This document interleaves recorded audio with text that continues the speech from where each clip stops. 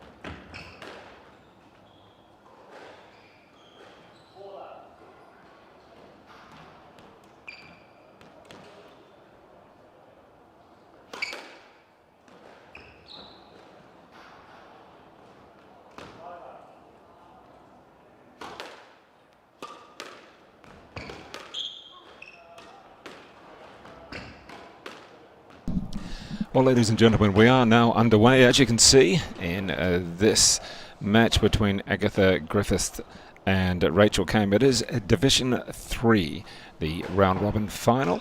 And after a delay, well, we've zapped into the match.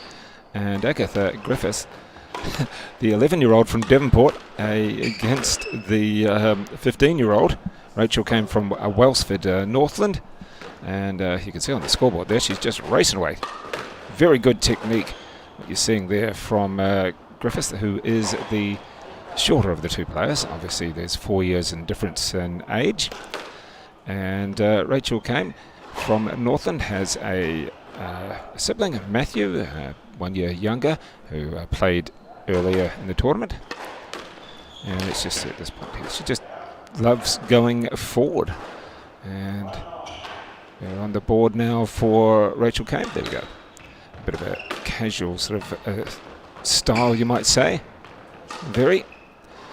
But making the opponent run all around the court this time. And 2 points for the Northerner. So let's have a look at the serving prowess of Rachel Kame. It is quite casual looking. And meanwhile, the Energizer Bunny, as Agatha Griffiths, we've seen her play before. She's done that very well in age groups.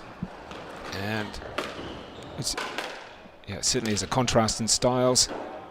A real casual style there from Rachel Kame as she drops the first game. And Griffiths, the 11-year-old from Devonport on the North Shore of Auckland, takes the first game, 11-2 of this, the round-robin final. The Girls Division 3. Don't forget, the next match coming up on this court is the Boys Junior Open 9-10 playoff between Ryan Coe and Braden Henderson.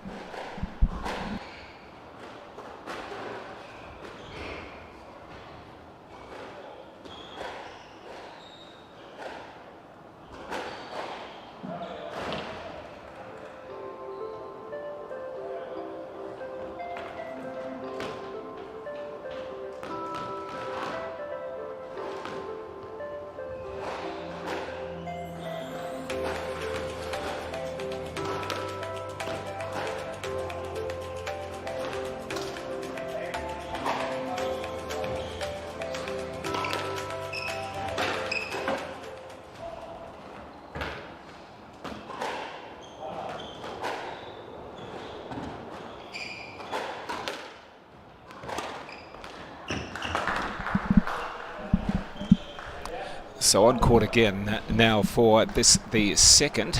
It is Agatha Griffith with the lead. 1 game to love, 1-1 in the second.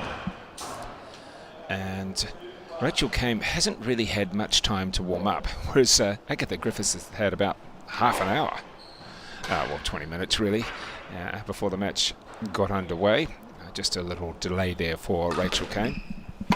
And there we go. If she can get up to up past the tee, she's got a good opportunity. So we're just seeing so much energy from her younger opponent and some good technique as well. And she loves to get close to the front wall, and is almost running to pick up the ball afterwards. Let's see what we can do there. The power there on the serve as well. So 5-2, she's running away with this round-robin final in the Girls Division 3.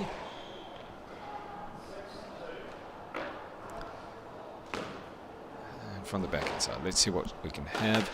It's about a bit of height. Good to see Rachel Kame use a bit of her height.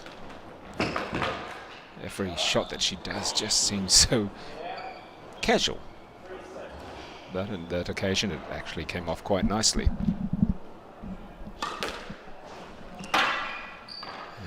The ball dying in the back of the court. We are still 8:30 in the morning. We're going to have that a little bit. It's just one of those things. Quite warm outside now on this Anzac Day morning. And certainly the courts yesterday, later in the afternoon and into the evening, warmed up with a lot of people watching. And it was fairly warm in Auckland City. And the players were sweating it out. Oh, that ball just kind of died in the corner. Don't forget the two big finals. No disrespect to any other grades, but the two big finals in the Girls Open, well, that is 2 p.m. The top two seeds. Natalie says, against Sophie Hodges, and following that will be the top two seeds in the Junior Open for the boys. Riley Jack Vetter Blomqvist against Joe Smythe. In the meantime, look at that, just straight up near the wall. Loves to do a sweeping shot. Didn't work though. She was in right position. And oh boy, ball just dying. Not moving your feet there, Rachel. So we have 2 games to love now for Agatha Griffiths in the Girls Open Division 3. Make that Girls Division 3 round robin final.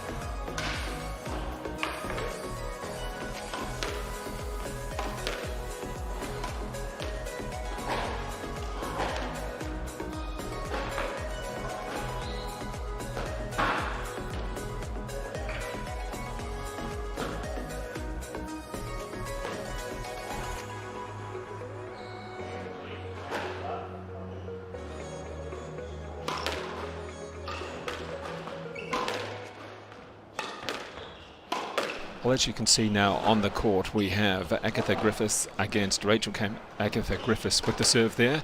The shorter player, well, she is 4 years younger, 11-year-old from Devonport.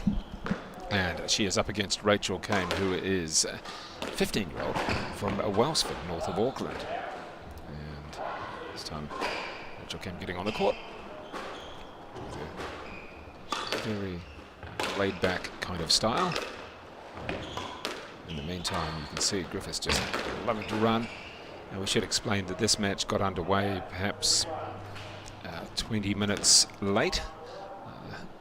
A little bit of a transport issue, I believe, or in the end, Rachel Kame made it onto the court. She didn't have much of a warm-up compared to her opponent, who had been warming up on the court, probably tired herself out almost. And then a real tough intro to the match for Rachel Kame, who really just had to step on the court. And I'm not sure mentally how ready she was. But in the meantime, in this third game, oh boy, the deep serve is very effective. And 5-2 now, she's loving to hit the ball hard. And some good technique from Agatha Griffiths as she moves out to a 6-2 lead in this, the third game of the Girls Division 3 round robin. Come out, we've got a heap of really good open boys and girls finals, playoff matches on court 6, the TV court, also on the other courts as well. A number of other matches as we look towards placings and finals throughout the tournament. Yeah, nice shot there from Agatha Griffiths, moving forward to the ball. Had the backhand ready and just playing it low and down at the backhand wall. So winning that one to go ahead 7 points to 3.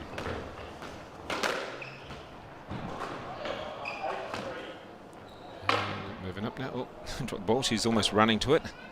She's got a lot of energy.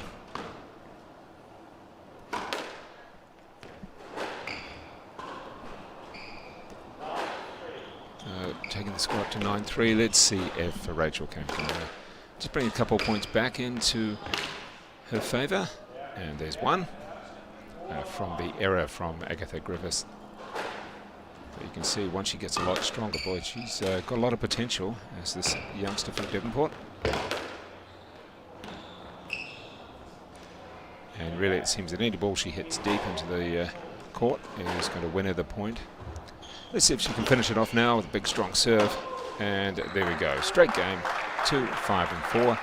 That is the girls' Division 3 round robin victory for Agatha Griffiths, the 11-year-old from Devonport, defeating Rachel Kame in straight games. Coming up in around about 10 minutes, we will have Ryan Coe against Braden Henderson. That should be very entertaining. Coe known for throwing himself around the court, and looking forward to that 9th and 10th playoff in the boys' Junior Open.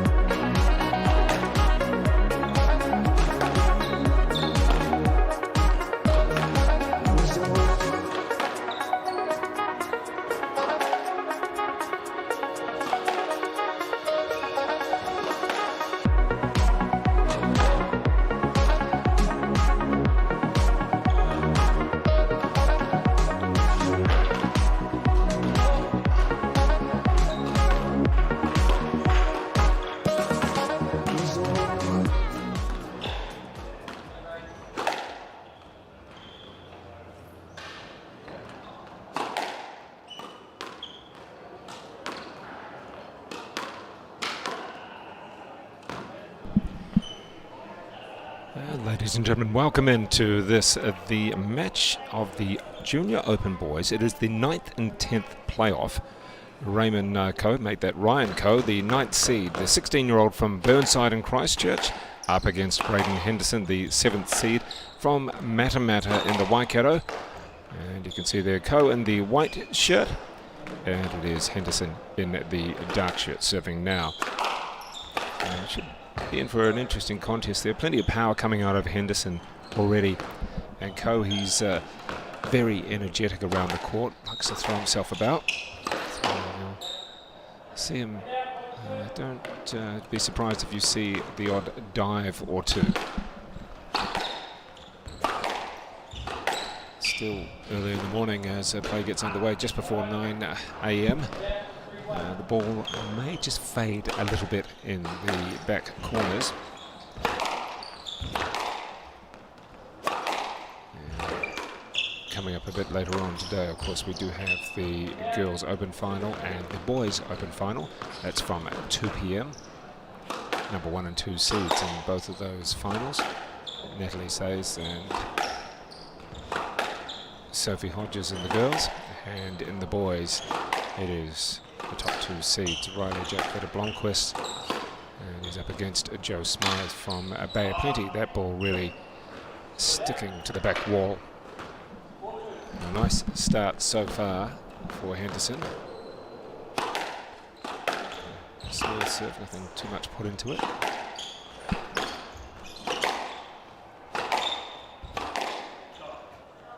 We might not see too many subtle shots, but at the moment there's plenty of power going on.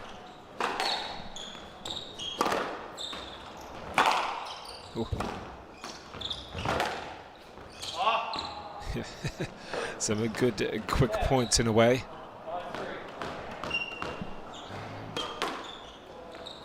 Nice snap serve, playing it right into the corner. It's good play, good tackle. Keeping his opponent on the back foot. And wasn't able to scoop that one up. And good to have players from different locations around the country. As we said, Matamata for Braden Henderson. And we have the Burnside Club for Ryan Coe.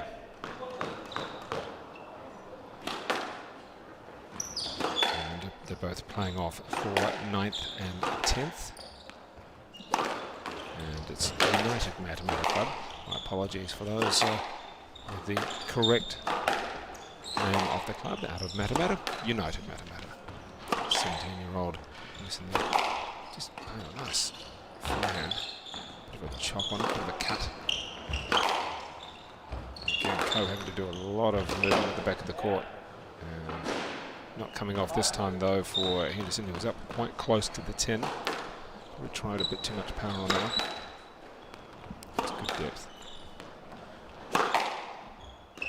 Oh. And Coe just a little bit surprised. A little bit frustrated as well at that shot. Let's see what he can do here. He's really getting pushed to the back of the court. It's good tactics by Henderson.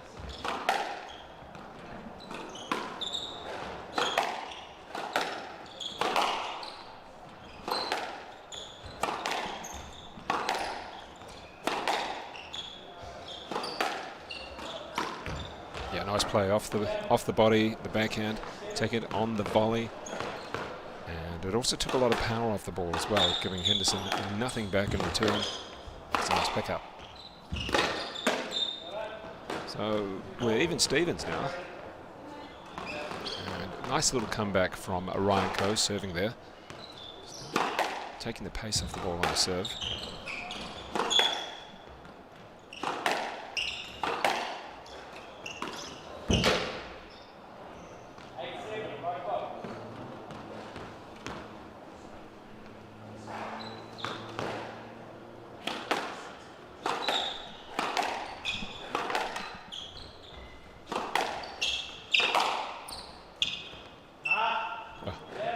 Well, there we go. There's that patch at the back of the courts.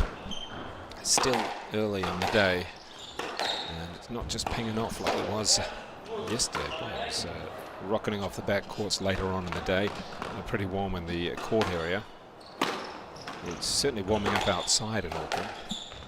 Nice temperature. However, that temperature hasn't moved through to the court area here at the Rimbiwe Rackets Club just yet. Sure it will as we get another hour or two and the players and crowd start to fill up. But in the meantime, they're rocketing through this. Henderson with the 2-point lead. Started well. Then they come back from Coe. Oh, nice little dink. Yep, drops it short. Puts it right in the corner.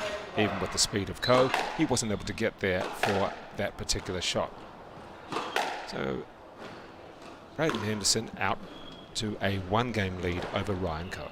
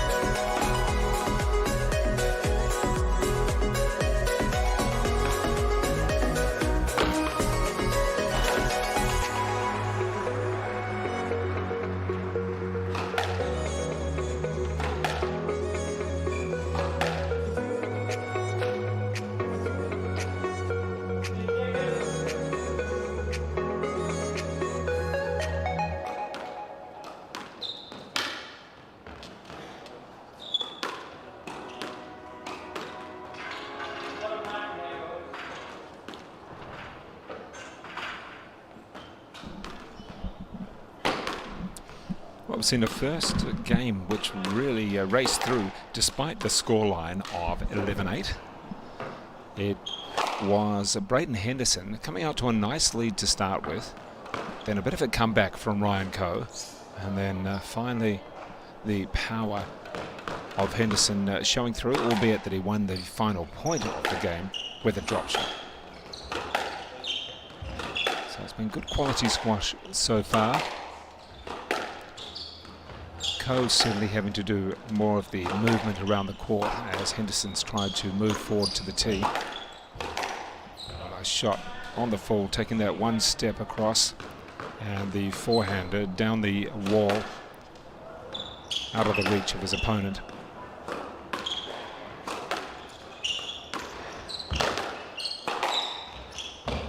Yeah, good play again from Coe.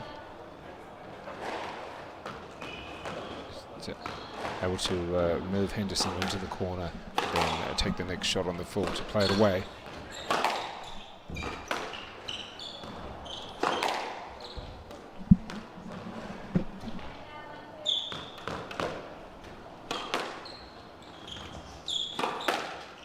Really moving back on that serve, Coe. Didn't have much pace, but he just kept on moving back and back into the court.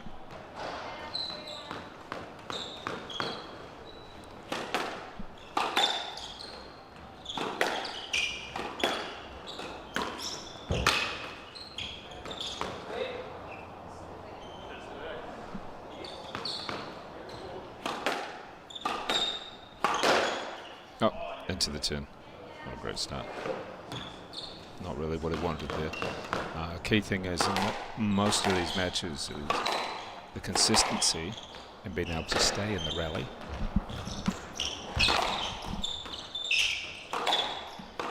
Nice change of direction from Henderson, but in the end, played it straight back to Coe, who was able to hit it low into the forehand side of the court.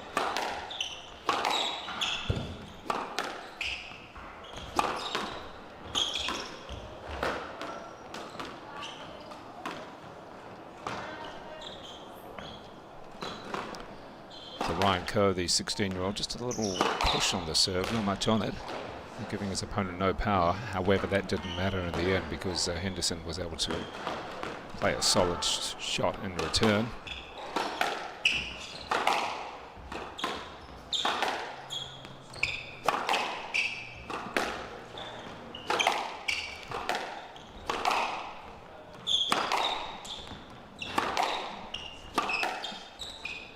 And so far in this second game, longer rallies. That's good though when we see the depth coming in the backhand. A little bit short down cross court into the corner. Nice play by Coe. He's really worked his way back into this second game.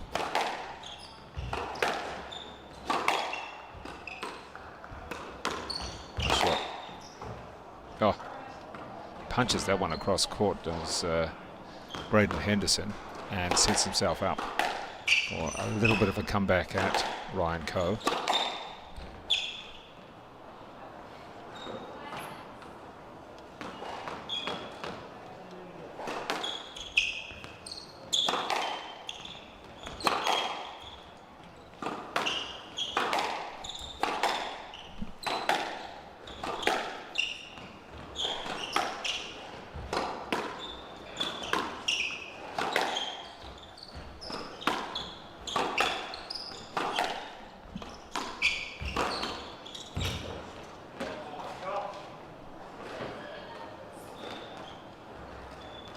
So a nice little comeback from Henderson.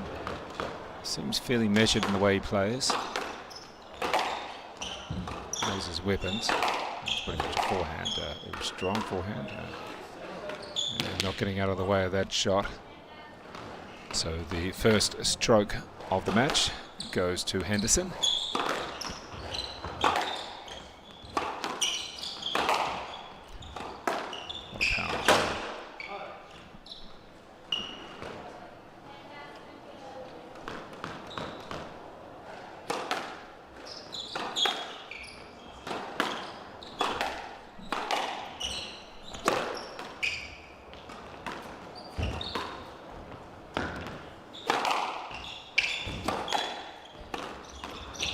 Bows set him up for the point.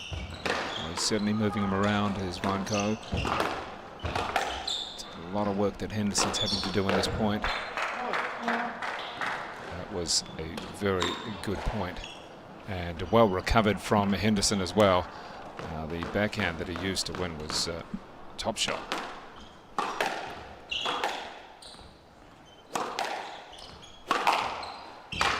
Oh, look at that power. As a player, you've got to love that sort of shot. Felt good, sounded good, and won the point in the end.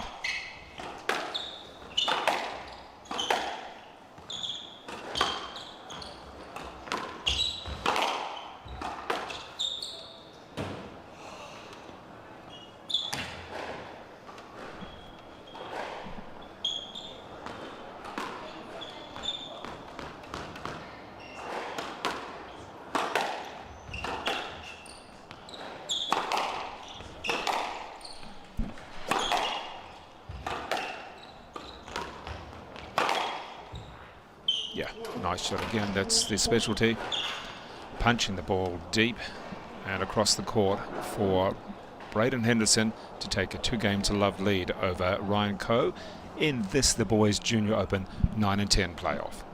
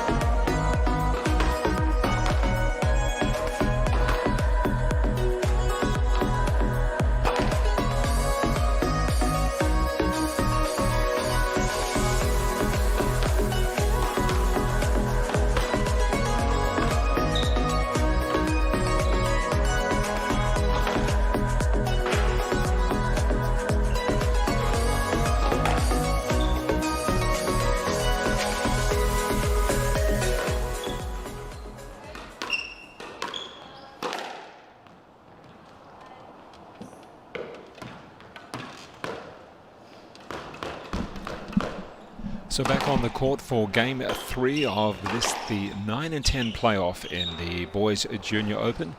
You can see there that Braden Henderson, the Matamata player in the black, has won the first 2 games, and his big weapon, the forehand, particularly across court, deep into the cross court, has been very valuable. And there's a backhand coming off from there, stepping forward, just playing it through. Ryan Coe, even with all of his speed around the court, it hasn't been the weapon that he's wanted, because Henderson is really just applying the power, and it's coming off.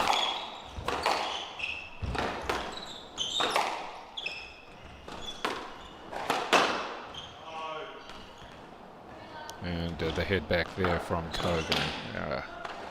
Not great, not where I want to be, down 2 games to love, and 2 love as well.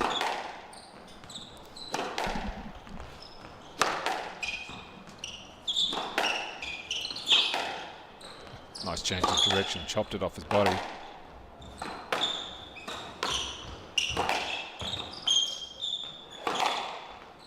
Very impressed with Henderson. He's kept his head well, played to his weapon, and in this particular rally isn't trying to do too much. One of the longest rallies of the match so far. Neither player to put the opponent into an easy position, and there you go. Just as we say that, we get a nice deep shot from Ryan Coe into the backhand corner for the winner.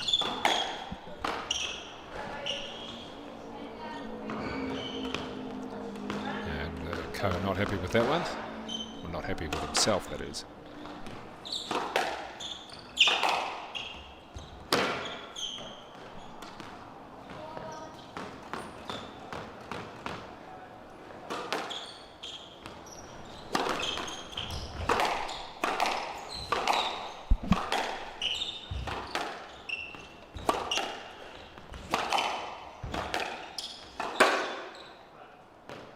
This time into the 10 from Henderson, but we did see in that rally the extra pace generated. When he wants to, he's able to just put in an extra bit more. And it just changes what Ryan Coe has to do himself. Speeds up his shot.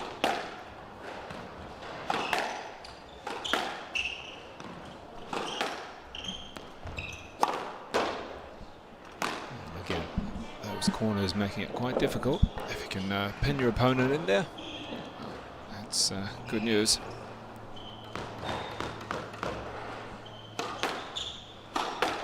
The next match coming up on this court, we have the 7th and 8th playoff between Annabelle Romero Gemmell, the 8th seed from Squash Gym out of Palmy, up against Katie Templeton, the 6th seed out of Catty. Also Henderson as well. So that's the Girls Open 7th and 8th playoff.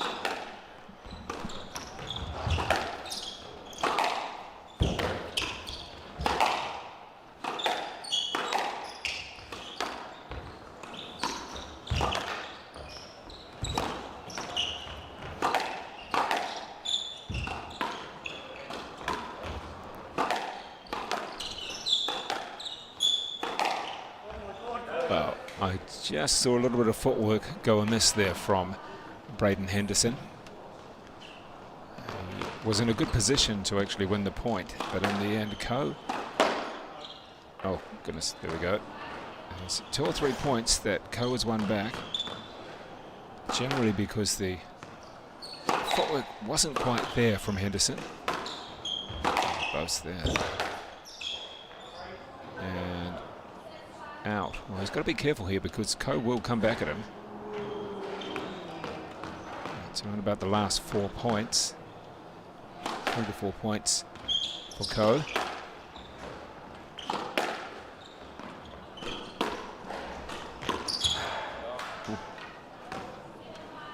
That was a top shot. Just above the 10. Nice angle.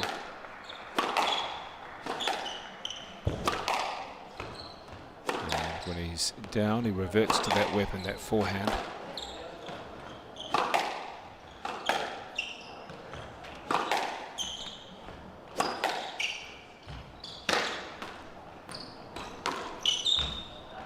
Nice play. Set himself up nicely for it. Was in a good position. Knew where his opponent was. And able to push it through for a drop shot. Right in the forehand corner.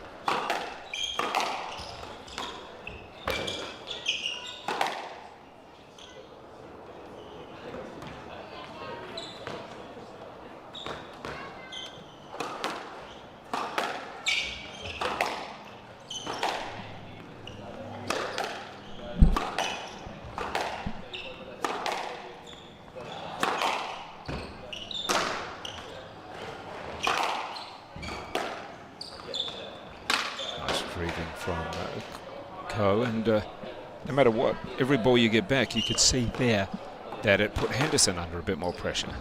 Thought he had a winner, wasn't to be.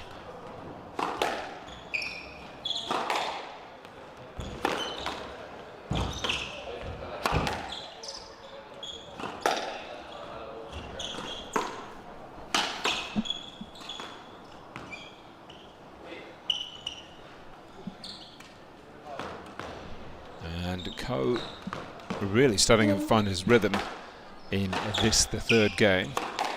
Wanting to push it out. He can perhaps sense that Henderson not using his feet quite as much in this game. And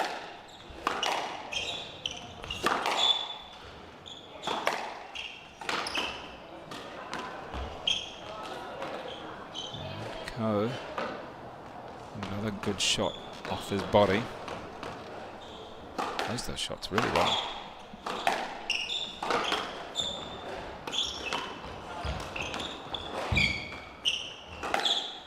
He's coming back all the time. Every shot that he gets back has put pressure on Henderson, and it did on that occasion because it is Ryan Ko, who takes the third game, 11-6. We're going to 4, and this the 9th and 10th playoff in the Junior Boys Open.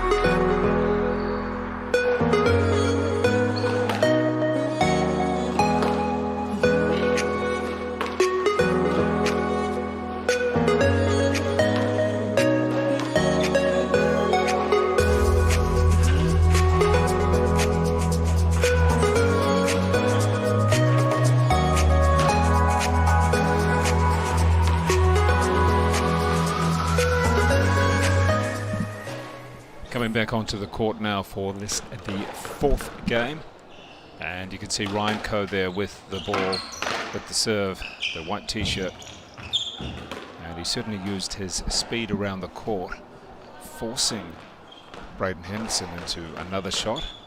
It's very effective. He's found his rhythm a bit more, whereas Henderson appeared to lose a little bit of his footwork at times.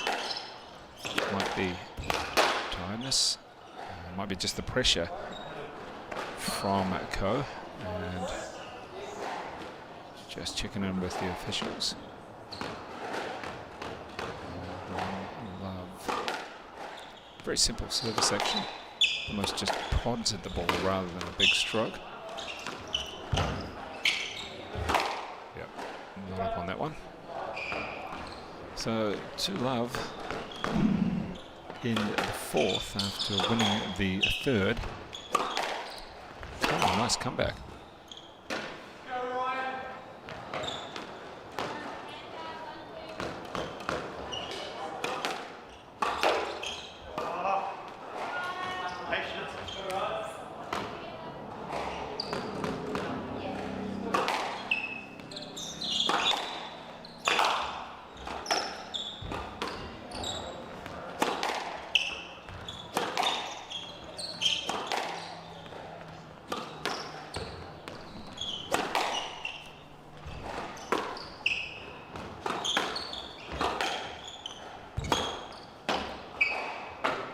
Well, that one was good depth from Henderson, and that's what saved the point for him. So now with the 3-2 lead, let's see what he can do with this little lead. Fought back from Love 2 down.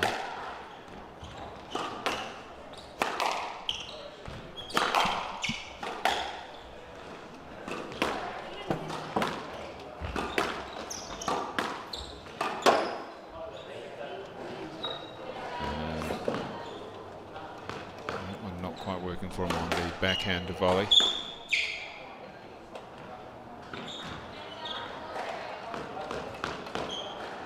So we've had a few points here of late where neither player has managed to build on what they've started with in the point.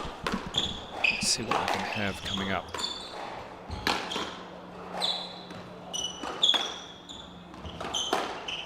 Just keeping it tight to the wall. Gee, that was a good shot. Powered it through nice and flat when it came off the wall. There was no bounce, nothing to give Ryan Coe at all. 2-point buffer.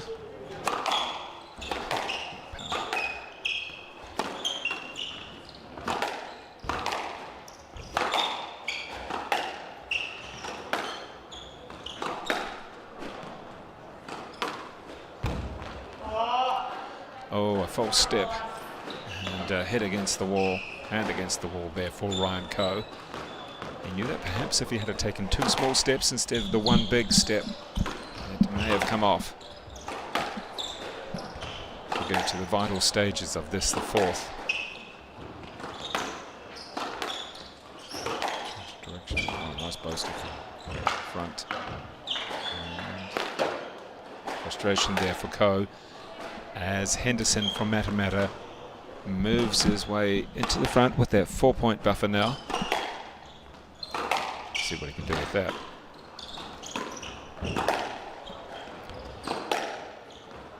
Nice depth on these shots from both players.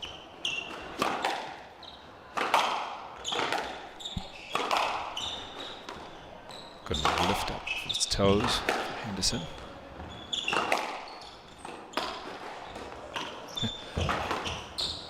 Nice change of direction there. Backhand into a forehand. Yeah, what's he after here? It was good play from Henderson as he stepped forward, was close to the wall, but was able to drive it quite deep. Looks as though Coe was saying, well, he didn't have the opportunity, if he had got it, to hit it through because Henderson was there.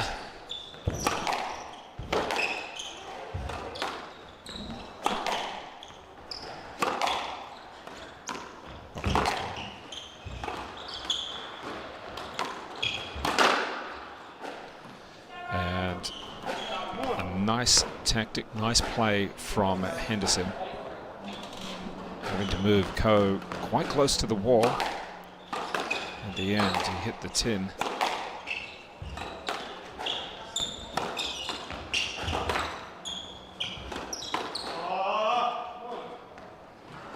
The frustration there from Ryan Coe. He knows this match is slipping away.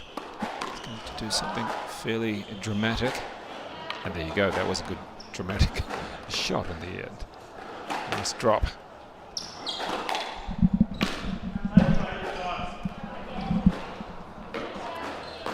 Match ball, game ball for Braden Henderson from Matamata in the 9th and 10th playoff against Ryan Coe. feet there. Henderson, and what's the call? We should have a stroke. No, doing a lap.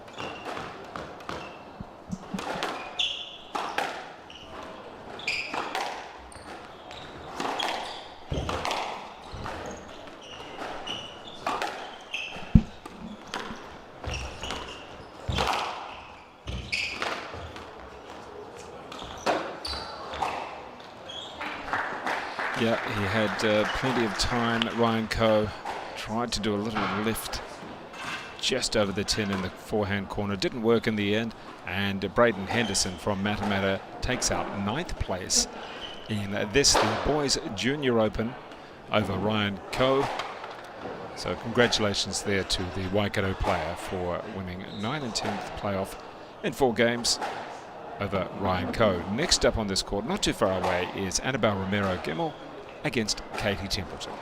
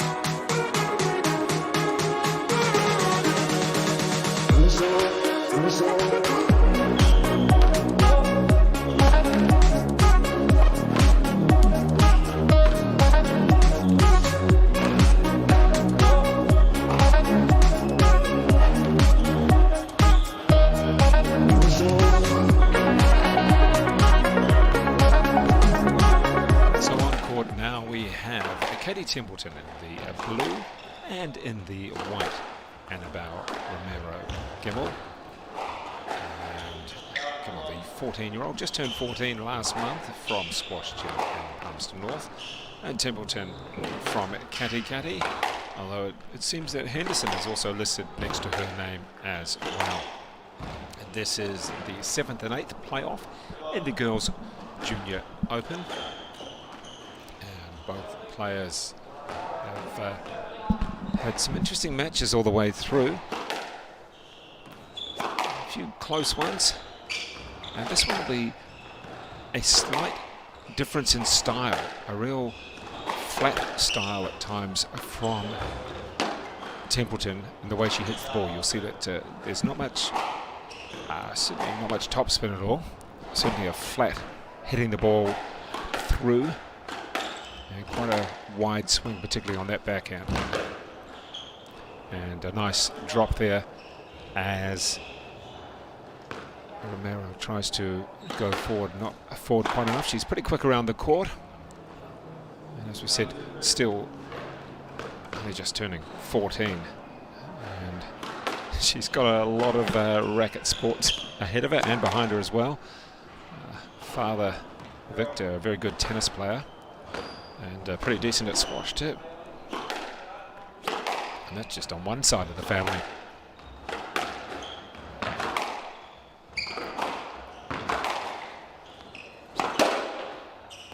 And we'll just have to see how Annabelle can cope with power, and also quite often the late shot from Templeton, particularly on that forehand. She can hit it quite late, but also still generate the power. But good use of the back of the court there from Annabelle. It's still in the morning. We have plenty of matches today. We've got next up will be the 17th and 18th playoff, Flynn Vinmore and Noah Thomas in the Boys Junior Open. After that, it's the 5th and 6th playoff, always a good match. Jenna Gregory against Anne Leake. And then we get into 5th and 6th for the Junior Boys Open. And that is Luke Stein from Taupo against Benjamin Adams from Tauranga. And still have some good matches after that as well.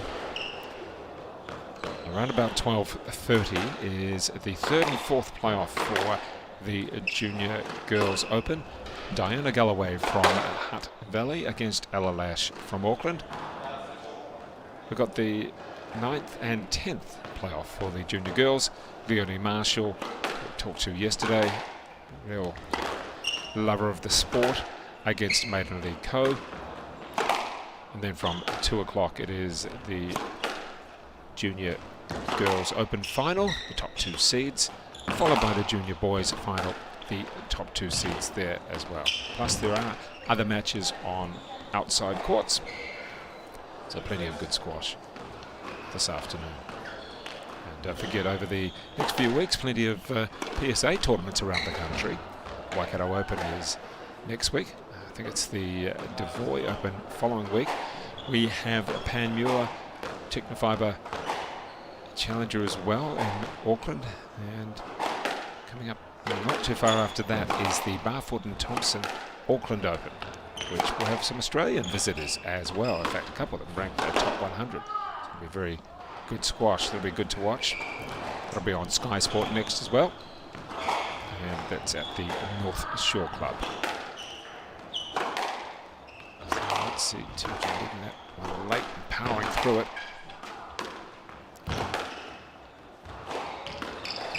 Lifting that off her backhand. And we're going to get a call for a let.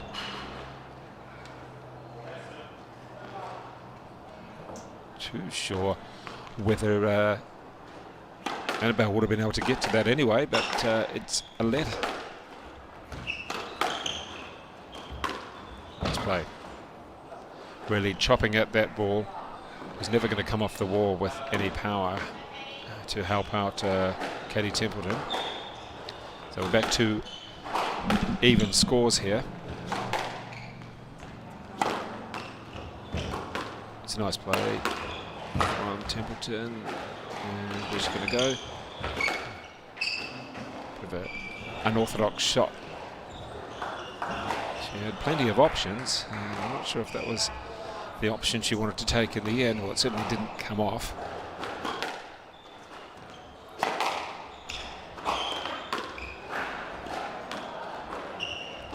And the first game ball.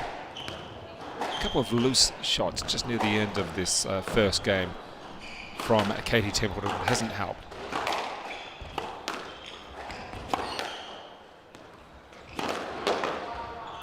And there we go, one of those loose shots as Annabelle Romero-Gibbel goes through to win the first game of this, the playoff. And it is the junior girls playoff for 7th and 8th.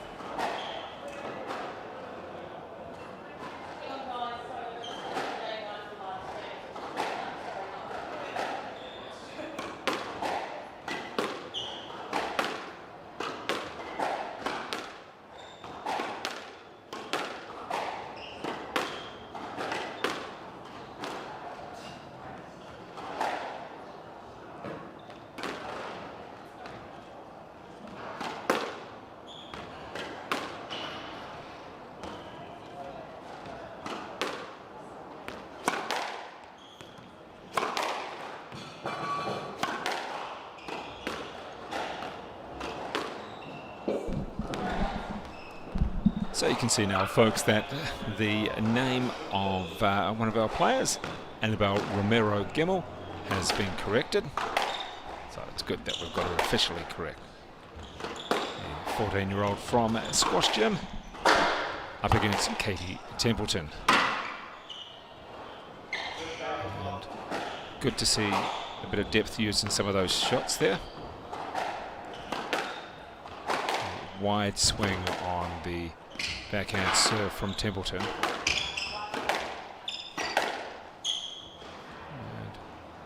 was that a fist pump we saw?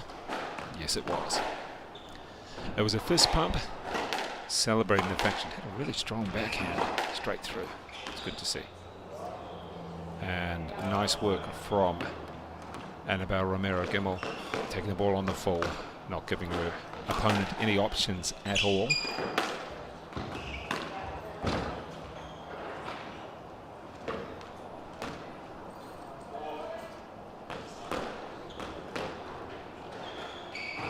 Bringing the score back to 2 apiece. Just lets that ball go low. Serve. Nice control of the point from Romero-Gimmel. Up close past the tee and able to hit deep on all of those shots.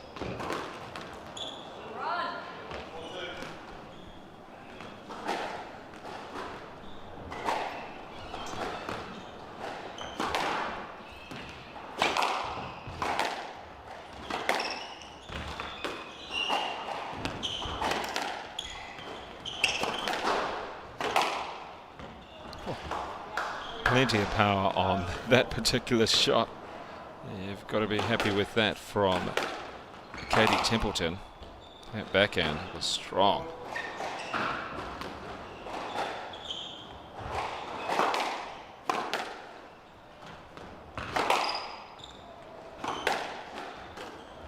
Oh, and I don't think she's going to be happy there. She'd done a couple of great shots to get herself to 4-all, and then one where, well, the footwork was pretty much non-existent.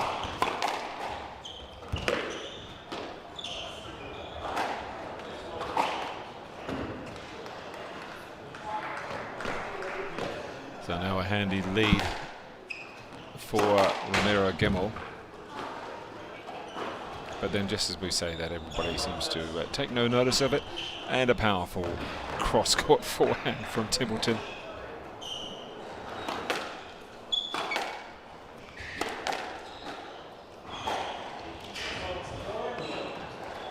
So we're back to 6 apiece now.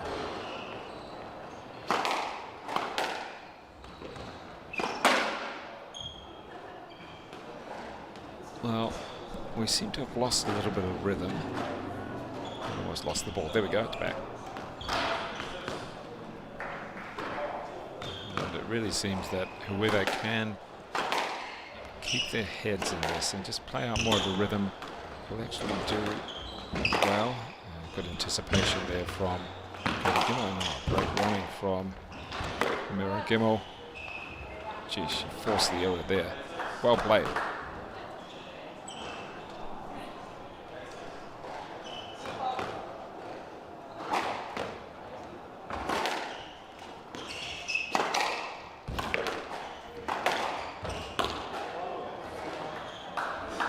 So some good play again from Annabelle Romero Gimmel.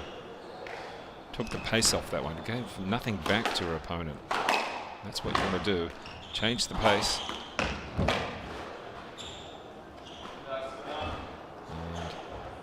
And you see a good shot in return from Templeton. It's a little bit inconsistent. Good shot from one player, good shot from the next player. Might have the build-up of points, although that one was well done from Romero Gimmel. She knew that Templeton was stuck on the backhand wall and clearly just drove the ball across court. No chance for Templeton to get to it.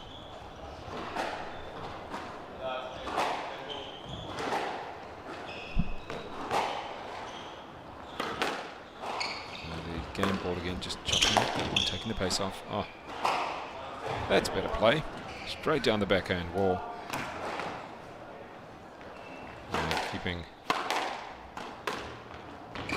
in touch with the score line.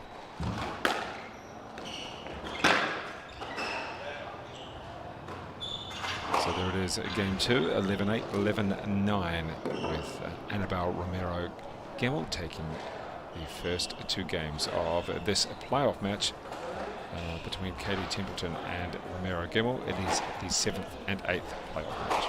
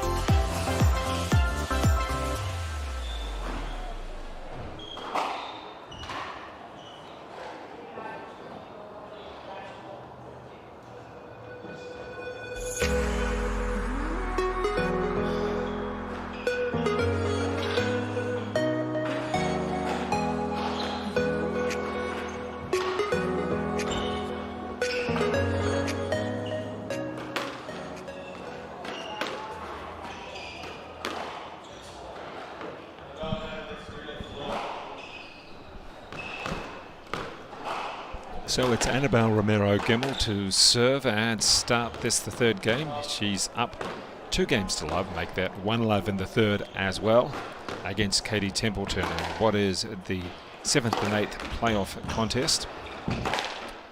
Up after this game is the 17th and 18th playoff between Flynn Denmore against Noah Thomas. And then we get into more 5th and 6th playoffs, 3rd and 4th playoffs later on as well, and the big open finals. Good play there from Romero-Gimmel, up close to the wall, and a real wipers backhand, hitting it hard into the corner. And the body language of Katie Templeton not overly positive on that one after dropping that point. Let's see what she can do with it.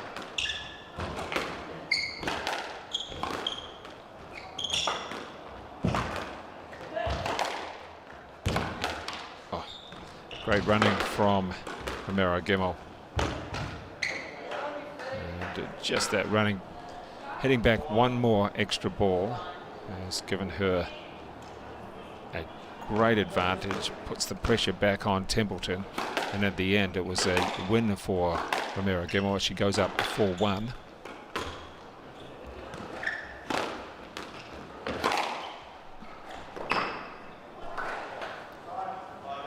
So 5-1 now, and Templeton just needs to cut down the error rate. She knows she's up against a real energized player on the court. We're looking for a let on that one. Yes, we are. So warming up outside, courts, in around the courts, it's certainly getting a lot warmer. Ball not dying quite as much, but then we are getting on to 10 o'clock, and very shortly there'll be a lot more players coming in for some of these other matches on all of the courts. Certainly all the windows here and the doors are open onto the deck at Remuera Rackets Club with people playing tennis outside. It's a beautiful Anzac Day.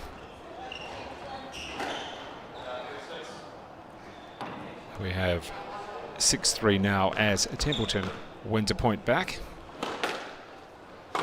Big swing on the backhand serve and plenty of power on that shot. It's a lot of pressure back on Romero-Gimmel, with the ball coming so quick at her.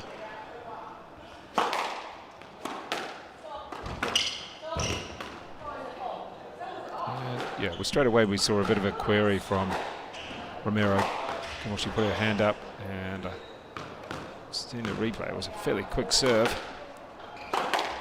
Service error by the looks of it.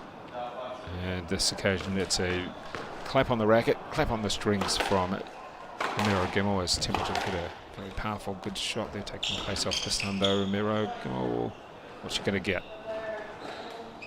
And she gets a stroke, takes her a little bit closer to victory. As we said, this is the 7th and 8th playoff for the Junior Girls Open.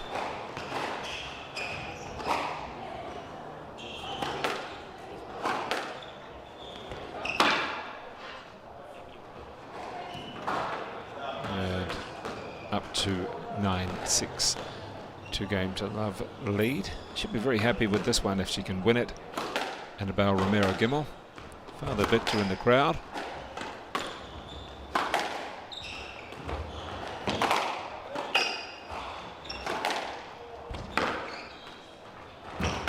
Doing a lot of running here at this point. Oh, nice play.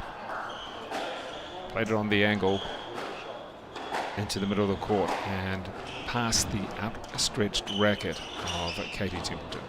So it is match point.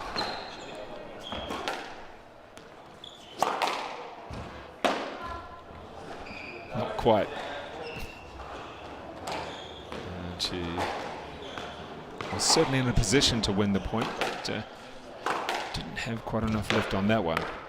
And on this occasion though, ball really pushed into the forehand corner at the back, and a straight game victory for Annabelle Romero-Gimmel over Katie Templeton. That means she finishes off in 7th place in the Junior Girls Open.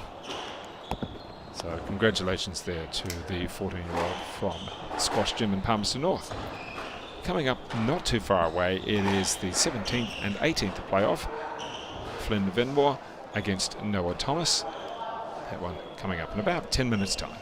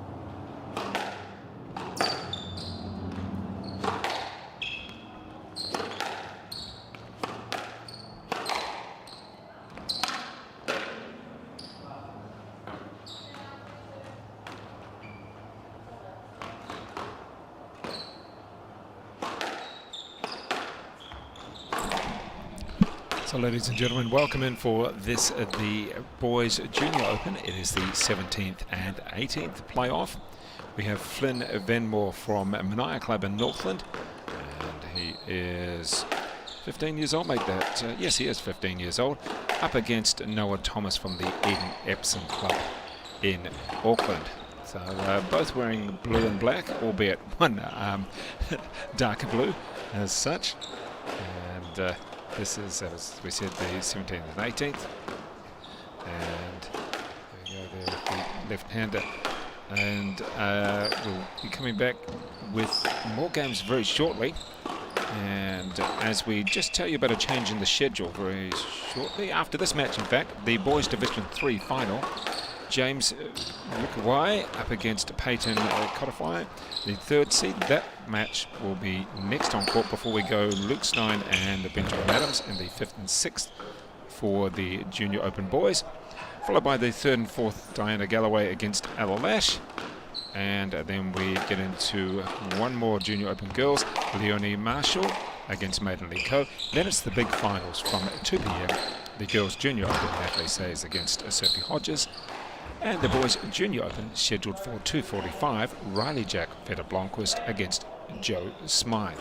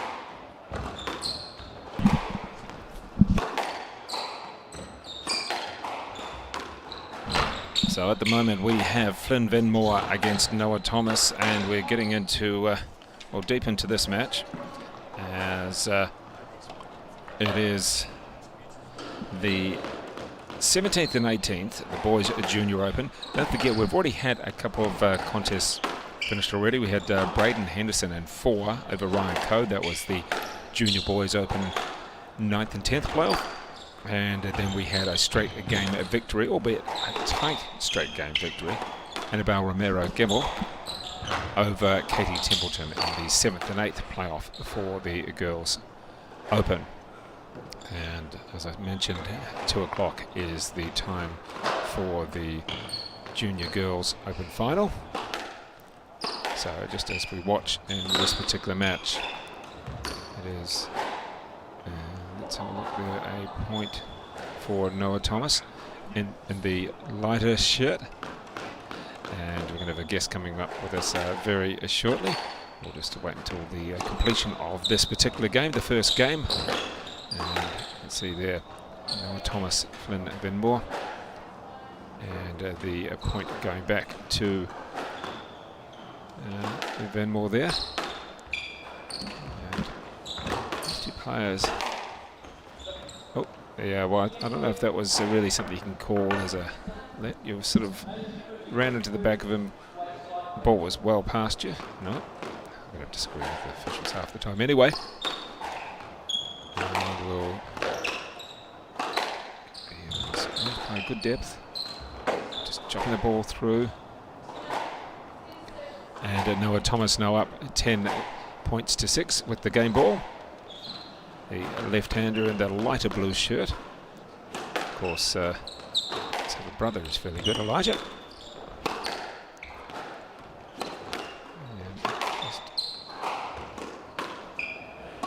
Yeah, and nice angle, and comes off.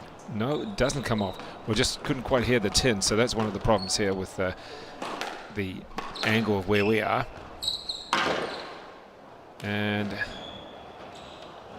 no good on the pickup on that one. Almost left the ball a little bit too late as he tried to retrieve that. So we're coming up very shortly, and I have Jack Friskin from Marlborough, who is going to join me just at the completion. There you go, his name's up in lights already.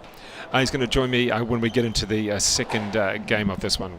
So we'll just take the short break, and Jack's going to join me, and we'll have a little chat about squash around the Marlborough region. There's a big crew out of Marlborough for this tournament, and good to see them here. So we'll be coming back at the second game in just a moment.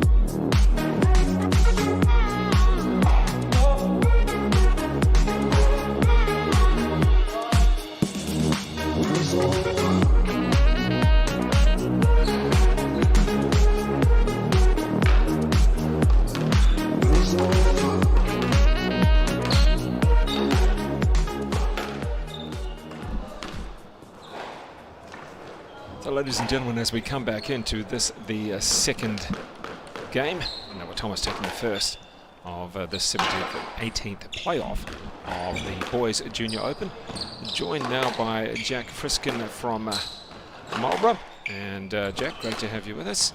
You're a member of, is it the Marlborough Boys Club? Yeah. There's two clubs in Blenheim, is that right? Yeah, there's the stadium and then there's the Marlborough Boys College Club. Okay.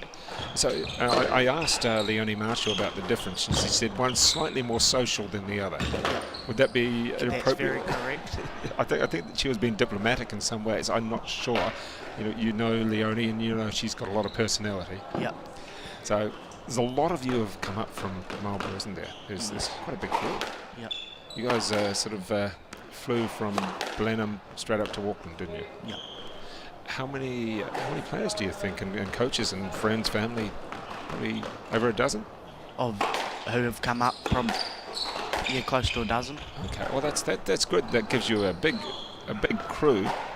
Also a lot of support, doesn't it? Yeah. So how would you say this tournament has gone for you? Because you said it wasn't so great. No, well, so far I haven't had the best tournament. First up I played Chris Hibbert from Marlborough, actually. Oh, Chris Hibbert, is that right? Yep. Okay. And he's from Marlborough, so I came all the way here to play him. Yeah, play your mate. Yeah, Yep. You play him every other day. Oh, no. And I lost that in 3, which was sort of expected, but I had a good run. And then... Well, you're 14, but Chris is also quite young, because you've got a couple of lanky, tall lads, haven't you? Yeah, Chris is quite tall for his age. He's a little bit older than me, but yeah. Okay. And who coaches you? So, Tom, Chris and I are all coached by Paul Rowan. Okay. And quite a good coach. Yeah, well, you'd hope so. But, I mean, how many coaches are there in around the Marlborough region? Is there a few coaches? There is actually. We've got Paul Rowan, and then we've also got Nick Dan, who's quite a good coach. Yeah. Well known. Yep. And then also we get coaching as a group with Michaela Kerr, who used to be quite a good squash player. Yeah, of course. Well, that's good. It's good to have a variety. Yeah, because they all give you different things, don't they? They all teach you different things. What about the facilities? I mean, you're here at Remuera Club, which is quite a big club. I mean, obviously you've got 10 tennis courts out there, swimming pool, gyms, or everything like that. What are the facilities like of your two clubs? Well, the college club does not have glass back courts. They have just the wooden Right. Yeah, and they've got a bigger lounge and area for socialising because it's the more social club. Yeah, we're hearing This that. is my club. And then the other courts are the stadium, which is a big complex with the swimming pool, a gym and all that. But in the actual, they've got 4 courts and they're all glass back courts. Okay. But there's no facility for a lounge like up here. So really, it's Somewhere you go to play squash, and that's about it. That's it. Okay, got you. Okay. Well, I mean, still, it's good to have the two different types of clubs. What about some of the players that you've seen play throughout this tournament? And you've probably seen Riley Jack Blomqvist. I mean, he played a superb semi-final yesterday, and was just really in good form. And a couple of other players, you sort of think, well, okay, they may be a bit older than me, but you've picked up a few things, what they do and how you can adapt them to you. Yes, I have. I just, coming away to these tournaments, I've learnt, like most of the other juniors, especially from North Island, much more patient and just want to play length. Yeah. Down there, all we want to do is play, or all I want to do is play a nice reverse boast and boast from the back and drops. As I need to learn to be a little bit more patient. Well, even in this game, in this particular rally we're seeing here, you've got a lefty and a righty, which is unusual. There's not too many left-handers. I think there's 3 in the Junior Boys Open, maybe. Mason Smales, you've got Noah, and I think there's one other, I'm not too sure. But, you're seeing a bit more patience, a bit more depth. And a lot of players, they're picking up every single shot. They're quick. I mean, you get someone like Mason Smales, who's pretty tall, just one big step, one big lope around the court. Doesn't matter how wide you hit it, he's right there. Yeah, and he seems to have some big feet as well that people trip over a lot. Benjamin Adams was having some trouble with that. But, yeah, so many different types of players, isn't there? Yeah. Yeah, you sort of, these guys here, I can see that Flynn's getting a little bit frustrated, although he's only down 2 points there. And Noah Thomas about to serve. Nice serve. And Flynn's just starting to go for the shots and get a bit more tired. So you've played Flynn before? Yes, I played him at Nationals in 2019, I think. Goodness. Well, you've got Nationals in the age group Nationals in the South Island this year. It's in Timaru. Yeah, well, that's a drive for you guys. You don't even have to fly. Yeah. It's going to be good. But yeah, be good for all of you South Island players. I mean, last year the age groups were in Christchurch. Yep. Yeah. There was a nice new facility as well. Yeah, that's good. Timaru facility's going to be pretty packed, I'd say. Okay, so I haven't been to those ones, but what are they like? They've got 6 courts, and 4 of them are glass back, and 2 of them are like a wooden board back, which is quite odd. Yeah. And I find it weird to play on. The noise would be different as well, because you sort of find people don't realise it, but as a player you need to hear what your opponent, how hard your opponents hit it. You want to hear obviously the officials, but the ball coming off the wall. Yeah. You know that sound, don't you? It's just unusual to change the sound. What about when you're playing against left-handers? It must be unusual as well, because your whole mindset of where you're hitting. It's got to change opposite almost. Because do you have any left-handers that you play against regularly in Blenheim? Yeah, there's a few. I play a guy called Mike Shed, and I've played him a few times lately, and he's left-handed. Okay, and so it's quite a different game, I feel. Okay, you've got a game, a B game, a strategy against different players, and then against left-handers. Well, it's probably something completely different. So what about for you? You in which year at high school? At 14, your second year at high school? Yep, year 10. Okay. Or 4th form. Okay. So... was that down? Yeah, well... Look down. Yeah, it did. We're sort of singing on a slightly different angle here, and a little bit of glare from behind. But this is a big rally at 7-all. Yeah, well, it is one of those points, isn't it? Oh, nice deep. Oh, we can't... Flynn's got to be more patient. And the trouble from here, we can't quite hear the ball at the moment for a variety of reasons. It's hard for us to sort of judge as well, isn't it? Yeah. You can't really tell. What about scoring and refereeing? Do you like doing that? Oh, no. It's something that you have to do. I don't mind it too much. Right. You had a few people get annoyed with you? Not really. Okay, well, that's good. Yeah, it is a good thing. Let's just taking his time on the ball there. And you can see. Moving up, that's a good point. Oh, we got it nicely there. Put him under pressure.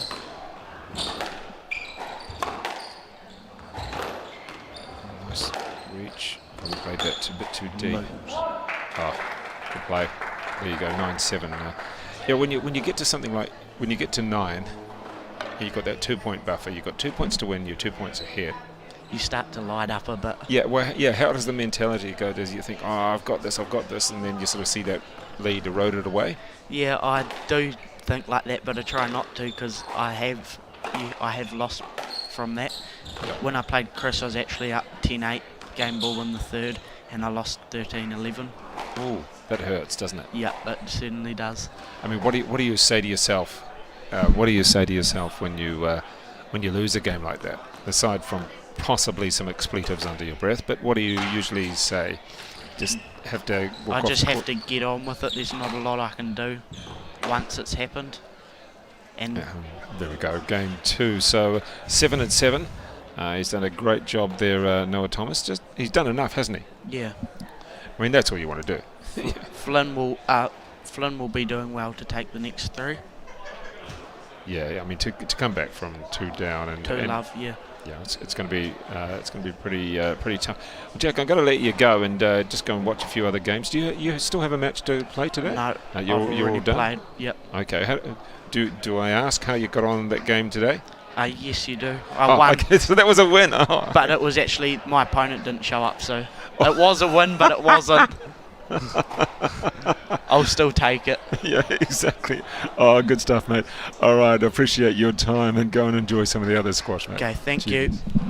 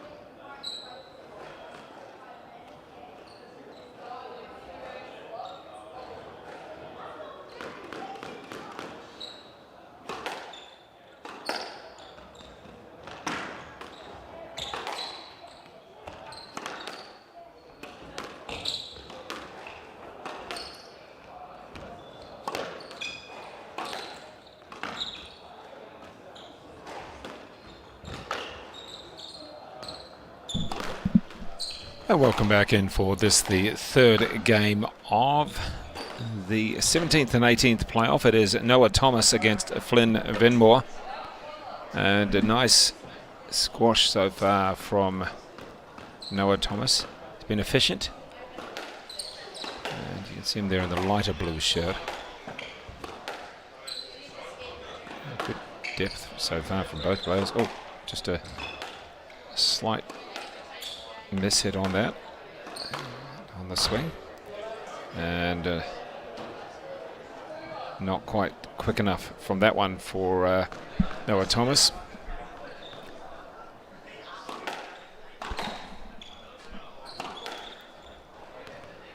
After this match, we do have a final of the Boys Division 3. Good to see those players coming onto the court. That see them on the main court, that is.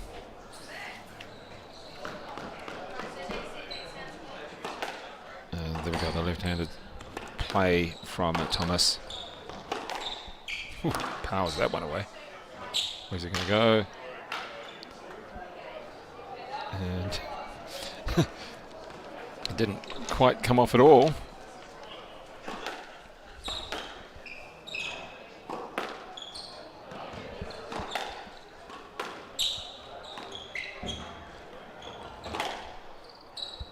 Both players squeezed up close to the wall, and well, the front wall and also the side wall there.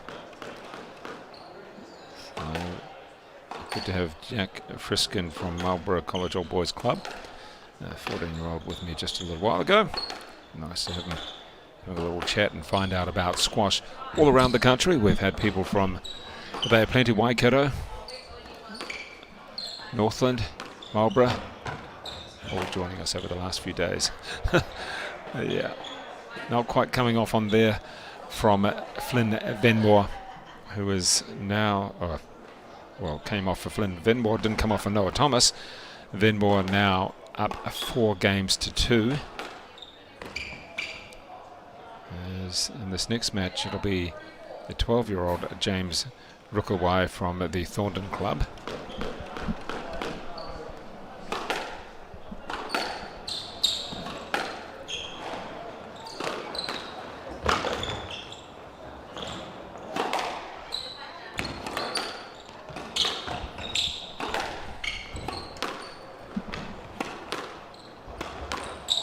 Nice play, the volley, and good coverage, running back in, good scampering.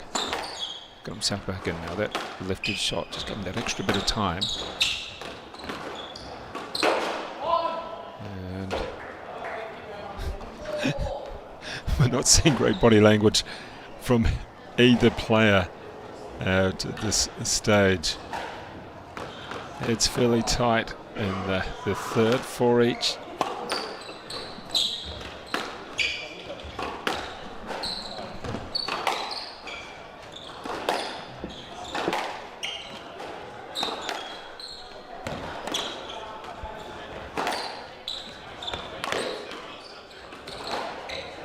Plays that one off the body, but didn't work at all for Noah Thomas. He was struggling to get through to the ball. Okay, well, what we're seeing now is a few rash shots. Earlier, Thomas was being consistent, and wasn't as many loose shots.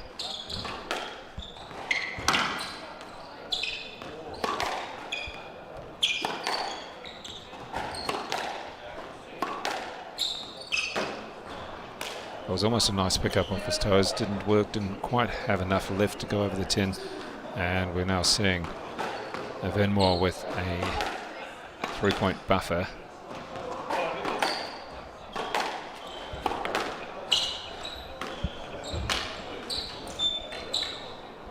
What's the call?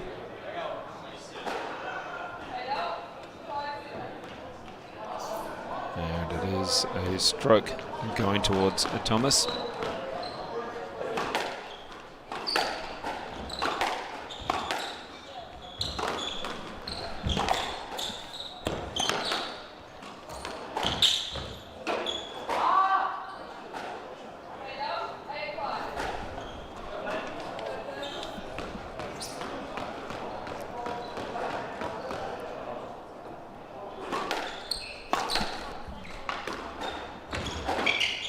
Nice little boast, which, well, it was a nice little boast, nice idea. It didn't come off though.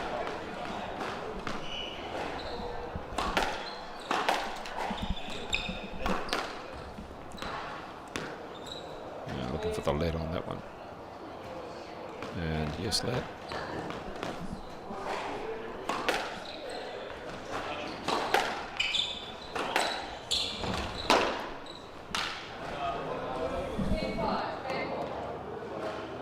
So it looks as though we could be going to 4. He's got 5 game balls on this one, Flynn Venmore. Let's see what Noah Thomas can do. Chopping that one. And, yep, staying in. That one's not staying in, though. So it is game 3 of this contest for 17-18, which goes towards Flynn Venmore. You can see Elijah Thomas there, wandering along. He would have been playing in this tournament himself, but still recovering from a pretty nasty injury from the Royal Oak PSA not so long ago.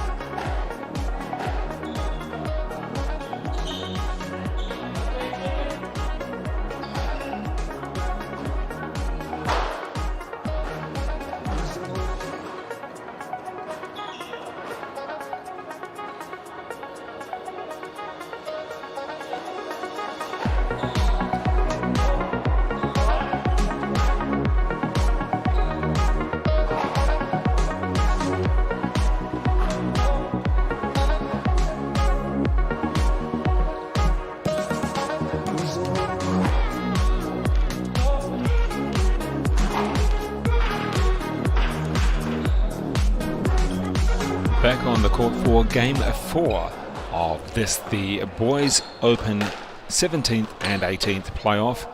As you can see there from the scoreboard, Noah Thomas taking the first two, but Flynn Venmore coming back with a well-played third game, although there were quite a few more errors from Thomas in that particular third game, some of them under pressure from Venmore. And we saw Elijah Thomas talk to little brother Noah during the break. Just wondering about the words of wisdom. Not sure sometimes when you have Big Bro, although Big Bro on this occasion is ranked around about 200 and something in the world in seniors, so you know that's something to take and think about. And the brothers ranked quite highly.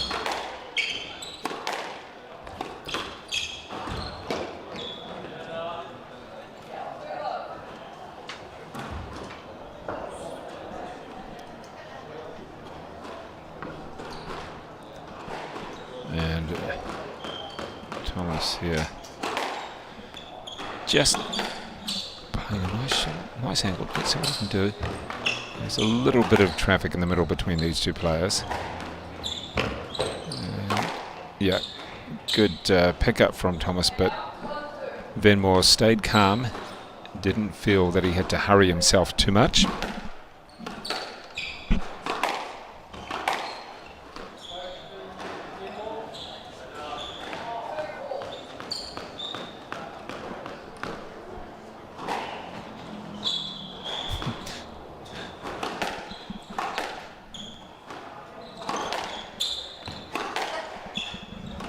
Let's see which player can be the most patient.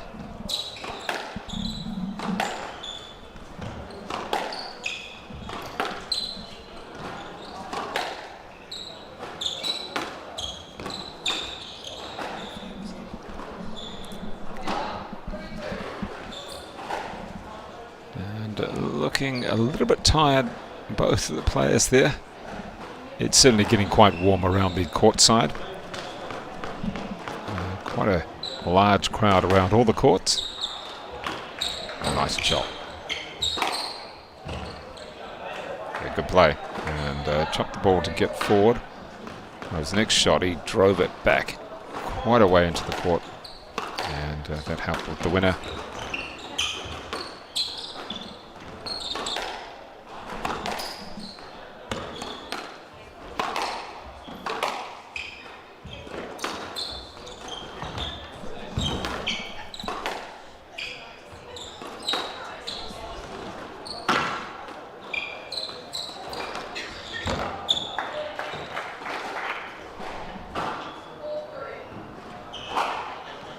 Let's see now what Venmore can do with this service. He's got that 1 point lead.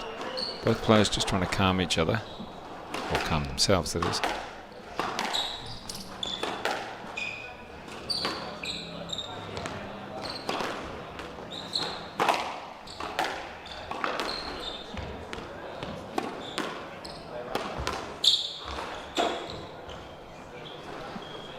And the head back. The mistake is made from Noah Thomas. Tried to force it too much. And just seeing what appears to be a little bit of fatigue come in from both players.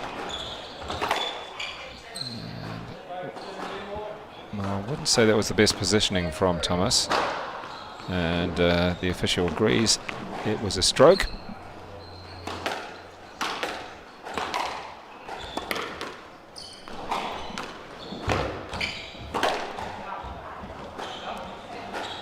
A lot of questions, a lot of looks now at the officials as the players start to feel a little bit of pressure, but also more so than just that, also a little bit of fatigue, a little bit of tiredness comes in, and that's when you start to actually look to the officials for relief in some ways.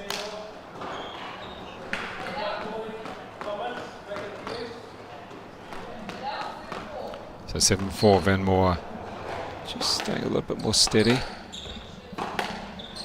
making less unforced errors at present.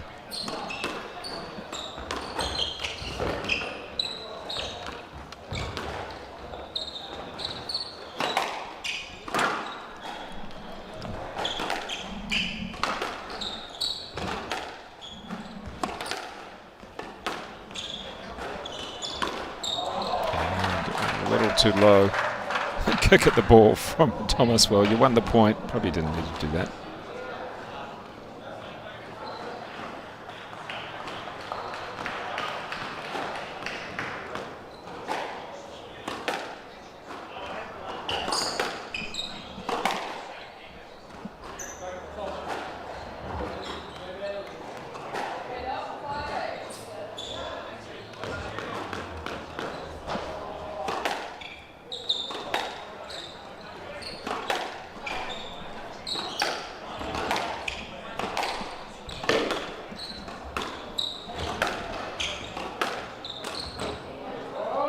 And opportunity knocks on that occasion for Noah Thomas. He had the ball sitting at a nice position for the left-handed shot. A bit of a smash that he could have done on the volley.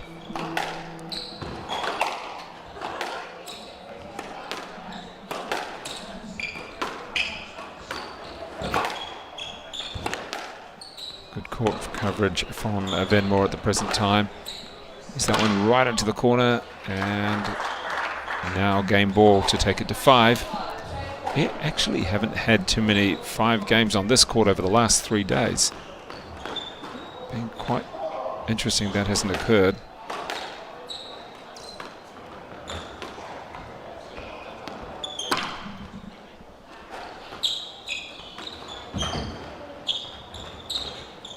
Oh, drop, drop, and drop. Well, gains him a point back. So well played. A little bit of patience there rather than trying to smash through the ball.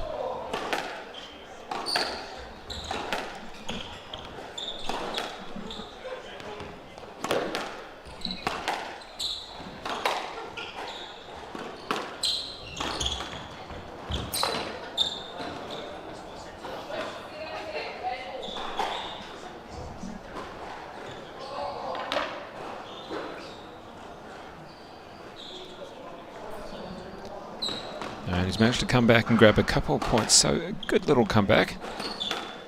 Let's see what Thomas can do here. He keeps it deep, he'll certainly be in with a chance, but no. It is a good drop shot from Flynn Venmore in the end. That takes the game into the 5th, 2 games apiece between these 2 players.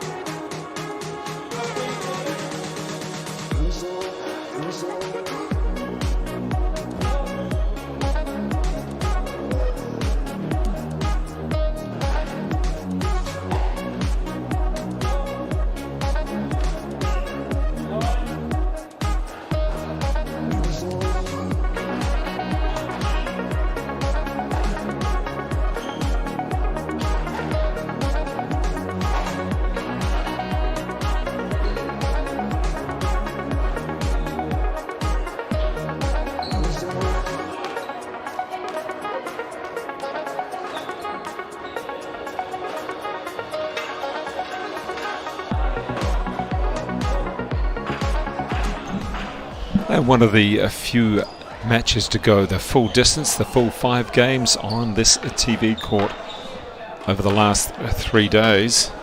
May even be the only one. We'll have to do a little recall on that one, but at the moment, certainly today it is. And this is the 17th and 18th playoff. It is Flynn Venmore. He's in the darker shirt against Noah Thomas in the lighter shirt, the left-hander. And these two, well, it's been a real turnaround. First to Thomas, and then the second 2 games to Venmore.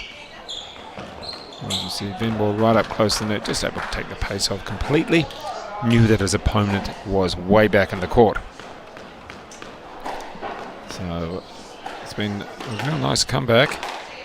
We've seen Thomas go well, a little bit off the boil, but more that he's been put under some pressure from his opponent.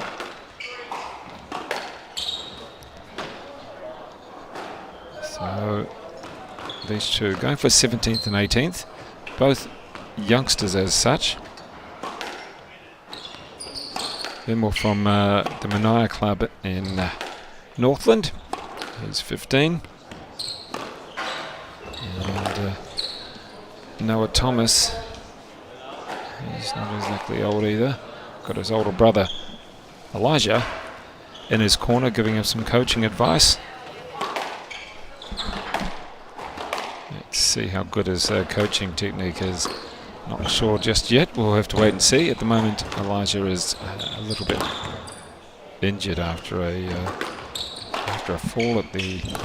Well, he almost threw himself onto the court at the Royal Oak PSA tournament.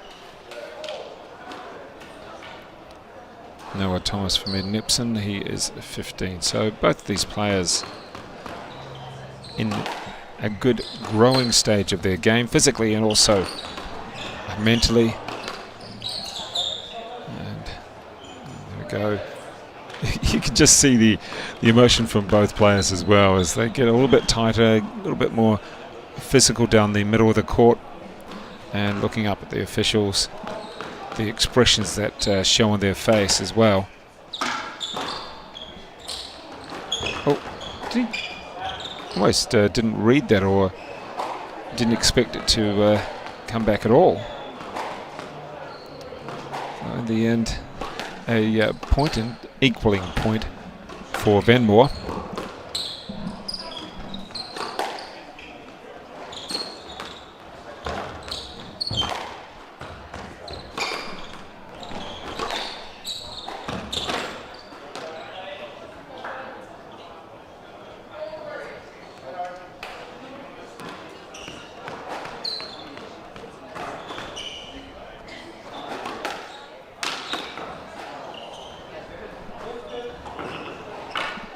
Neither player are able to escape from each other just yet in this 5th game.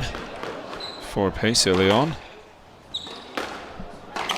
Oh, ferocious shot, that one.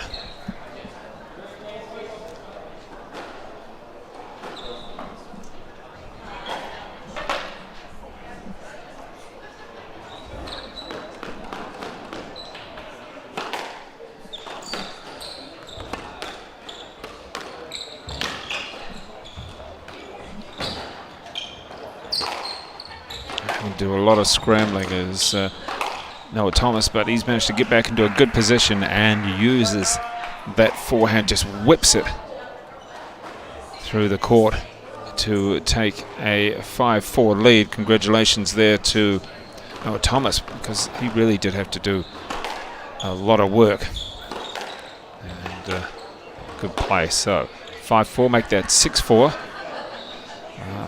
And you can do whatever you want throughout the match, but it comes down to the last point. And at the moment, you've got to say that Noah Thomas, these last two have been fairly decisive.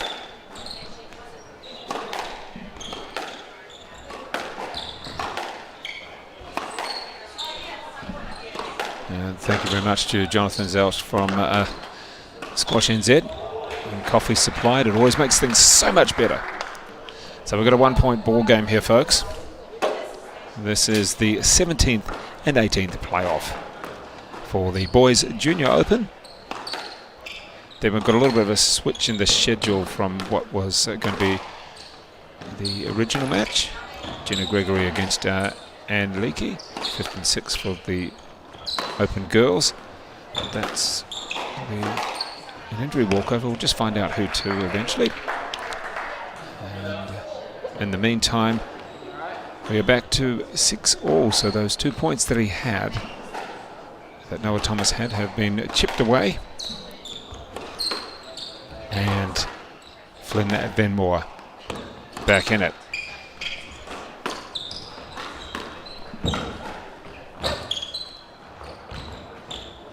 Oh, that's good intelligent play from Venmore, the Northland player, keeping his head, not trying to rush things, and playing a good little drop shot. Really worked to his advantage there.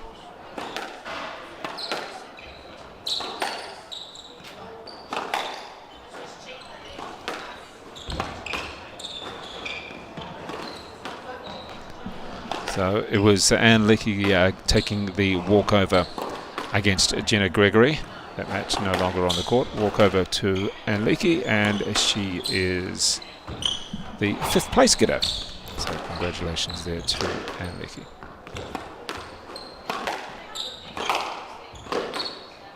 Oh, that was an elaborate forehand from Thomas. Really swung through it. And what are we asking for here from Flynn Venmore? Whatever it is, didn't go his way.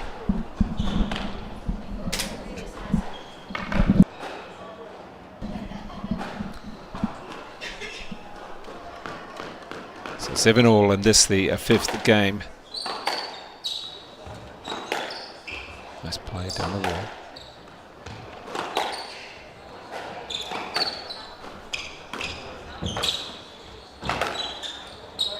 And that's got to be a stroke. Let's wait for the score. Yes, it is. He'd done so well in that particular point, had Noah Thomas. Played the wall, and just couldn't get out of the way of his own drop.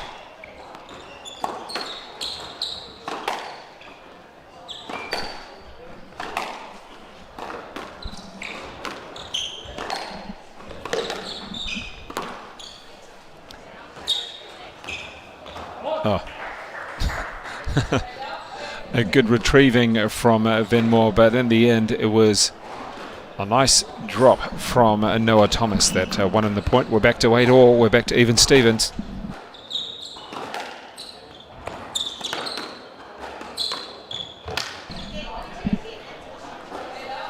Hands on hips as we get to the real pressure situation from both of these players. And who is going to be the strongest, probably mentally more than anything else?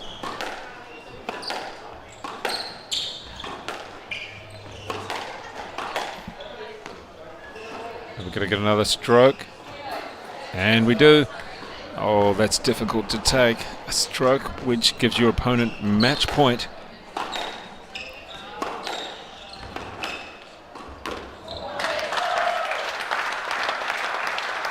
And there we go.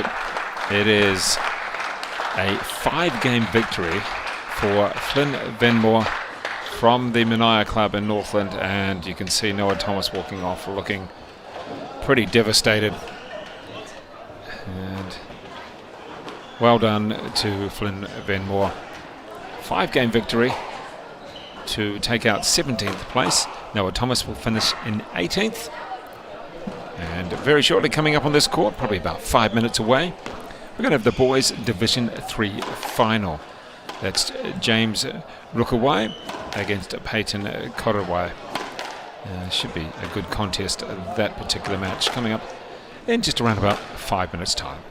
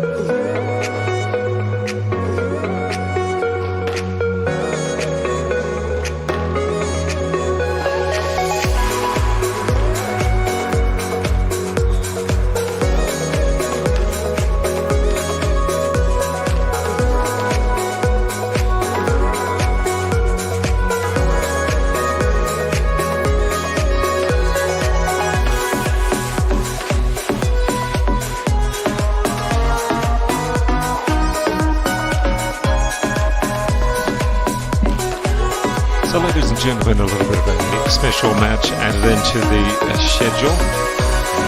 See that it is not Jenna Gregory and Anne Leakey. That match was scheduled originally, and that was the 5th and 6th playoff on the Junior Girls Open. However, it is a walkover to Leakey, so she becomes the 5th place getter of the tournament. Congratulations there to the player from the Belmont Club on the North Shore. In the meantime, we have the 3rd division final, the boys' 3rd division final. And you can see there from the Thorndon Club in the blue t-shirt. That is James Rukawai, and he's 12 years old, Thorndon. And he's up against Peyton Kodefar, the 14-year-old from the Devoy Club out of the Bay of Plenty. So again, good to see a player from a different province, and on this occasion it is Rukawai from Wellington, the Thorndon Club in Wellington. He has the top seed up against the 3rd seed Kodefar. So it should be an interesting little clash. This one, we've got plenty of players from the Bay of Plenty, as you'd expect, whether it's from Kati, whether it's from Tauranga and the Devoy Club, Rotorua. I think we've got some players from there, and also Taupo, almost the Bay of Plenty, more centre of the country there. But good to have so many different players from around the country. And this match about to get underway in just a moment's time. And as you've already seen on the featuring on the screen, the 5th and 6th playoff for the Boys Junior Open. That is going to be Benjamin Adams. He was with us yesterday. He's a very good competitor in squash, also tennis, and academic as well. Luke Stein from Taupo. Those players know each other fairly well. So we'll be getting to that one. Then later on, it'll be the 3rd and 4th playoff for the Junior Girls Open. Diana Galloway from the Hutt Valley up against Auckland's Ella Lash, the 3rd seed. The Junior Girls Open 9th and 10th, well, that's going to be played on the main court as well. Leonie Marshall, saw her wandering around just a moment ago. She's from Marlborough up against Maidenley Cove. And then it is the Girls Junior Open Final. Top 2 seeds, Natalie Sayers against Sophie Hodges. The Boys Junior Open Final, Riley Jack Vetter-Blomqvist, the top seed, up against Joe Smythe from the Bay of Plenty, the 2nd seed. So plenty of good action still to come, and this match should be underway in just a few moments' time.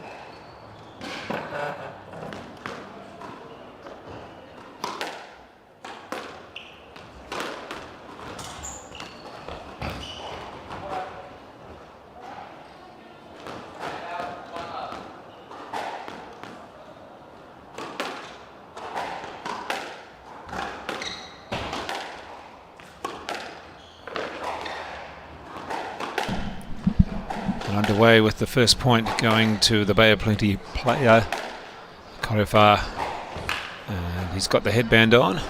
Slightly taller player, slightly older player as well, 14-year-old from Devoy Club.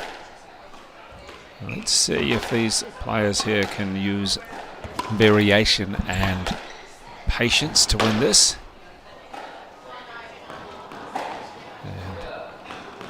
pretty quick and ready to serve is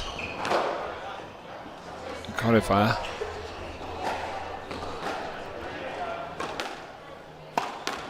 Tends to happen that a lot of the younger players just zoom on, and there we go, looking for a stroke. Yes, he gets it. 5-love.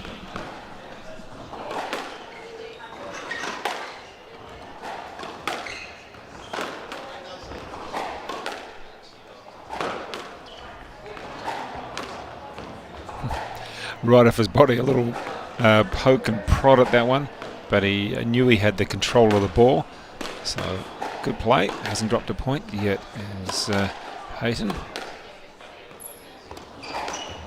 Nice, good take of pace. Just got to get yourself into a better position as James Rukawai.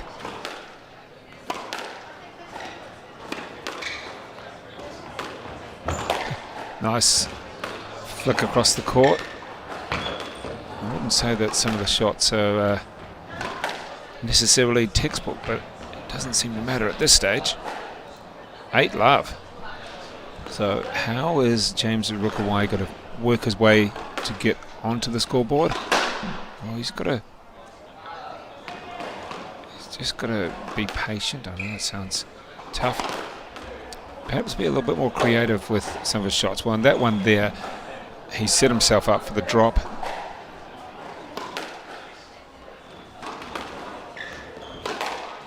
Ooh, that's better. Get yourself in better position. Now you're making your opponent move. That worked. Did he pick it up? And there we go. We're on the board. It's the boys Division 3 final. Now that he's got a couple of points, let's see what he can do with these. Why?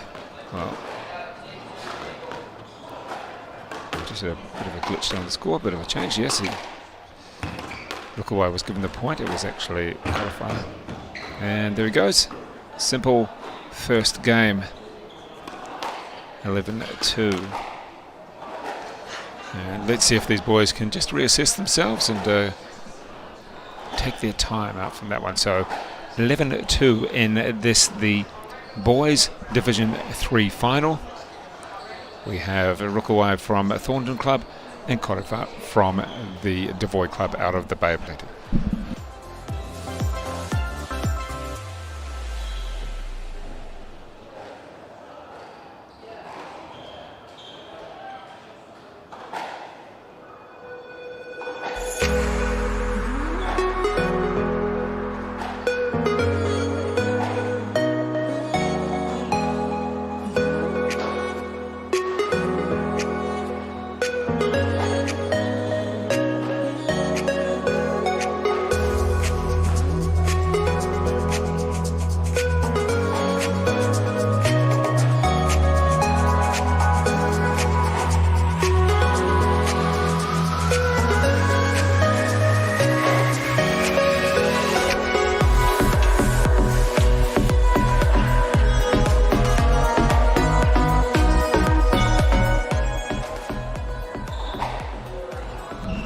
We're back on court for game 2 of this Division 3 boys final, and you can see by the scoreboard there it's been a very efficient first game, and I just think we've got to work a little bit on James Rukawai's footwork and positioning, but that'll come with age. He's only 12 years old. Certainly got a very good forehand. If he can just get forward a little bit and force his opponent back into the corners like that, that's better play. I'm sure his coaches, the couple of them around, will be a little bit happier with that. We have a nice play from Peyton at the front, but no, that one's lifted too high. So Peyton taking a 2-love lead in this second. He's the top seed, and Rukawai is the third seed. Make that the other way round, actually. Rukawai is the top seed, and Peyton Korifa is the third seed.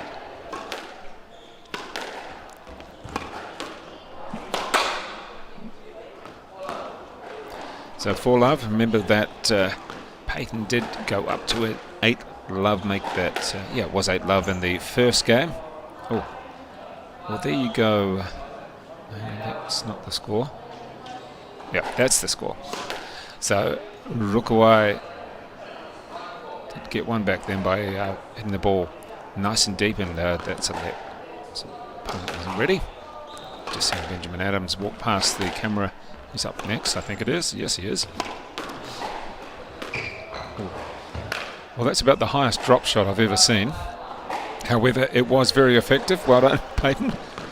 It was because your opponent was quite away at the back of the court, and that's a better drop shot. That's what we want to see. 6-1.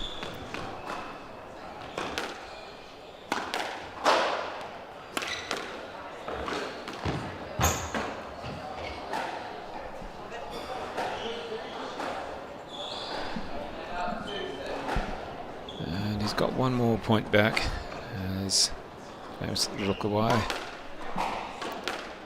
What can Konifar do here? It's just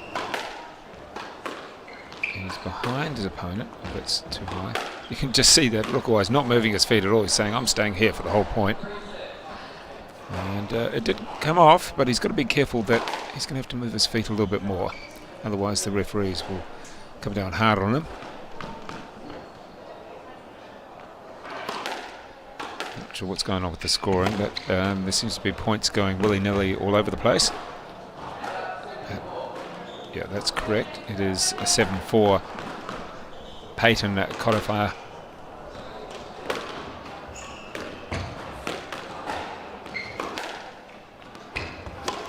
Nice running, nice recovery from Rukuwai. He's still in the rally. And nice shot from Peyton Konifar. Plays it nice and deep. That means that Rukuwai was stuck at the front of the court. 8-4.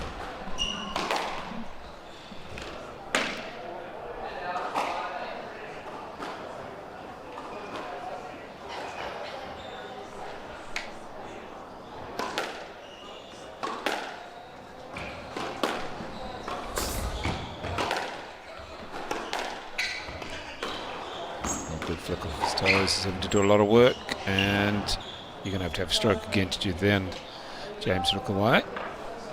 Oh. Oh, okay.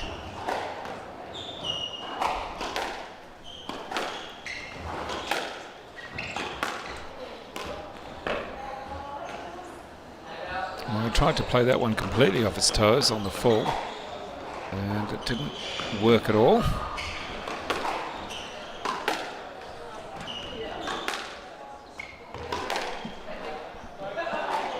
Looking for a stroke and gets it. So Peyton Konifar is ready to go. 2 games to love up. Except it won't work on that one. He played it with too much of an angle downwards.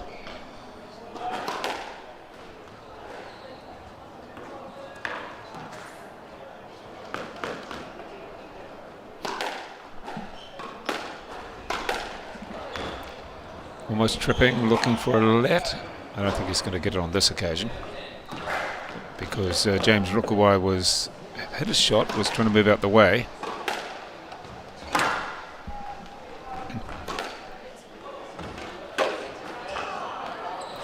And there we have it, the error from James Rukuwai. So it means Peyton Konifar is going for a break at 2 games to love up in this, the final of the Boys Division 3.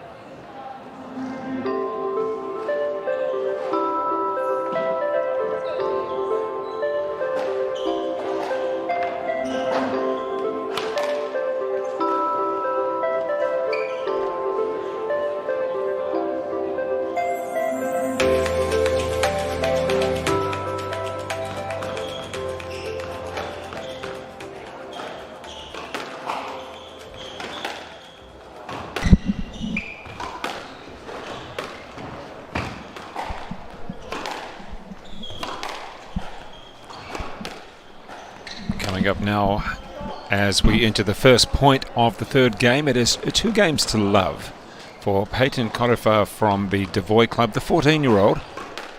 He's played some very good squash here. What he's done is understood where his opponent is around the court and understood positional play quite well. No, it wasn't quite really that. It's the second time that James Rukawai has tried to serve and speed it up or slow it down, and his opponent hasn't quite been ready. I wouldn't say it's attacked it just yet. That's a nice shot, and it deep. And there you go. There's a lesson for you, James Rukawai. Hit it deep and you've got a better chance of your opponent hitting an error.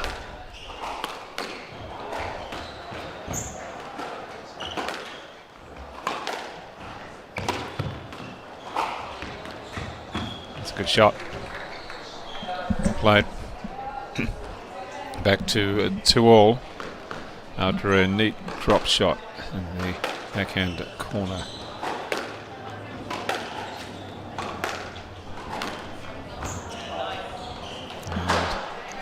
Much better start to the set from James Rukawai from the Thorndon Club. Only 12 years old.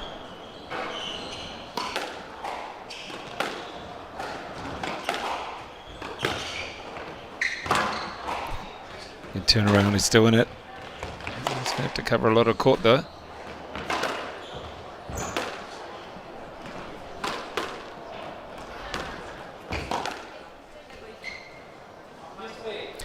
One thing that Rukawai is doing, they've got the let play there, but what he's doing is staying really close to the front wall, whereas the tee might be the slightly better place.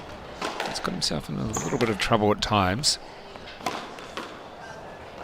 He's almost too close to the wall, but on that occasion you have to, oh, good play. Wow, he's stayed on this rally.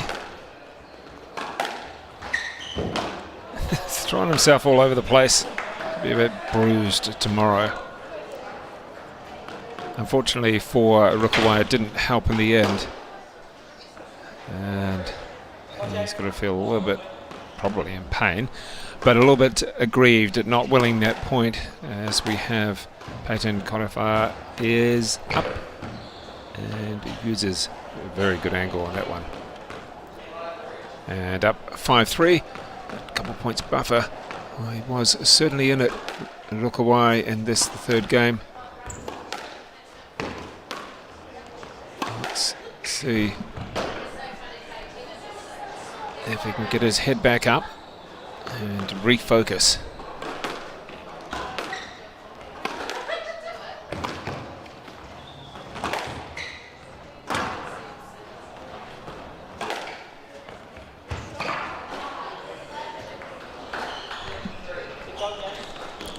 And unfortunate, after a 3-2 lead in this, the third game, it's been all the way Peyton Corifa.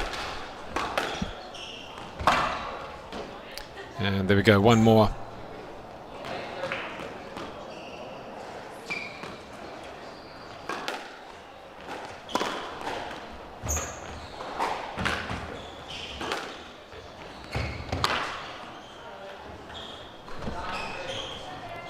As it just looks inevitable in the end now. And just as we say that, the ball goes out. So one more back. And don't forget, the next match on this court is the Boys Junior Open 5th and 6th playoff. Should be a real good one. Benjamin Adams against Luke Stein. You're going to see a really competitive contest with these two. Quite enough. Oh, I was about to say not quite enough on that drop shot, as in it was giving too much bounce back for Corifa, but he couldn't quite get there.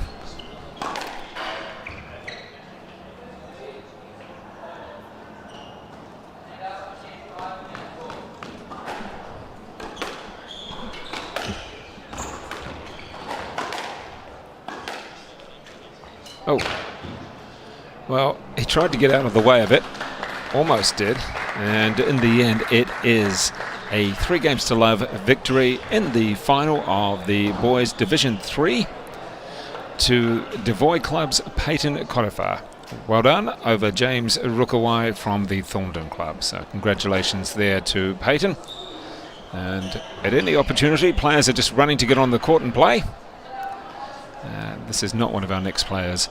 The next match coming up on this court is the Boys Junior Open 5th and 6th playoff.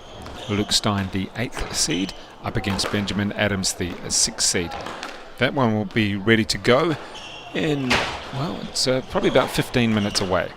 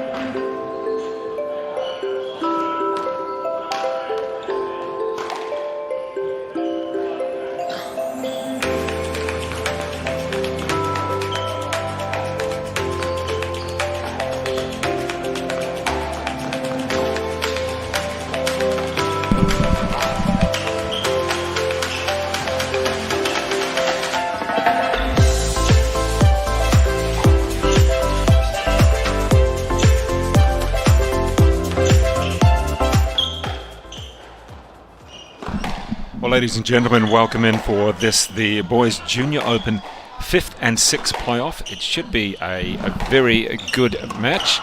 And we're just going to see if Sean Wiggin, who we just sort of, he came along to actually, I wonder if he can hear me. He can hear me, that's good. It's always a good thing, isn't it? Sean Wiggin came along to watch a bit, and we just roped him into throwing the microphones on. Sean Wiggin, one of our PSA ranked players, 200 and something in the world at the moment. You're not even too sure, are you? No, Sean? I'm not. I haven't been checking for a while, so not exactly sure. I think it was just outside of top 200, I think. Yeah. So Sean Wiggin, one of our better players around in New Zealand, been roped into just sticking around for a couple of games here as we see Benjamin Adams, the 17-year-old out of the Devoy Club in Tauranga. Very good sportsman, not just in squash but also in tennis. You've played against him, or you've certainly seen him play, haven't you? I've had a few hits with Ben actually here at Remuera because he's a member here now. When he moved here for university early in the year, he was struggling to find people to hit with. We decided to have a few hits here and there and just came down a few times, and he certainly hits the ball pretty well. Well, he's done very well in the sense that he's actually gone back to Tauranga because he's got a scholarship to Cambridge University in the UK. So he's an academic boy as well as very good at tennis as well. I mean, you know the tennis and squash yourself. But he speaks very well. He's one of those all-rounders, almost annoying in a way, that he's so good at so many different things. What do you sort of expect with his game? It's fairly... What's his strength, do you think? Well, when I've played with him, he doesn't have too many shots, but he loves to keep that ball going. As you can see here, he's just working the ball around, just making sure So he's a tactical player. Yeah, he just likes to keep moving the ball around. Seen him play a few times, some of the earlier tournaments here. It's a long rally, this one. Yeah, and he won't mind that. He's a very fit player, unsurprisingly as well. And just chipping that off his body there on the backhand, but hitting at the top of the tin.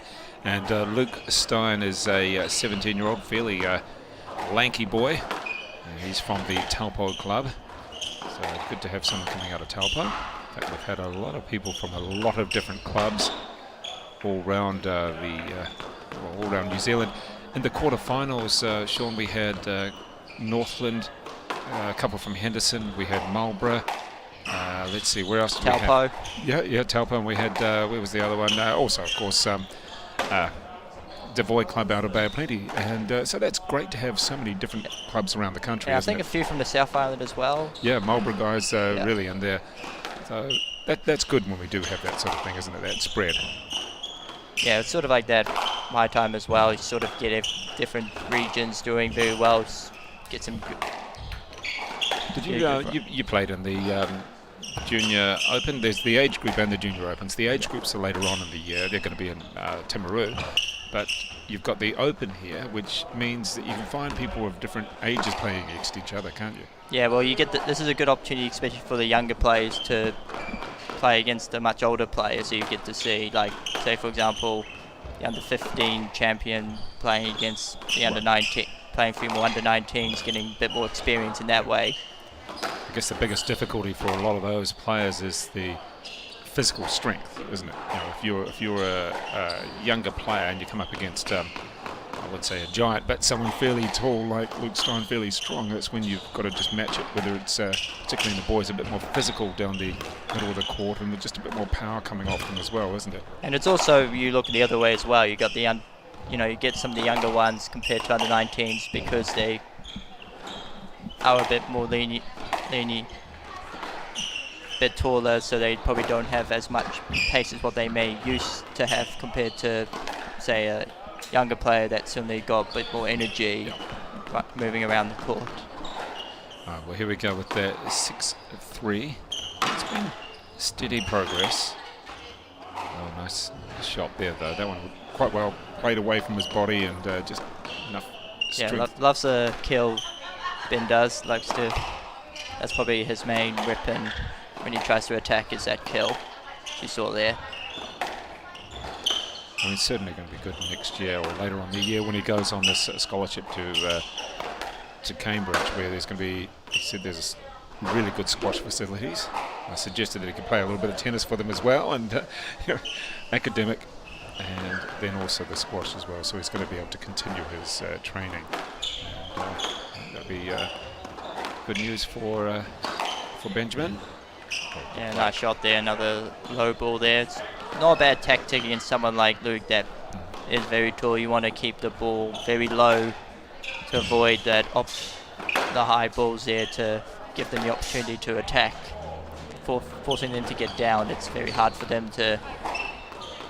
So can you create a shot where there's not much bounce from more of a punch, or is it a drive through? Does it matter?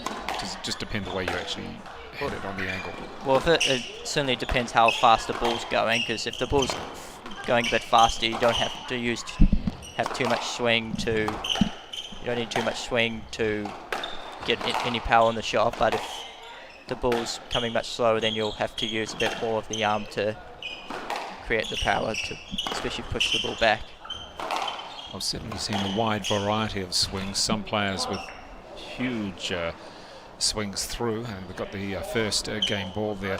Others with little punches and flicks, and it's been quite interesting to actually see. Even at the senior level around New Zealand, you see quite a bit of variety of shots. I mean, your particular game is to try and take as many shots on the full, and that's what we just saw then. Take it on the full, and you get that advantage, don't you? That was the tennis right there, sort of punch, a bit more of a punch rather than just a cut to it. That's certainly one of my favourite shots when I go on the squash court. Well, you have a similar background in many ways. You've got Benjamin there, who's a very good tennis player. You're from the tennis background as well, and it's that sort of forward thinking, forward momentum, isn't it? Yeah, well, when I was on the tennis court, you're always looking to try and step forward, trying to attack. And in squash, when I first started playing squash, the first thought for me was to try and really take it early, try and volley as much as possible, and that sort of made me go up the ranks pretty quickly, just because I had that extra variety. Well, you wanted to finish the point quickly, but you also were able to hold and change direction quickly. Well, it was more just rushing my opponent as well, so then suddenly they didn't have much time to set up the next shot. All right, we'll come back with the second game, the first one going to Benjamin Adams against Luke Stein in the 5th and 6th playoff. Back very shortly.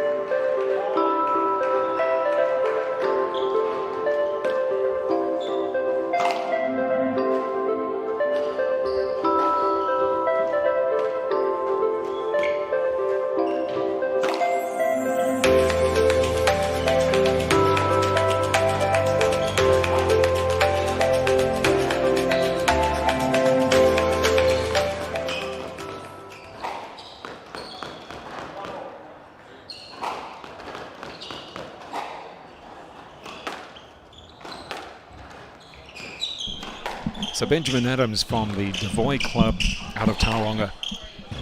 Sean Wigan, would you say that was a very efficient display in that first game from Benjamin Adams against Luke Stein? Well, he didn't do that much with the ball, but he just kept moving the ball around. That's what he likes to do. He doesn't like to hit too many shots. Certainly when we had a few hits here, he's probably made a few unnecessary mistakes because he felt that pressure trying to take the ball early, where here he's probably able to take his time. Well, he knows his opponent, he knows how to play. He would have thought out the tactics of plan A, plan B, and I'm not sure if he went to C, but he's got those tactics in his head, hasn't he? Yeah, and he would have also, he's a pretty good analyst as well, knows what to expect from his opponents as well, so he'll know Luke. Tall guy, so you could see the height and the strength being used there, wasn't it? Yeah, so he won't want to give too many of those opportunities, and he did well to keep the ball slow as he needed to, but is still getting the length to move it to the back.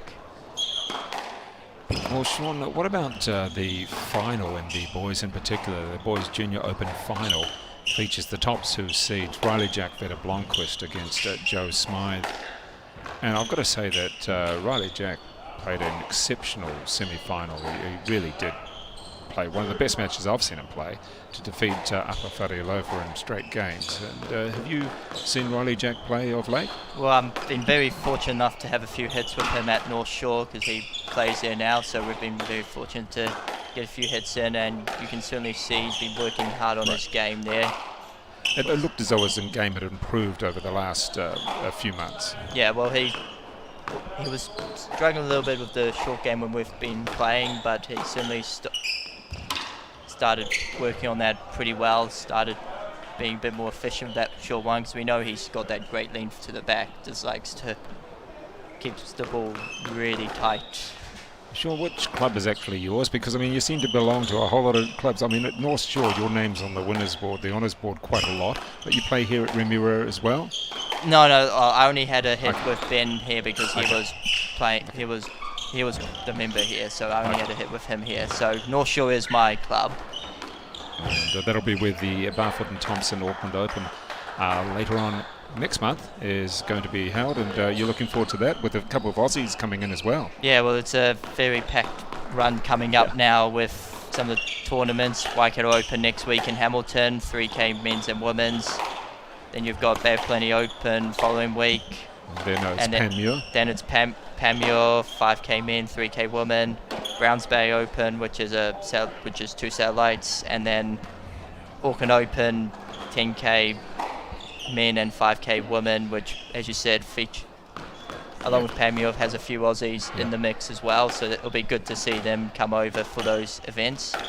Well, it'll be good for players like yourself as well, and the Chalisi brothers and Joel Ascott to be able to play a bit of variety, because in the nicest possible way, you guys are playing each other and so often that you almost know what's going to happen next. It comes down to a mental game in some ways, so to get some variation in players is, I think, a good thing for everybody. Yeah, especially Auckland Open, there's one guy, Reece Dowling, who's probably the number one, probably one of the inform Aussies at the moment as well, coming over for the event. I think he's number 2 seed in the competition right now. Entries are still open, so could see more come over, but at the moment he's number 2, and yeah, that's great. And as you say, for guys like Luamba and Temwa, Evan, all of them, they'll really look forward to that opportunity to get a bit more of a test in that situation against someone else.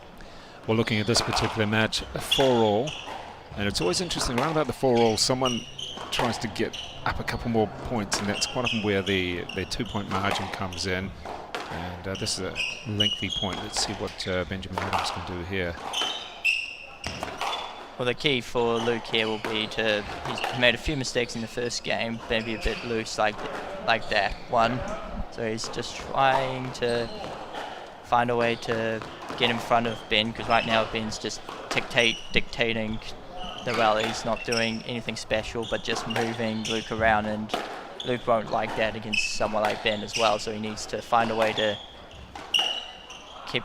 not necessarily get the rally shorter, but find a way to get in front. Look at this really hugging the wall here. And another loose one there. So that's 2 strokes in a row just from a loose ball. Well, it's a real giveaway. You understand making an error, you understand someone hitting a winner against you, but when you give away a stroke, yeah, it's free point, isn't it? And especially with juniors, they're much more looser with their shots. So then you probably expect these sort of situations, and there's just seen 4-all. Yep. 2 strokes, a mistake into the 10 from Luke, and suddenly now Ben's running away with the game right here. So what we want to see is Luke Stein trying to move forward a little bit and hold that position if he can. But every time he tries to move forward, he gets pushed back again by good length from Benjamin Adams. So I wouldn't mind seeing Luke maybe try and volley a few more. He's sort of at some stages letting the ball maybe just unnecessarily going to the back. He's in a better position now, or most of this rally. See, the pace has been taken off a little bit.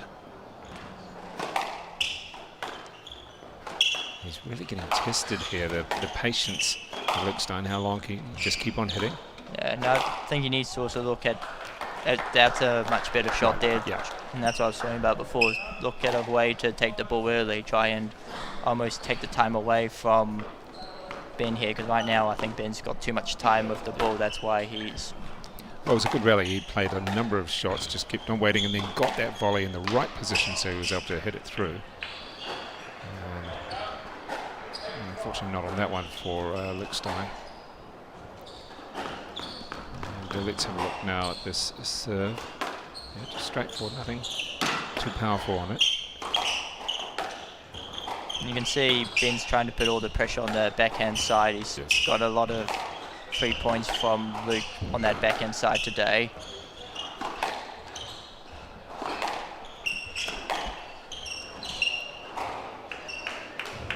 Yeah, there we go, the error in the backhand again.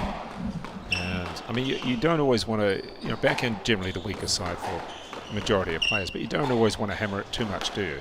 Because then in theory, that player should know what's going to happen next.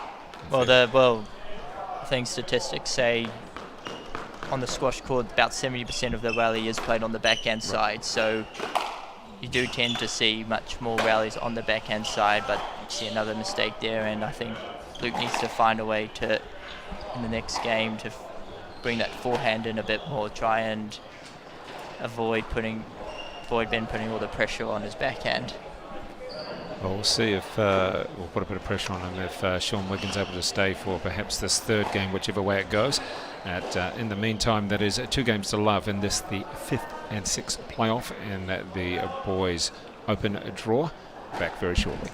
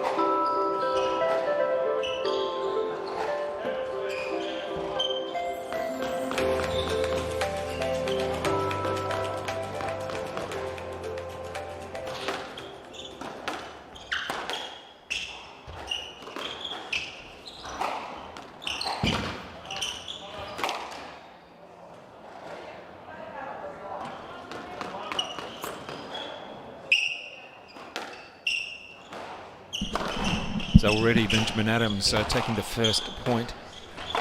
Let's see a little bit of aggression from the shots there from Luke Stein.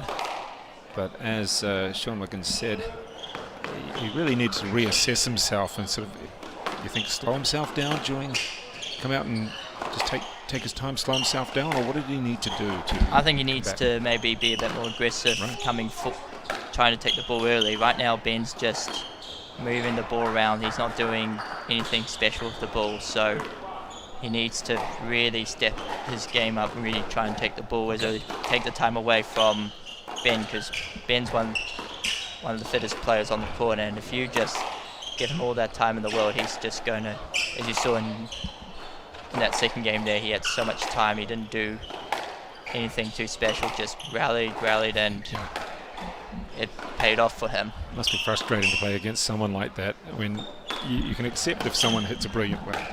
You can almost accept. But when someone does, I wouldn't say nothing, but just keeps on going, must be a bit of frustration for some players when they come up against someone like that. Well, you've then got to find a way to. You've got to take that time away. That's the key, and that's why you see some of the top players slowly starting to they being patient with the ball, but then they find a way to take the ball. So that's what someone like Tim has become so good at. He's probably not the most patient player on the court, but he finds a way to take the time away really well against his opposition. Here we go, a little bit of a lift. Nice to see a variety in shots. Another long rally, but I think hit Luke at the back. I was looking at that, a bit hard to tell because it was such an awkward bounce. We've had a couple of players with a few welts on their various body parts. I think it was actually Benjamin Adams who managed to hit Mason Smales a couple of times. That may have been frustration at the game. He did get a little bit frustrated at Mason Smales. He mentioned to me afterwards he's got big feet and big strides and they tend to stick out and you've got to jump over them, which I'm sure you know when you play against someone like Mason. Yeah, I haven't actually played Mason I don't think I've ever played Mason before, so I can't really... But you know he's sort of lanky and takes a massive stride, which for a lot of squash players the small steps are better, and you're one of those players, but when someone plonks their feet there to get to the ball, you've got to go around that, don't you? Yeah, well, for me, I've certainly had those feelings against some players, like, for example, Chris van der Slam. He's one of the tallest players on the court, so all you got to do is find a way around them. You can't really complain about. For them, it's a natural step, isn't it? Exactly. And for them, it's their natural movement, and they found a way to use it to their advantage, and that's. So then, if you're the other player, you've got to find a way to adjust to those. Well, it's about using the physical attributes that you've got. Like for you, you're not that tall, but you're zippy. Well, I'll probably go a bit more speed on the court to most players, and then that's what you've got to find a way to use it to your advantage, especially against different opposition. Whereas for someone like, say, Mason or someone tall, for them to get down to a low ball, it's kind of difficult. So you've got to try and use that to your advantage. Well, point back there for Luke Stein. Let's see what he can do in this one. That's a very high serve, almost a lob serve. Yeah, I don't see that too often. Needs to step the pace up again. Ben's just starting to dictate once more in this game.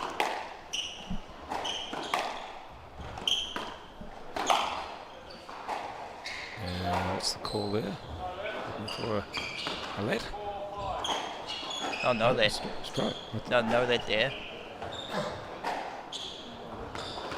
Okay, well, we'd be happy with that, Luke Stein, to get that 1 point back and stick within a point of his opponent. There we go, there's the opportunity. Yeah, that's what he needs to do. He needs to get that ball to the front somehow. He needs to move. Because right now, Ben's just hanging at the back a bit too much.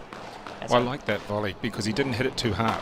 Sometimes the temptation is to hit them hard, so it's all about the placement. There is another one. It's all about placement more than actually trying to.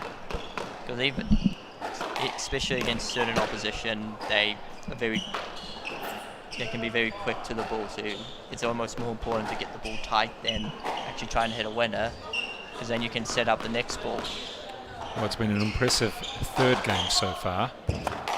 I wouldn't say that Benjamin's necessarily gone off the boil at all. We've seen a bit more smarter play from Luke Stein. Wouldn't you agree, a little bit smarter? Well, he's taking the ball a bit earlier now in this game. He was much slower game earlier on. He went for that one. Got another point there from the short ball. He's had about 3 in a row now, just by attacking that loose lob from Ben and kept putting those balls away. So that's what he needs to do a lot more.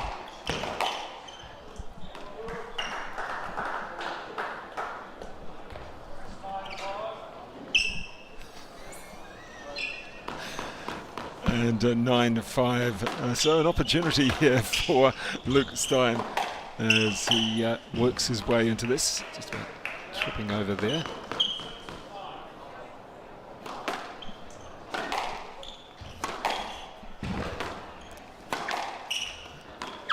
Now that's well played. Got the That's advantage much there. better. Starting to lose that front court a lot more, and you can see how much it opens the court up now. Again, just put the ball tight, set the next one up to put the next one away. So that's what he needs to do a lot more. Well, he was smart on that shot as well. He knew where to play it, knew where his opponent was. Yeah, and like I said, it's about getting that ball tight, so it doesn't have to be a put away. Just get that ball tight, set up the next one. Oh.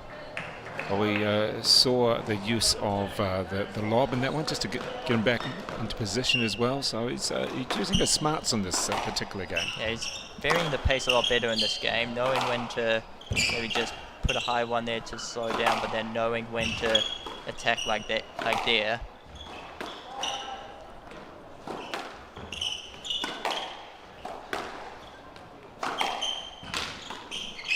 And what are we calling that? I think it's struck there. Oh, they've given a let there. That was close to a stroke, wasn't it? Yeah, I probably would have given a stroke there just because I don't think Luke put enough effort Into getting out of the to way. getting out of the way, and Right. that's what they try and You should at least look as though you're trying to. but Ben didn't really complain, just moved on. It's quite an important point there. So let's see if we can come back one more. Benjamin is going to be quite happy with himself. There's a few loose balls here from Luke here. Needs to. It's just picked up and he's got it. Yes. No, he hasn't. Yeah, just maybe a bit of a loose point there from Luke there. Just needs to get back to the basics first. I mean, the thing is, he may have been up 10-7. It doesn't necessarily mean that much. It's 3 points back, but as we've seen now, there's one back. Well, every point that they catch up, it can just add that extra pressure on, so then you start to worry a bit more about the next ball. That's a smart shot there, another tight one.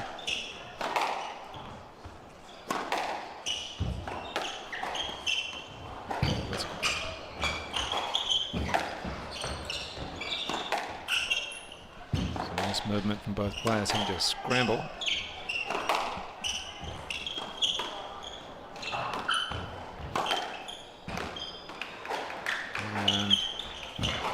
He was questioning a call there.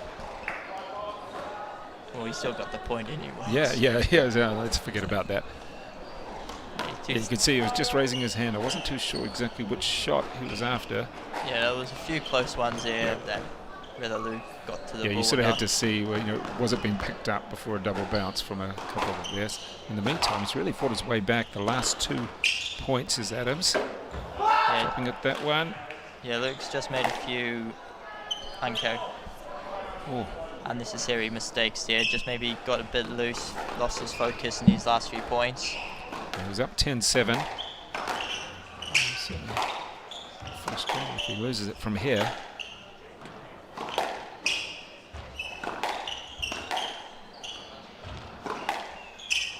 Let's have a look at the positional play.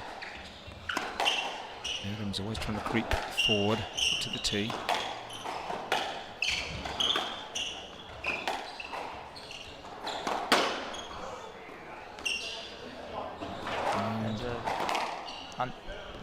It's a rare mistake from Ben there. He hasn't made too many mistakes like that in this game. Got another game ball here for Luke. He want to put this one away this time. Now this is the 5th and 6th playoff in the Boys Junior Open. Forget we have the finals coming from 2 p.m. Girls first, followed by the boys.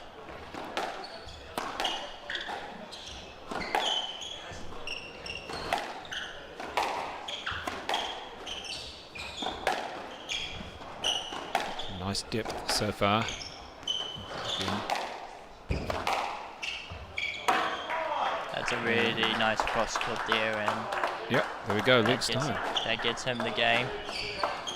Well, he almost looked as though he was going to lose that because he was up 10-7, came back to 10-all and managed to hold his nerve. So well done there to Luke Stein. We're going for in this the 5th and 6th playoff of the Junior Boys Open.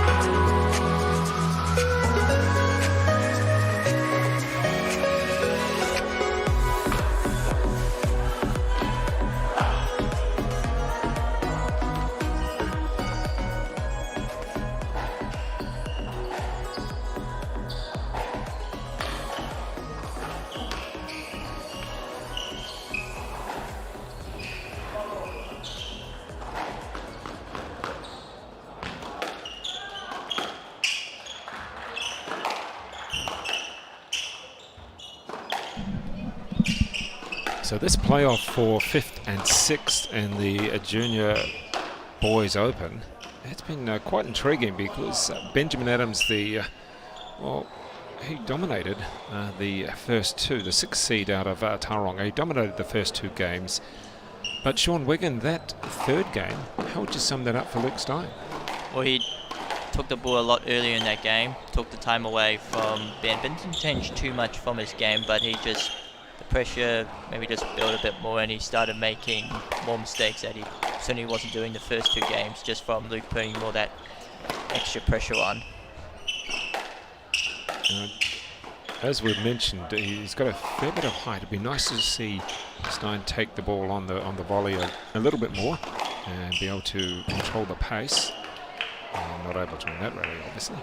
Well, it's important to use your, like talking before, you know, it's important to use your strengths in these sort of situations. So Luke knows he's a fairly tall guy, and he knows Ben will just love to keep the ball going. So he needs to find a way to take the ball early, give the time away like he is here, and you know, now he forces the mistake just from that those few extra. Yeah, just get those extra, take away those seconds or add those seconds in many ways, depending on which way you want to put it.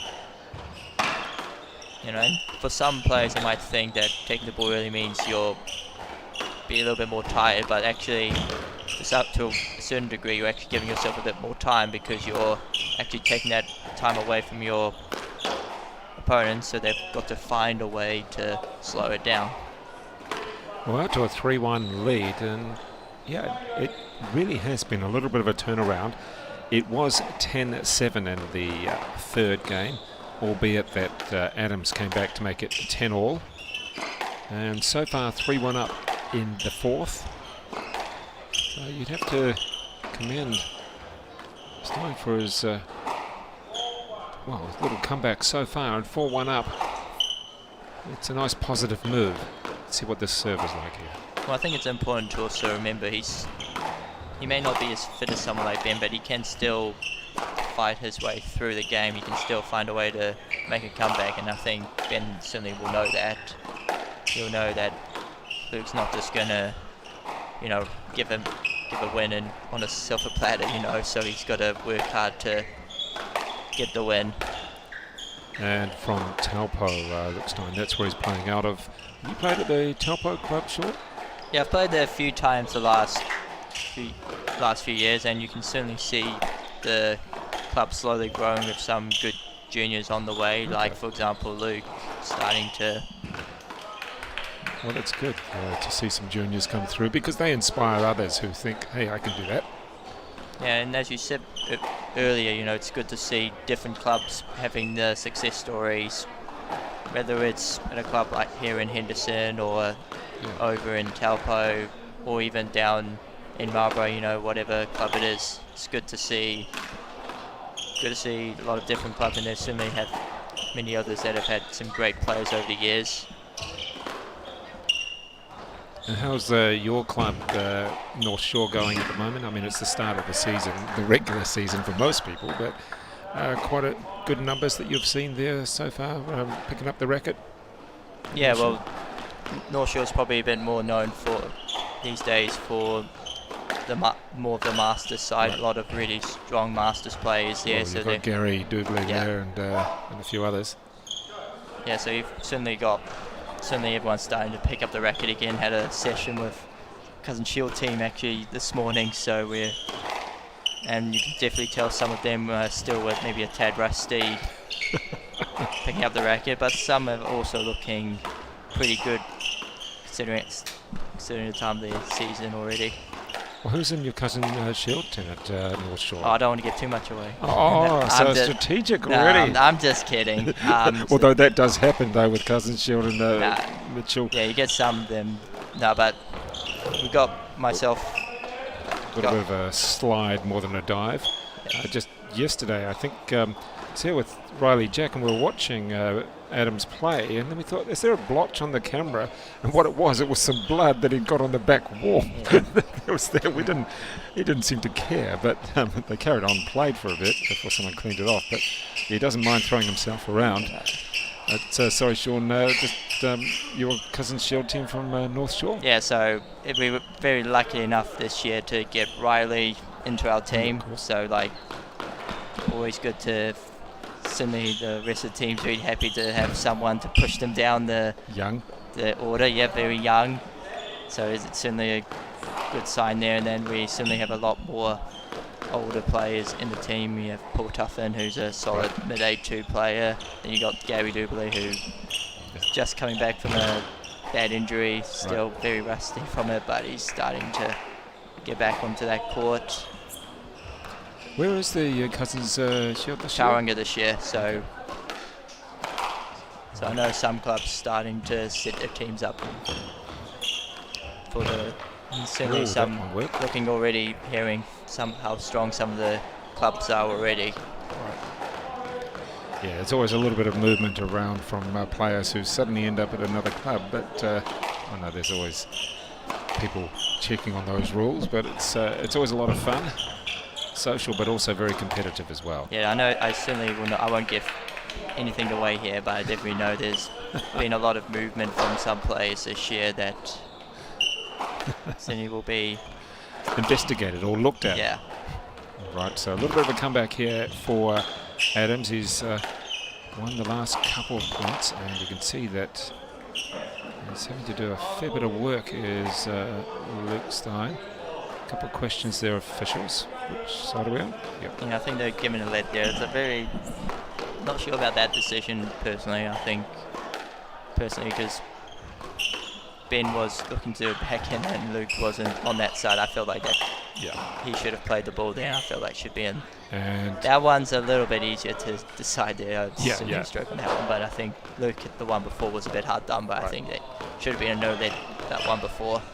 Well, it's a good comeback. Not sure where the momentum's gone here. Gets a roller there, Luke. Probably needed it and a big point.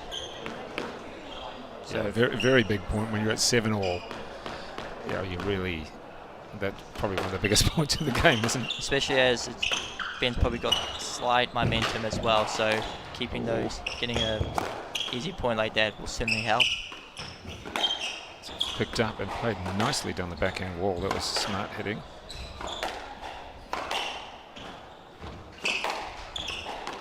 Yeah, Ben taking the ball a lot earlier in this game, in this point, sorry. He's did a good job here moving Luke around. Yeah, certainly Luke's had to do a lot of running in these last half a dozen points. Certainly running's over either direction. I'm not sure, even if you were Benjamin Adams with a 2-game-to-1 lead, I don't think you'd feel secure anyway. Plus he's down 1 point, but it's certainly not secure for either player. No, it's, well, Luke's done a good job to slowly get into the game here. Was really outplayed in the first 2 and found a way to battle through, and then we'll just start to feel a little bit of pressure here. Oh, just scooped it up. Especially now that, you know, they're getting a bit more of the front court being used.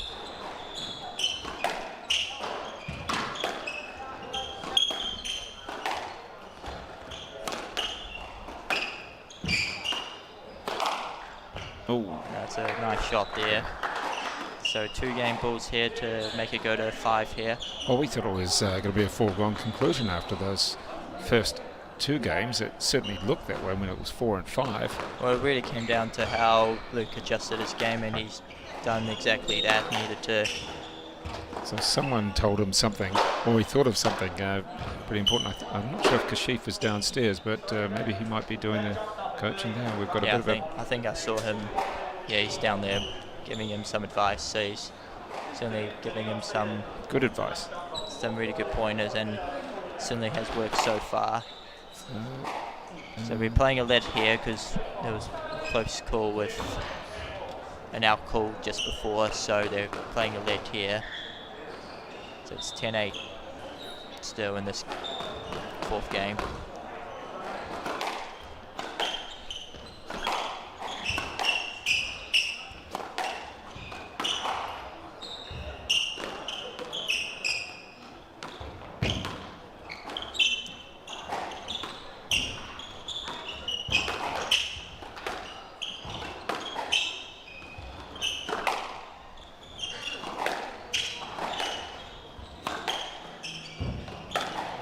So far, good changes of pace. Ooh, almost out there. Just Tapped under the line, didn't dropped it? it. Oh, That's another nice shot there. Luke gets the game there. Well, We're going to 5. it was close to the wall, and Adams had a bit of a swing at it. Just couldn't connect, could he? A swing and a miss. Yeah. That's what it's called. Yeah, exactly. All right, well, we are going to 5.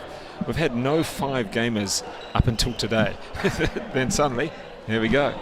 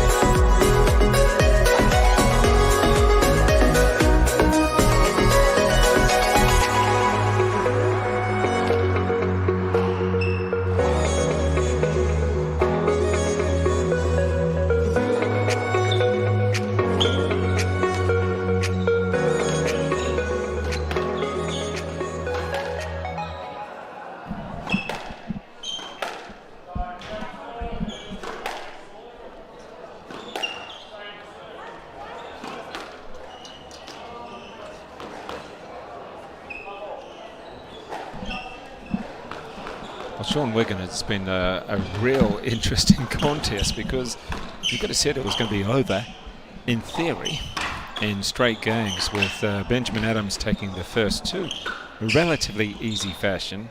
But you've got to give a lot of credit to Luke Stein because these last two games have been a real battle, but he's adjusted his game and done very well. Yeah, he's done a good job to start taking the ball really early, start attacking, because I think that's what really let him down. The first two just gave Ben too much time, just rallying to the back, and Ben, you know, is very fit. He doesn't mind a long rally, so... That one died, didn't it? But now he's just put a bit more pressure on Ben now. We saw at the end of that fourth there, just trying to make Ben play a bit more, and he wasn't as comfortable doing that compared to when Luke's been doing it.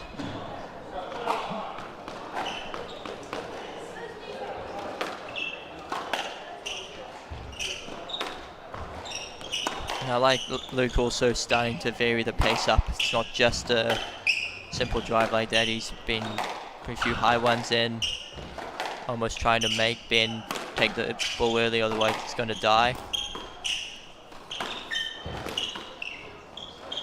And you can see Ben starting to hit a few loose ones here. Looking up at the officials, and Well, they're giving a no-let there, saying he needed to play the ball there.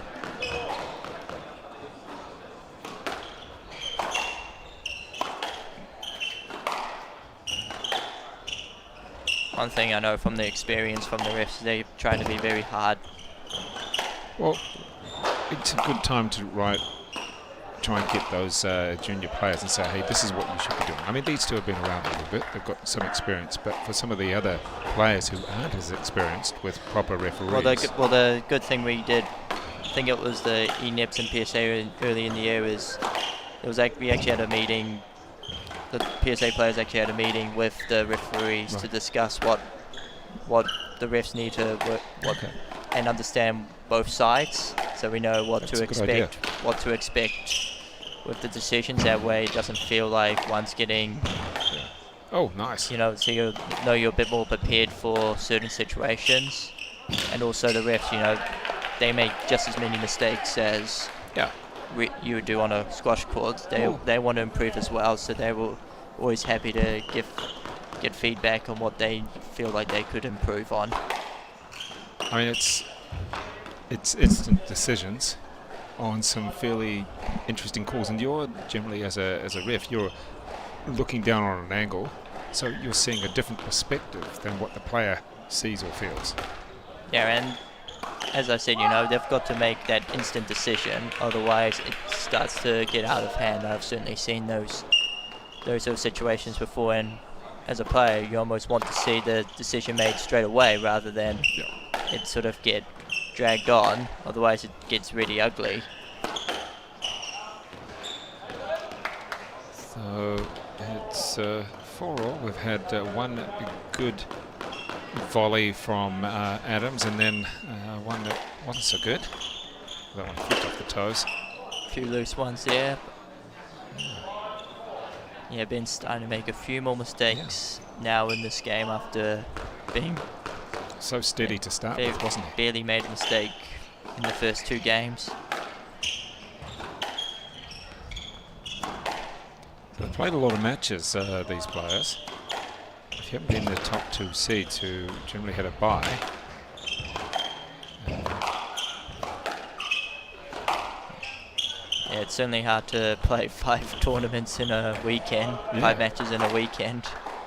And particularly when you get to something like this and you start playing a fiver, oh boy, body's going to be sore. Like Nationals last year, I remember playing 5 matches, 2 of them being absolute brutal 5-setters, and I was even the and I was barely walking after the first one.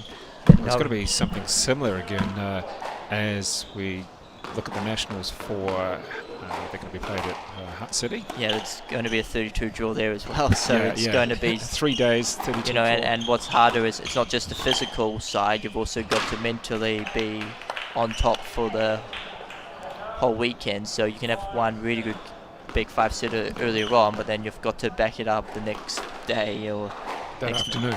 You know, or that in that afternoon, you know, and then suddenly, you know, it's very. So it's a good. This is actually a good way for them to get themselves prepared, especially World Juniors. For some of them, that it's a.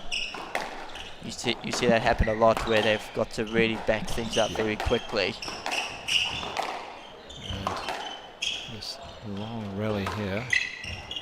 Good change of pace. Oh, we just dabbed at that one. And having to move a lot. So good job from Ben there, just moving Luke around. Needs to start doing that now. Yeah, so it's going to be interesting with the New Zealand Senior Nationals. We played at Hutt City. A little bit of question here. Not sure who's actually feeling more pressure. Is it Benjamin or Luke? This one. Well, I think Ben will feel like he needed to get the job done earlier. Luke certainly got the momentum at the moment. I don't know whether it's worth having an argument. Ben probably doesn't mind. There we go. There's the error. Because it can be a big momentum switch just like that. And all of a sudden now, you know, it's an even bigger point here. Another loose one there, and suddenly it's 2 very quick points. And we've had that sort of vital 7-7 going to 8-7. What can he do here? Oh, really a good hit at that. Yeah, look at that. He's excited to get that, getting the 2-point buffer now, Benjamin Adams. Yeah, he's certainly got the momentum now. Luke.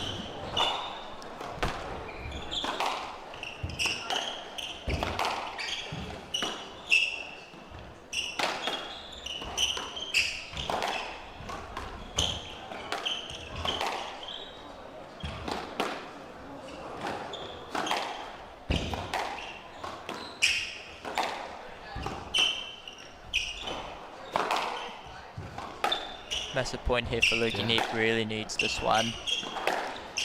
Had a bit of a lead here earlier, and now he's, I think, lost 4 or 5 points, and that's a very vital point for him here. Well, the positional play was Ben's there. He had good positional play, but couldn't make use of it. Ben's not quite as comfortable using the short ball, especially in a situation like that.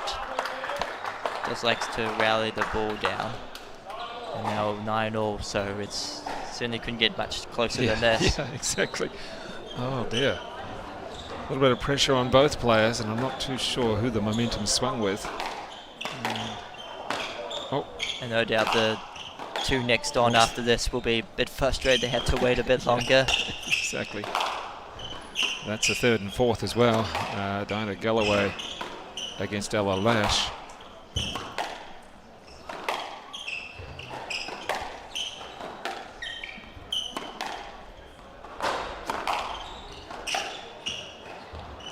It's important here that Luke doesn't just start getting, even though it's a big point here, he doesn't just start changing his game. He needs to still try and look to take time away from Ben there. Right now, he's maybe just...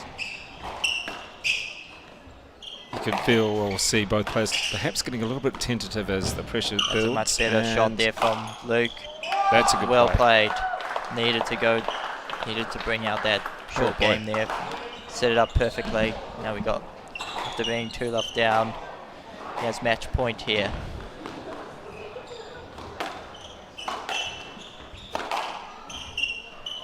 And gets a bit of a lucky nick well done. to finish, but that's a really good comeback there. He'll be... The ball just sort of scooted through a little bit quicker than Ben expected there, and just didn't quite have his time. Yeah, that certainly would have come from from hard work coming back there. It's certainly hard to make those big comebacks in that sort of situation. You get outplayed in the first 2 games. He's done a great job there to get the win there. So congratulations there to the 8th seed, Luke Stein from Taupo, who wins the 5th and 6th playoff over Benjamin Adams, the 6th seed out of Tauranga. And you can see that Adams is still on the court, probably just getting out a little bit of frustration. There's one there. That was a frustrated Yeah, he's sort of certainly shot, not wasn't it? happy with the finish. And Sean McGinn, thank you very much. You came in for 5 minutes. We kept you for quite a bit longer. I'll let you go and watch. Thank you very much for your time there, Sean. Thank you.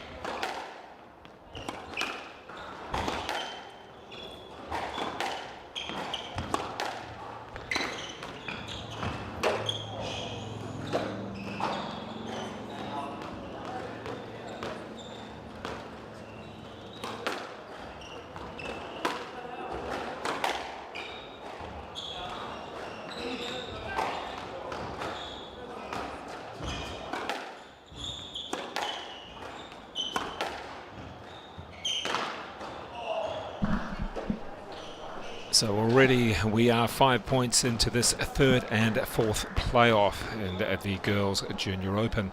And you can see the left-handed Ella Lash serving this point. Diana Galloway always got a smile on her face, according to Sophie Hodges, and even then, and that was after dropping the point. It is Lash who was the third seed, Galloway the fifth seed, and 16-year-old Galloway from the Valley. And it is Lash, 15 at the moment. She is from the Belmont Club on the North Shore. Good running. Real spin around from Lash, didn't quite come off in the end. So these players seem to have a real battle in the end. So far some good entertaining rallies, fast paced as well. Oh, look at that, right into the corner. Nice play by Galloway. Just taking her time, bouncing the ball a few times, hitting the forehand from forehand side, forehand serve. Most people generally try and backhand.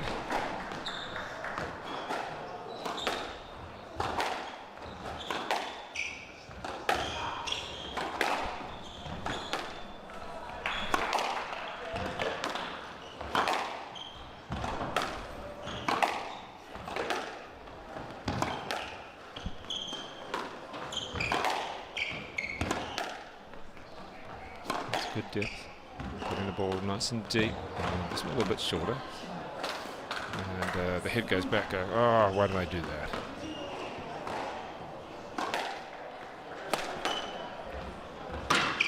So we're not mucking around in this game, as Galloway wins that one back from, I guess you could call it almost a miss-hit from Ella Lash.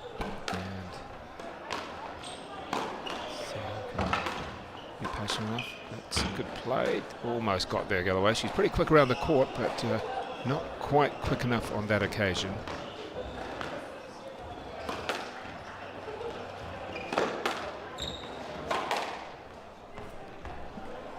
So 8, make that 9-5.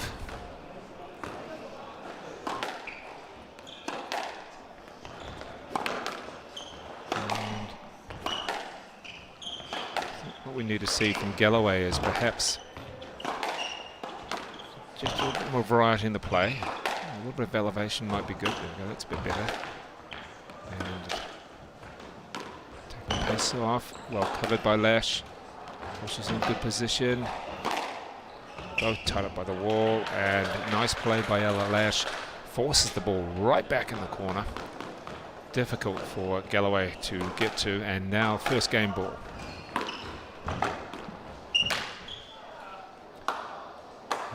That was certainly a quick point, but the error there from Lash. See what she can do with this one. Gaining a couple back, Galloway. It's not over yet, not this first game just yet.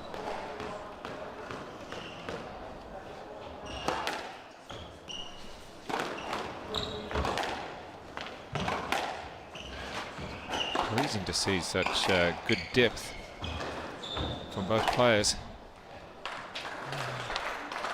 There we go, that is game number 1, 11-7. Yes. They're even running to get off the court. Come on, girls, slow down. It's great to see the enthusiasm, though. So first game of this, the third and fourth playoff for the Junior Girls Open, goes to Ella Lash, 11-7 over Diana Galloway.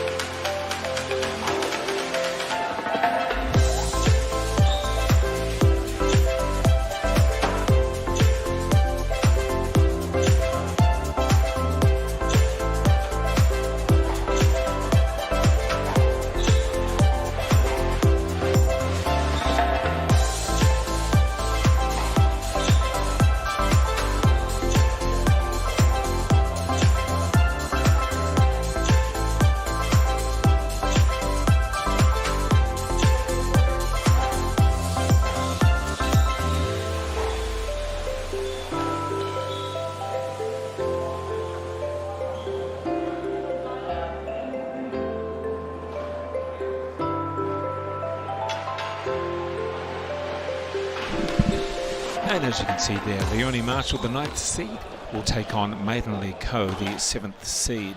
Co from Mana in the Wellington region, 14-year-old, whereas Leonie Marshall, 17-year-old from Marlborough. That is the next match. It is the 9th and 10th playoff contest. And after that, of course, we're into the Junior Girls Open final. Natalie Sayes against Sophie Hodges, followed by the Boys Open final, and that is Riley Jack Vetter Blomqvist against Joe Smythe. In the meantime, though, we've seen Ella Lash take the first game. However, didn't have things all her own way. And Galloway very quick around the court.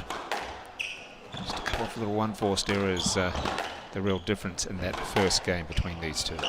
This is the playoff for 3rd and 4th. That drop was a little bit too obvious. Lash able to move in there quite nicely. A little bounce there, and double bounce. Yeah.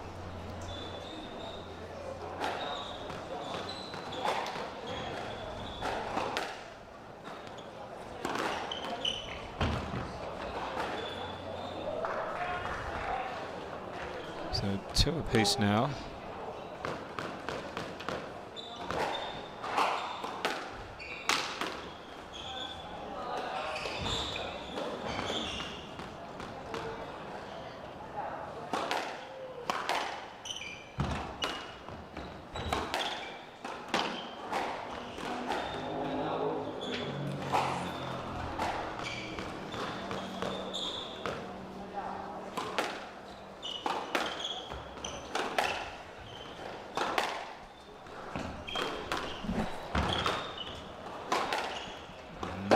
Smash off the volley there, able to use the angle. It's a good shot from Ella Lash. The ball was just lifted enough and it was within the hitting zone. And she certainly hit it quite nicely, put herself into a good position. She now goes up 4 points to 3. Oh, double checked herself there. Diana Galloway.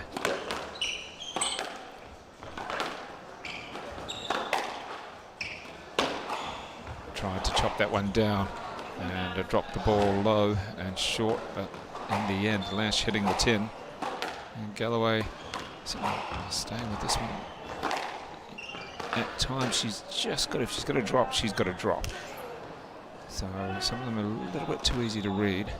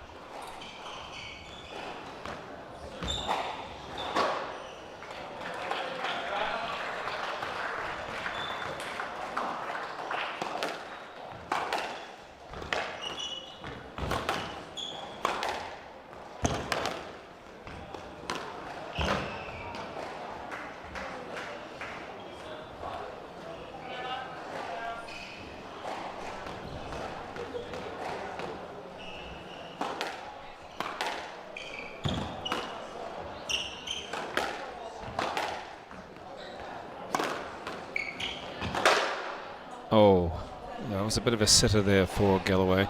Sitting up, ready to hit. She knew that she had Ella Lash in the back corner. However, just a bit loose on that shot. And Lash comes back 7-all. This will be interesting from here. Pressure on both players to take that extra step forward. And as we discussed with Sean Wigan in the past, 7-all can be fairly important. Just in front. And we've got Lash ahead 8-7.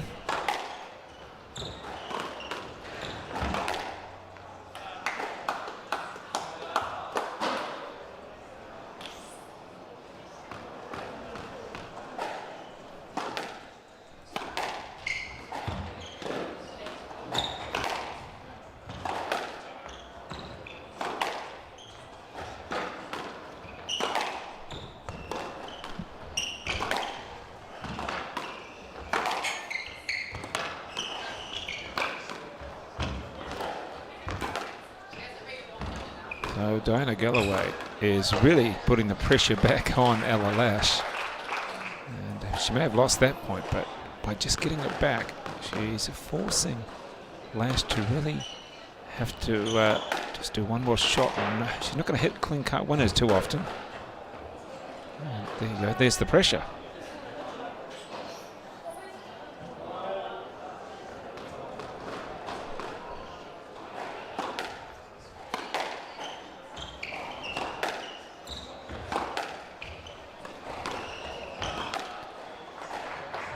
So things turn around quite quickly here, and what we've got is Galloway now with the advantage.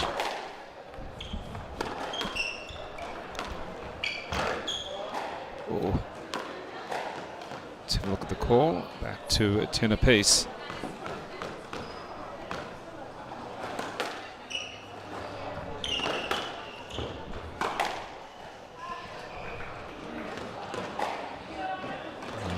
Play there from Alash, fighting away back. There isn't much between these two players, as we said in the first game, just a couple of errors here and there. Well, that's a nice shot though, one of the few winners, and that is Alash taking the second game at 12-10. Some good fighting quality squash from Diana Galloway. However, Lash just gets those couple of vitals like she just did then, and it takes the game by 12-10, and now up 2 games to love.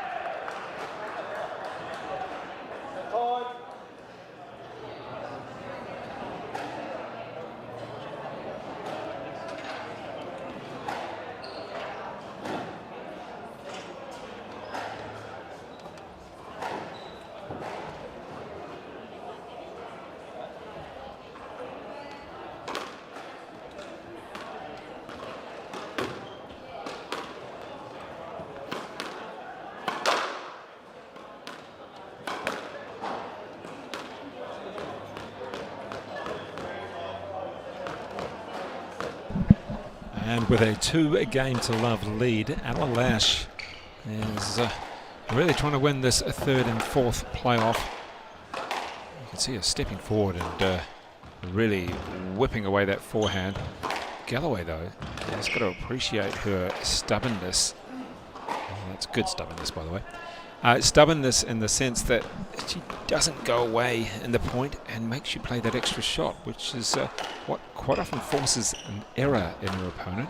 In this case, though, Ella Lash has been quite stubborn herself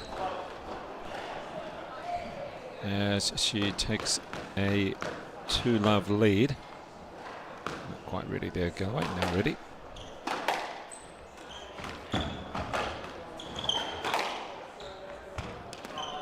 Nice shot into the corner. Not much pace on it as well, so the ball did fade away and make it very difficult for Galloway to hit.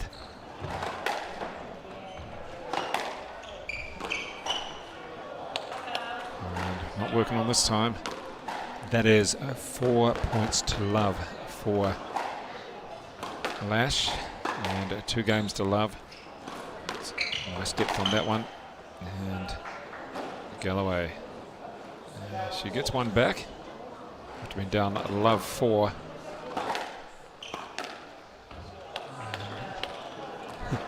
a little bit of a dry smile as she goes down 1-5. Diana Galloway. Let's see what Lash can do with that lefty drive through. Nice.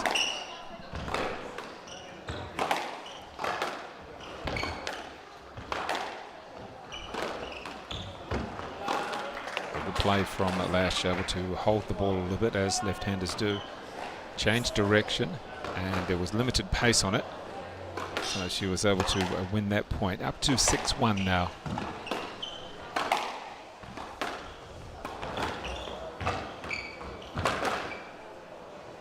Oh. Gets one back, Galloway. Just through that stubbornness of fighting for every ball. I've got to give her a lot of credit on that.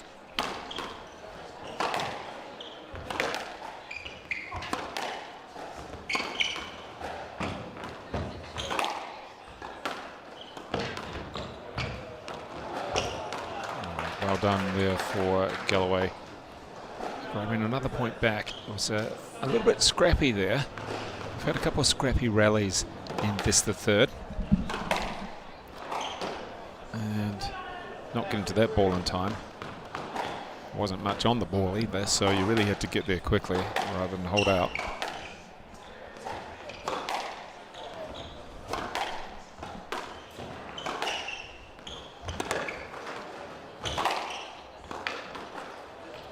Ella Lash playing a couple of strong cross courts, but Galloway was there.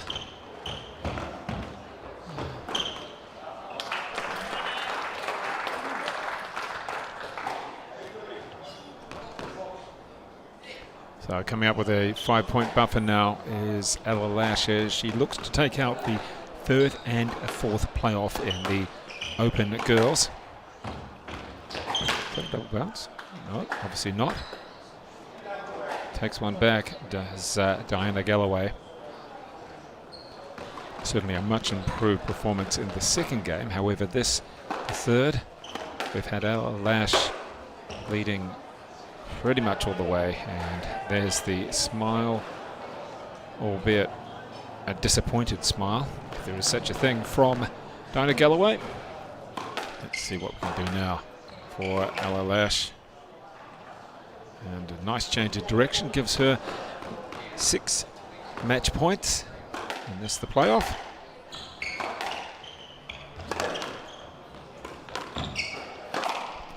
Coming up not too far away will be another one of the playoff contests in the Open Girls. It'll be Leonie Marshall against Maiden Lee Coe. And in the end, that it is it. She takes it out. These players know each other well.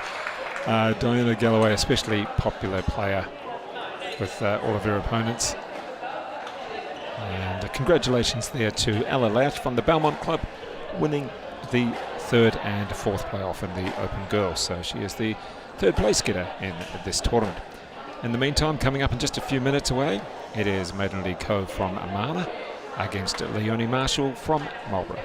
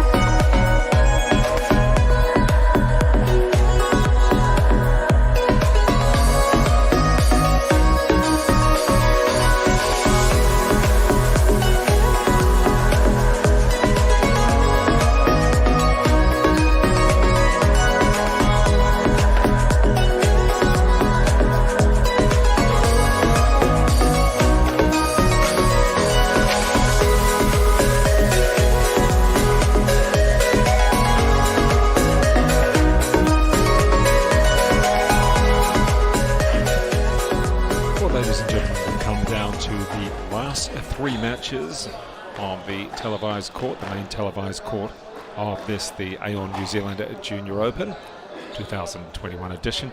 Of course, there was no tournament in 2020 as a result of COVID issues around the country. However, this particular tournament here at the Remuera Rackets Club, over 120 players, some very good quality squash. We've had a number of players with PSA World Senior Rankings. And now with this match on court in the white t-shirt, it is Leonie Marshall, the 17-year-old. She's from Marlborough.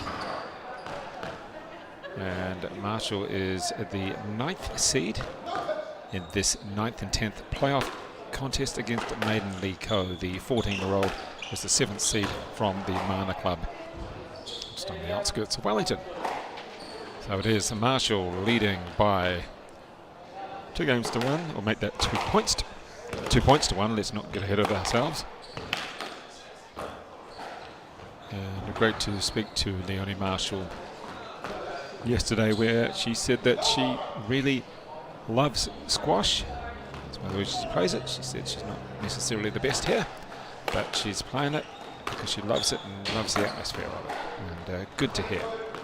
In the meantime, a little bit of the score is changing a little bit. It is 3-2. Make that 4-2 now.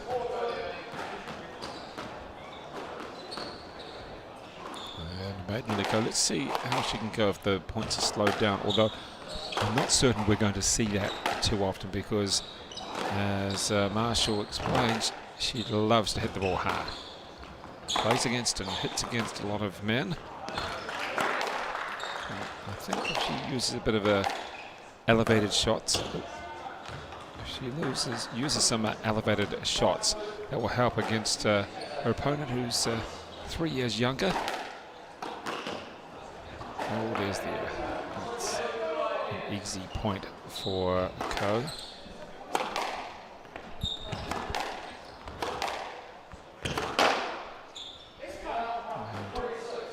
That's one back. These players have got to make sure they don't give away easy shots, or loose shots like that. Although we're seeing quite a few of them so far. The last thing you want to hear is that 10.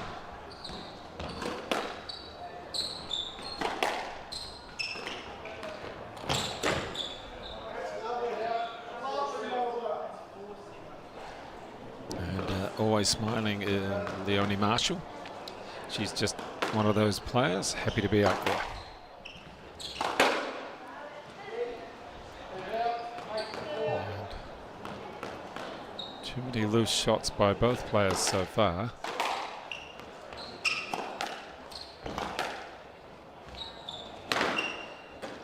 And on this occasion, it was Ko letting the ball drop quite low, and wasn't able to lift it up a lot at all to go over the 10 on her backhand. So 8-5 Ko with the lead. Let's see what she can do here. Make that 8-6, I'm sorry.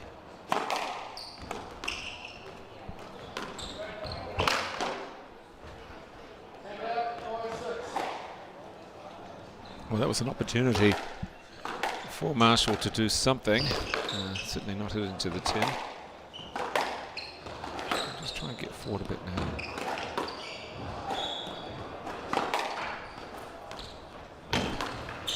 Oh, she got down very low on the ground on that one, and didn't work though on the next shot. That was the problem. The ball's behind you, Leonie. There you go. All right, 10-6. First game point for Maiden Lee Ko.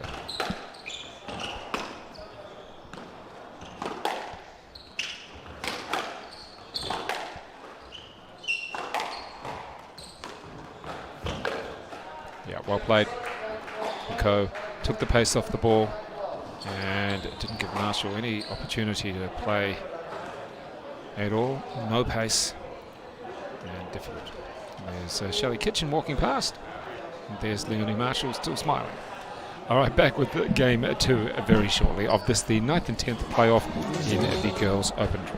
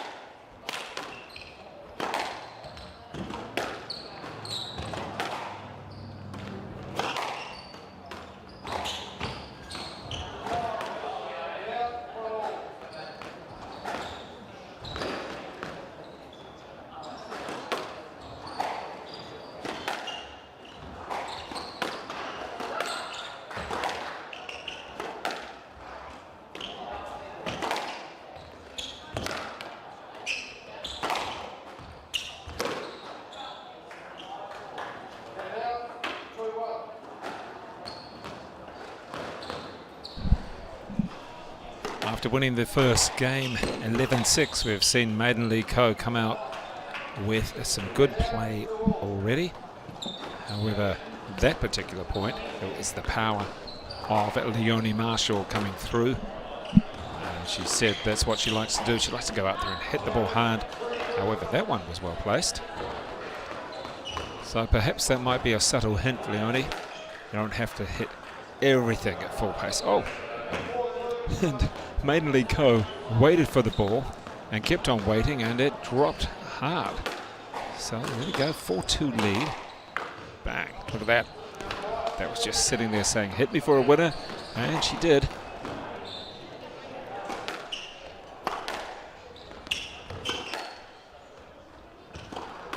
Nice change from one corner to the next. And a little bit more subtlety on that one. Well done there, Leonie Marshall. Takes the opportunity to move out to a 4-point buffer. Drops that one though. Let's see how Ko, the 14-year-old from Mana, can keep on coming back. She should realise that against Marshall it may be, oh, totally mistimed that one. Against Marshall it may be a win or an error. So what it means you have to do is have to vary your pace and stay in as long as you can.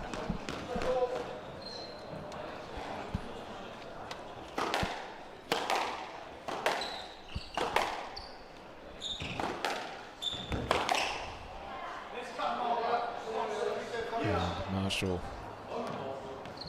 is able to remain in the lead for the majority of this game so far. And there we go with 8-6. Certainly not long-winded points.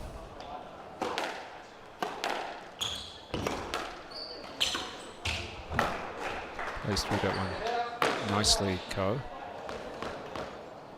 If she can ignore the speedy shots of Marshall and play her own game, take the pace when she wants to, she will be okay in this. She's got a one-game lead. We're down by 2 points in this, the second.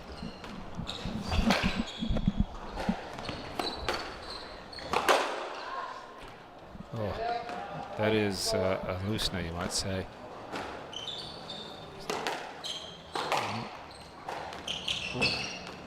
There's a good play. Down the bounce. And now the game ball to Marshall. Can she make it one game apiece? Oh, yes she can. And Ko just finding herself a little bit out of position as the power and pace of the ball came back from Marshall. So one game apiece, and this the 9th and 10th playoff of the Girls Open.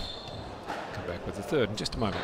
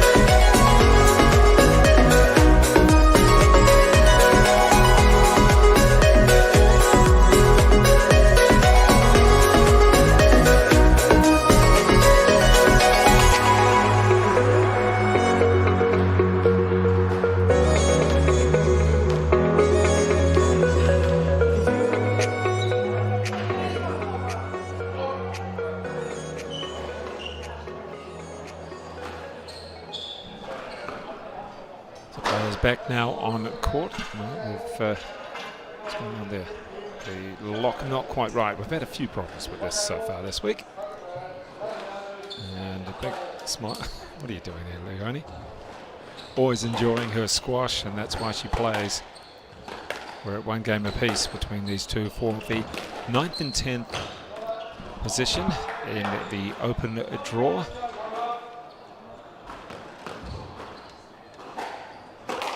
Look at that serve. A real bit of power behind that. Let's change of direction. Ko was almost there, but the ball dropped so quickly.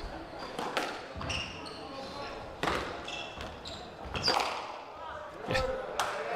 Steps right up and plants the ball down the forehand side. So good play. Don't forget, coming up not too far away, the first of the finals, and that is the Girls Open final. Natalie Says against Sophie Hodges, followed by the boys. Riley Jack Veta Blomqvist against Joe Smythe.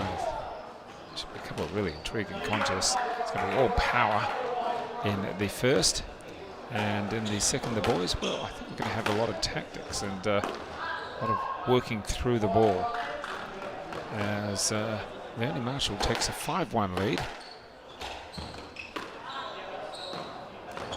Make that 2-5. Go to serve.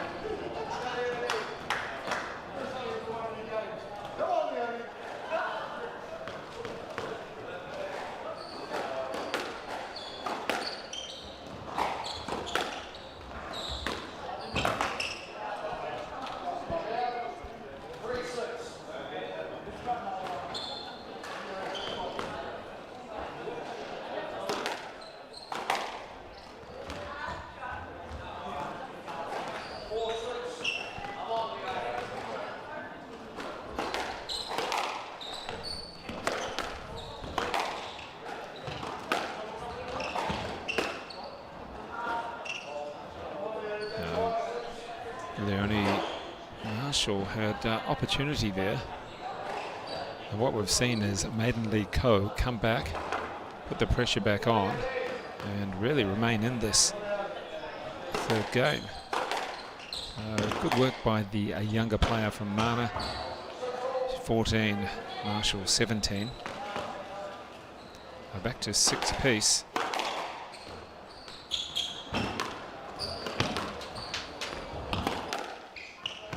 The scrambler is Ko. Doesn't mind throwing herself at the ball.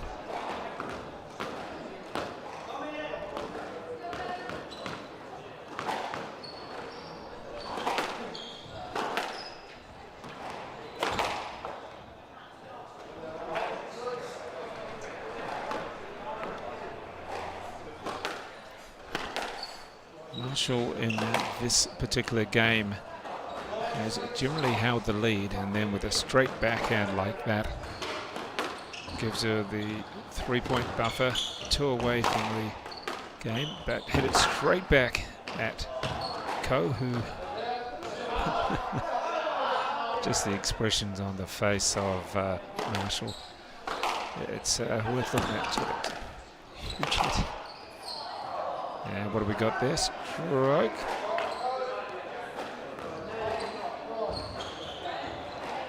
All smiles. Yeah, it was a stroke, and Marshall knew it.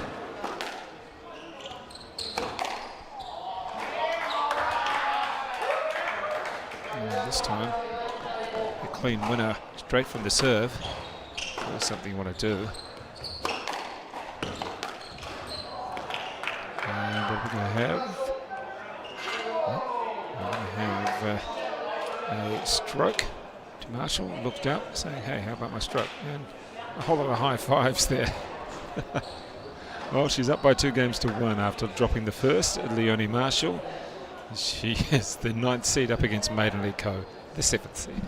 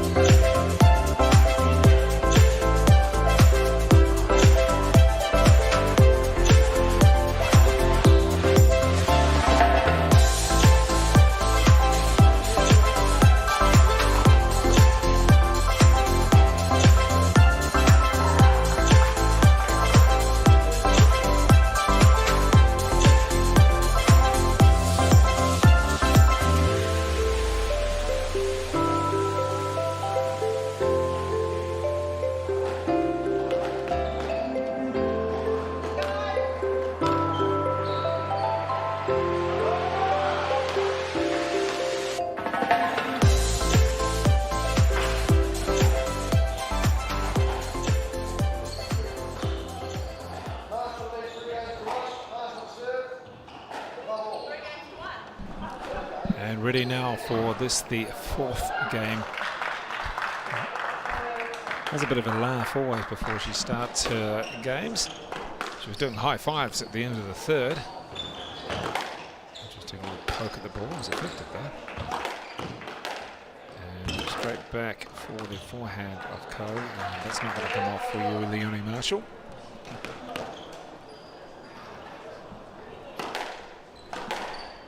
Those players in the 9th and 10th playoff. He left that one a little bit too late, Leonie.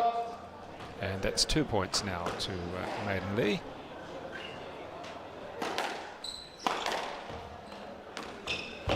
Pick up one place on it. And, good return from Marshall. She's in the right position. This is fairly casual.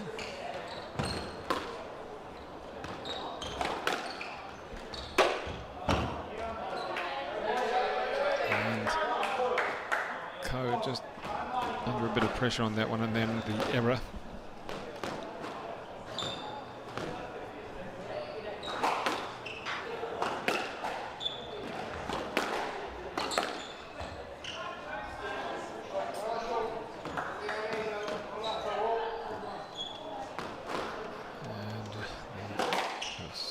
Didn't look as though Ko was ready then, but she's played on.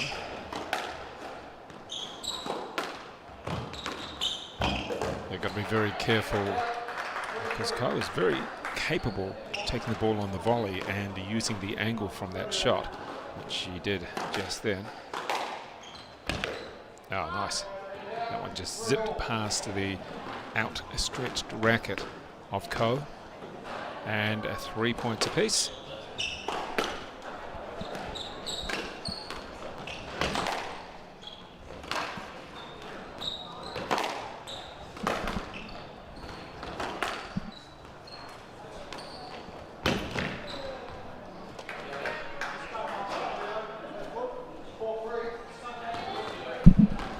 Marshall's done a very good comeback so far after being down by 1 set against Matinee Ko, the 7th seed in what is the 9th and 10th playoff.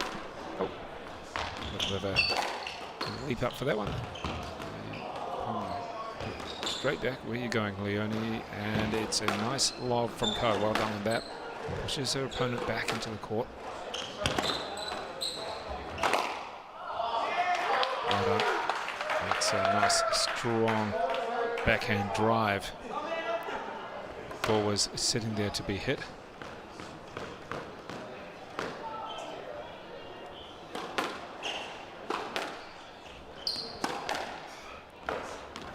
Oh, good play.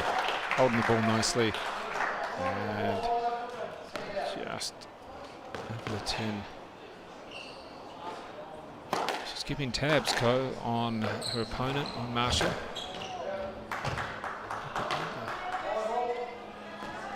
5 each. Certainly not giving up, that's for sure. Marshall, she plays smart, she can win this. Oh, that ball didn't even bounce up at all. So it should be Ko taking a 6-5 lead. There we go.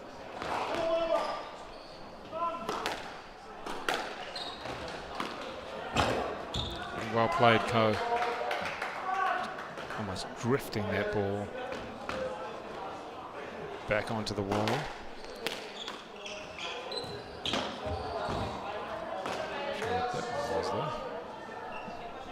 Again, probably too many options on that particular shot. Let's see what Leonie Marshall can do from here. Nice lobbed serve.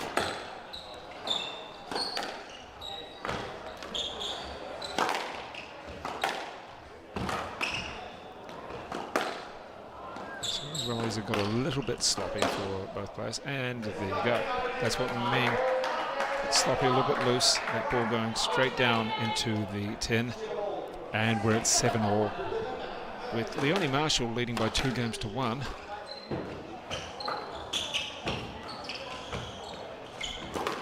Playing it close to the ball there. Oh, good recovery. She's doing well.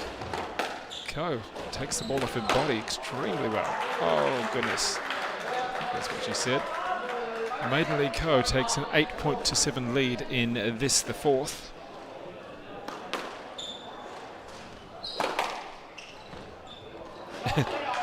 That power, she was almost in the right place, Co, but it zipped past, and there we have a 9-8 lead, with the Girls Open final coming up at 2 p.m. It's just over 10-12 minutes away. 9-all. Are we going 5, or is Leonie Marshall going to be able to win this in 4? Oh, nice. That's a good play from Marshall. Pushing her opponent into the corner, then a drop. She's got match point.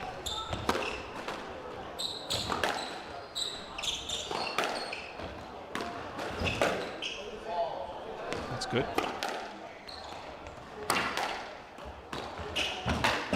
She's having to do a lot of coverage. She's pushing the opponent back in again. Where are we? Oh, she got it, yes. And finally, Co puts that one into the tin. It was a hard work rally, but in the end, 3 games to 1.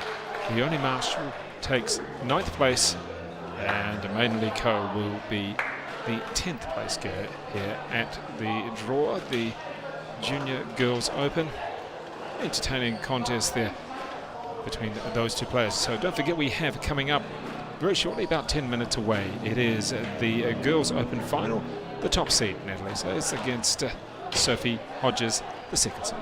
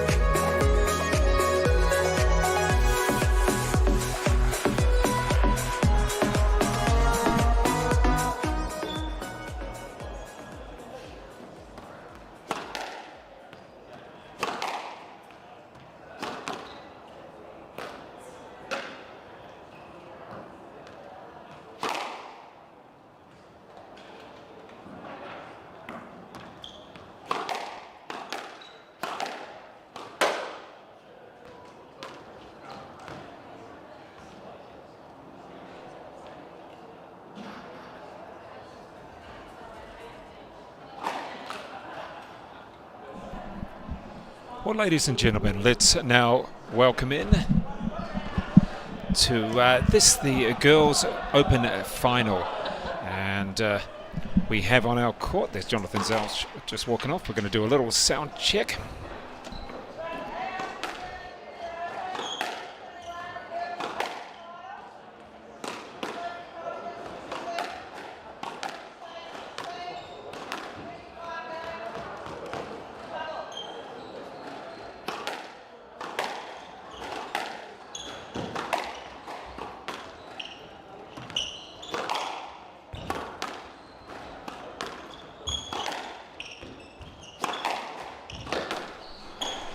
The match between Natalie Says, the top seed, against the second seed, Sophie Hodges, in the white. And expecting Shelley Kitchen, co-commentator, we're expecting a lot of hard hitting from these two players, aren't we? Yeah, I think so, judging from their matches leading into this final. It's been pretty fast and furious games leading up, like I said, into the final. So, I don't think the girls I think they'll get into it pretty quickly. Go for their shots. Just a mistake there from Sophie, probably just settling her nerves a little bit in the first couple of points. Certainly if the ball is there to be hit, it will be hit. There's no mucking around with that, is there? Oh yeah, definitely with the girls. Anything loose, both girls are going to put the ball away. Natalie Says reverse boast from the very far back of the court. Sophie was nowhere near the ball, but just a mistake there. So yeah, a few quick points. 4 points already after a minute or so. Yeah, these two players don't muck around. No, they don't. So, and they're still young as well. That's the other thing we have to remember, is that both of these players, Natalie's 16 and I think Sophie's still 15. And you've got Natalie from Auckland. And she was getting some advice earlier on from Paul Hornsby. And we've got Joe Williams, the coach of Sophie Hodges out of Hamilton. In fact, they're actually Sophie's staying at Natalie's house. Yes, yeah. At Natalie, they've got the Waikato Open coming up this weekend, and they're also staying together at Sophie's house. So, rivalry on court, but also good friends off the court. So, yeah, that's always good to see that players can play hard. I'm sure there'll be a couple of smiles. Maybe not so much from Natalie. Sophie every now and then brings out that big smile. Yeah, that was the longest rally of the match. Sophie forcing the mistake from Natalie in the back forehand corner. Natalie's made a couple of mistakes in the post. Serve sitting up, and Natalie a forehand winner killed there. Yeah, so far no real pattern just yet, but you don't really expect that in these early stages, particularly of a final. Yeah, probably just both finding their way a little bit. A few more longer rallies. A couple of girls are snatching their shots a little bit as well, and a few sort of stroke balls around the middle of the court. So we've got a stroke there for Natalie to equalise the score.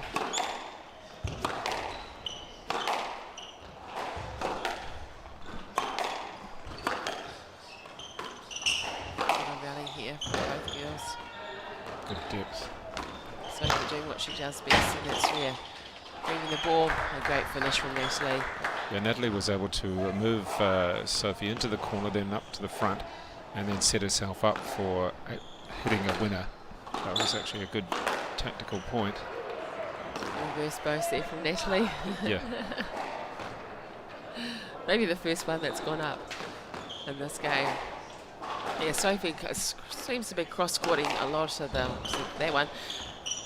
Serves off the serve, cross-courting, so she probably needs to straighten up a little bit. Is she on the backhand side, I think?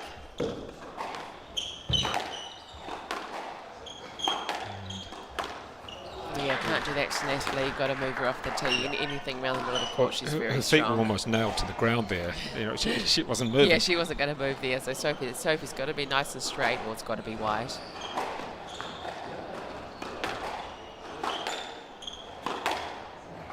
Oh. You picked it up. Back there. Yeah. Just.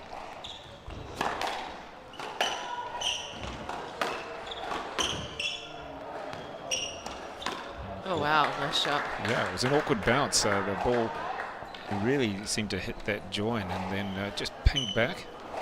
Yeah, set up a little bit. And Well, we were quite cool this morning. We did start at 8 o'clock in the morning, of course. It was quite cool on the court. However, these players now, it's warm outside and there's quite a good crowd in there as well. So it should be fairly warm on the court. yeah, the ball's flying around and has been a really nice weekend here in Remuera all weekend. Nice conditions for squash. Well, it's the first game. Gee, that just came around quickly. The All last right, 2 points yes, just rolled yeah, over so yeah. quick. And Sophie Hodges just staying on the court for a few seconds now coming off. Now, if you were, you can see Paul Hornsby there to the left speaking to Natalie. Joe Williams, someone off there to the right. Shelley, if you were Joe Williams, what would you say to Sophie Hodges about how to come back in the second game? There you go, you play coach. A lot more straight, especially off the serve. So she's cross-court and everything. Natalie's just in the middle of the court, really dominating around the middle of the court. And it's probably just a little bit loose at the moment from Sophie as well. So tighten up if she can and wide cross-courts and straight off the serve. Okay, there we And go. steady. That's the summary. Let's see what happens in the second game of this, the Girls Open final, very shortly.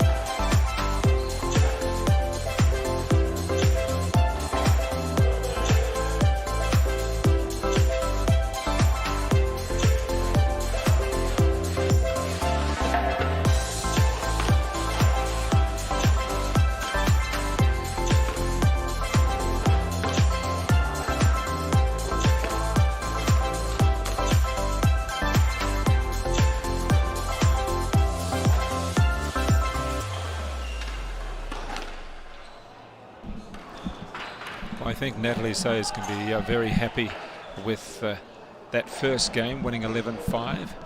She was sure-footed in the middle of the court and able to take a lot of shots from there, Shelley Kitchen, because Sophie Hodges just playing a little bit too much cross-court, you mentioned? Yeah, I think so, just off the serve.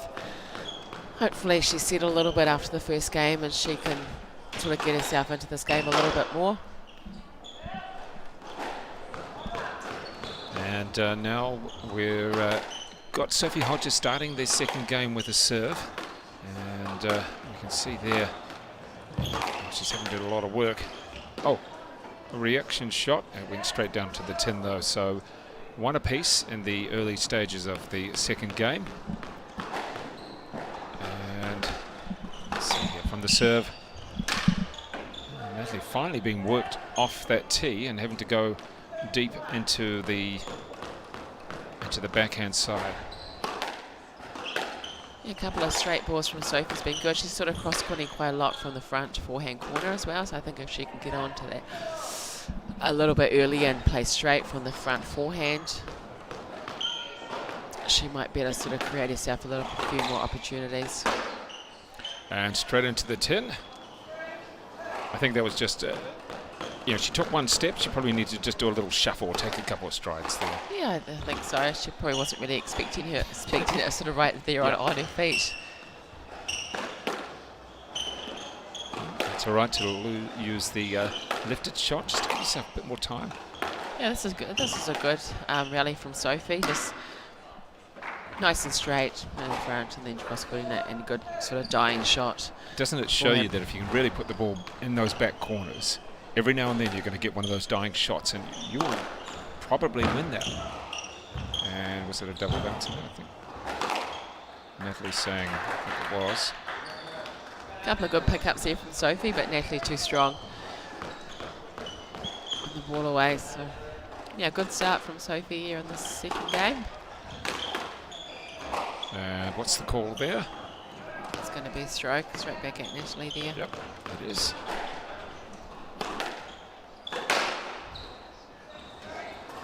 So now Natalie's just snatching at the ball. 6-3. Yeah.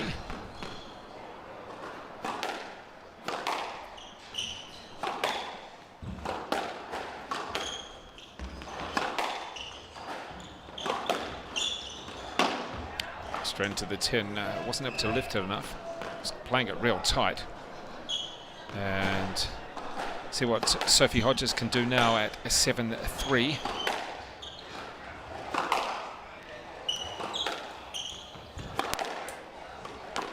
So 7-3 up. There's Hodges. And this is the girls' open final here at the Remuera Rackets Club. Don't forget the men's final, well, the junior boys' final it is. They both got PSA rankings, so you could say they're men. And that's going to be Riley Jack Vetta Blomqvist against Joe Smythe. In the meantime, 8-3. She's got a really good lead. Sophie Hodges playing a much better second game. And a bit of a smile there from Hodges as she goes up 9-3.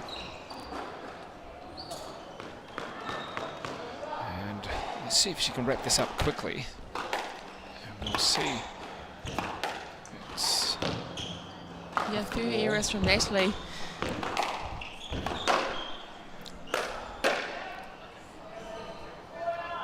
So one back for Natalie.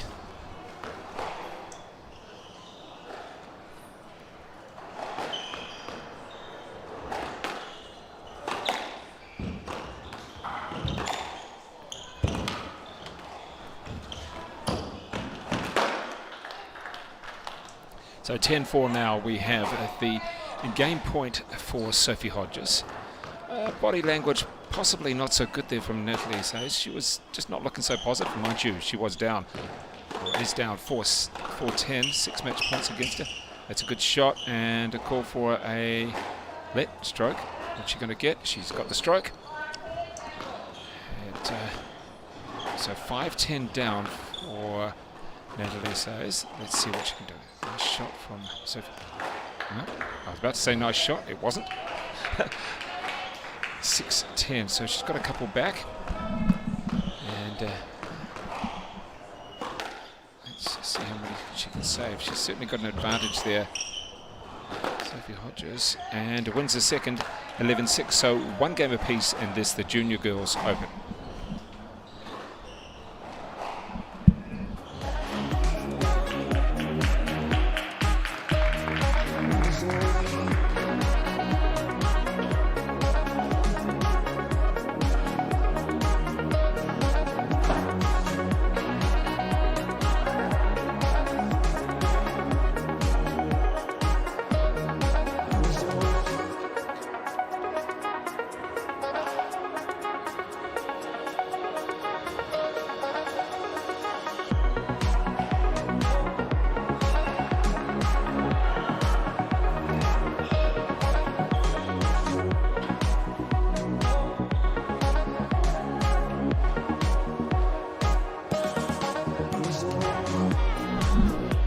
So we'll just do a little test there. You can hear me all right? Yeah, now we've got the full actual noise, and I can hear that. No, I can hear it. So just give us some test. No, it's okay. Hi, 1, 2, 3. Yep.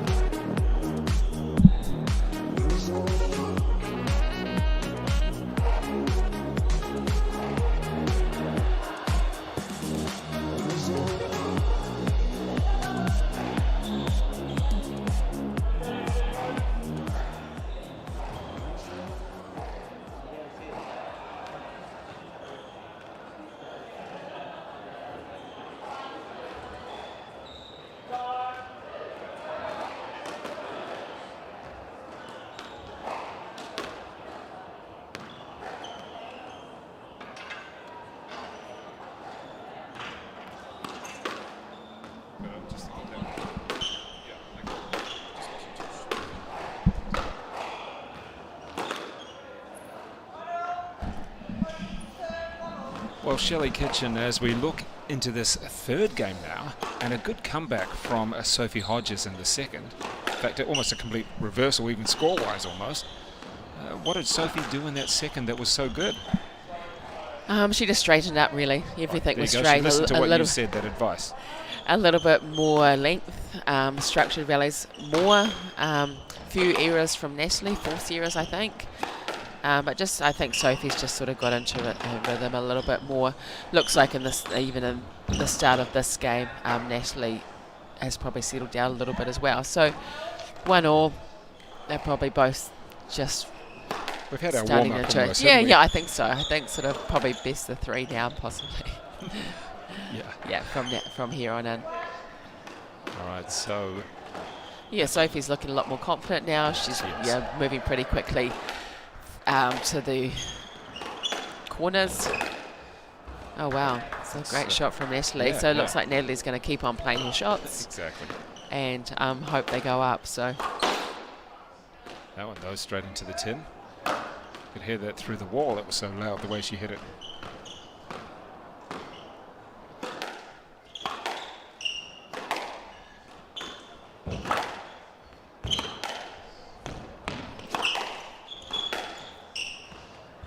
Well, somehow she picked that off her feet, Sophie Hodges, and made all the right. rally. Oh, well done there. It's a good get there. A reverse boast from Natalie. She plays those well, doesn't she? Well, She she does them does. a lot. We've got a discussion about this. What's is it something to do with the tin, is it? That's been like that for a long time. So I don't know why they just noticed it now. And yeah, and the tin's probably Well, if you're worried slightly about, lower than. yeah, if you're worried about the ball hitting it, then you shouldn't be, because you don't want to hit it Yeah, full stop. yeah. It's funny. It's just been picked up right now because it has been like that. I don't think it's going to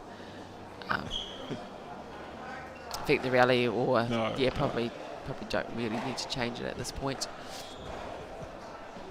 Well, it was like yesterday with Riley, Jack and I were commentating on Benjamin Adams and his match. I think it was against Mason Smales, and we thought there was a smudge on the camera.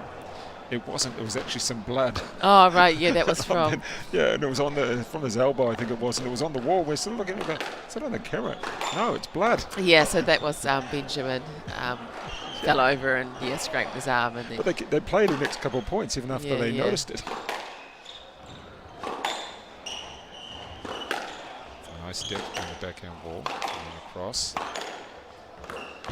kind of a bit loose shot. Oh wow, That's she's the dive, dived. Oh, and oh. she's right. Seems to be okay. No complaints. I think it was a dive almost a little bit too late, a desperation dive. Yes, yeah. Oh, Oh, about to do I it think again. I that thought was she was gonna go possibly head a first little this time. bit mishit there.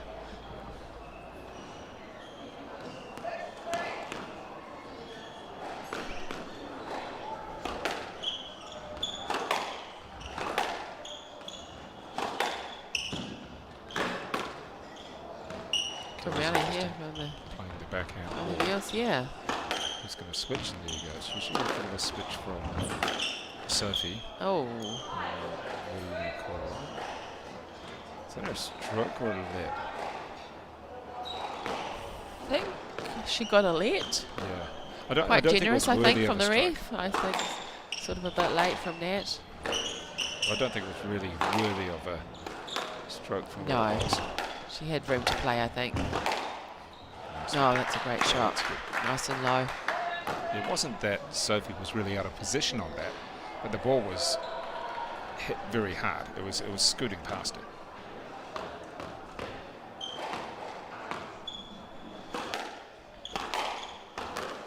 Oh, there it is again. Look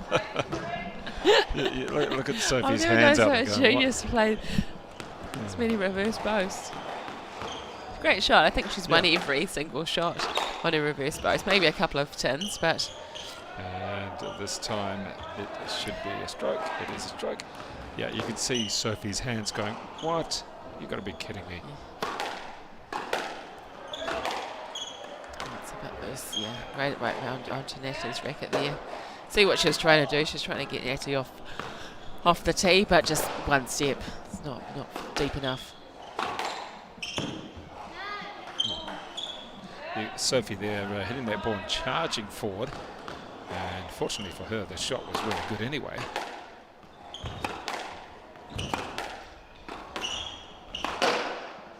Oh, Natalie a little bit off balance, I think.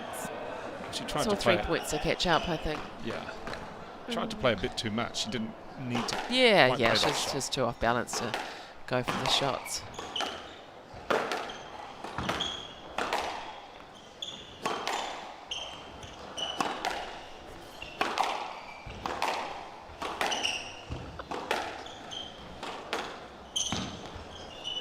Back the corners. Oh. Oh, how lucky she Natalie was there. Happy to get that point because at one stage she was in two minds about where the ball was going. I was waiting for a reverse post. Yeah. And Shelley, at a game point here for Natalie, there is a junior camp or a junior workshop over the next couple of days in Auckland. Yeah, there's a development camp on Monday and Tuesday. Henderson and the National Squash Centre for a few of the players here. So Sophie saves that game point. And that's good to have them all around. You've got a few coaches around the area at the moment anyway. yeah, it's really good. It's good to kind of just do it at the back of an event. It's not sort of physically going to be tiring for them because they have had quite a tough weekend. So Yeah, a lot of matches for some of these players. in 3 yeah, so days. in the open draws I've had 5 matches unless there's been any buys. So more of an educational camp. Got a strength and conditioning sort of person coming in and psychologist and learning a little bit more about the end-to-end pathway that we've just developed as well, and some match analysis. And yeah, so not so much on court such, especially after a big weekend, but A couple of points back for Sophie Hodges. oh yeah, she did well to sort of get a few of the rallies back there. And Natalie, as soon as that point's won, she's off. That's it. It's Yep. it's her way of going. Positiveness. I've got it. I'm off. I don't need to hang around with the court anymore. And 2-1 for Natalie Sayers against Sophie Hodges, the top seed, leading the 2nd seed in the Girls Open. And as you can see up on the screen there, it is Riley Jack Vetter Blomqvist against Joe Smythe in the boys' final, coming up after this match.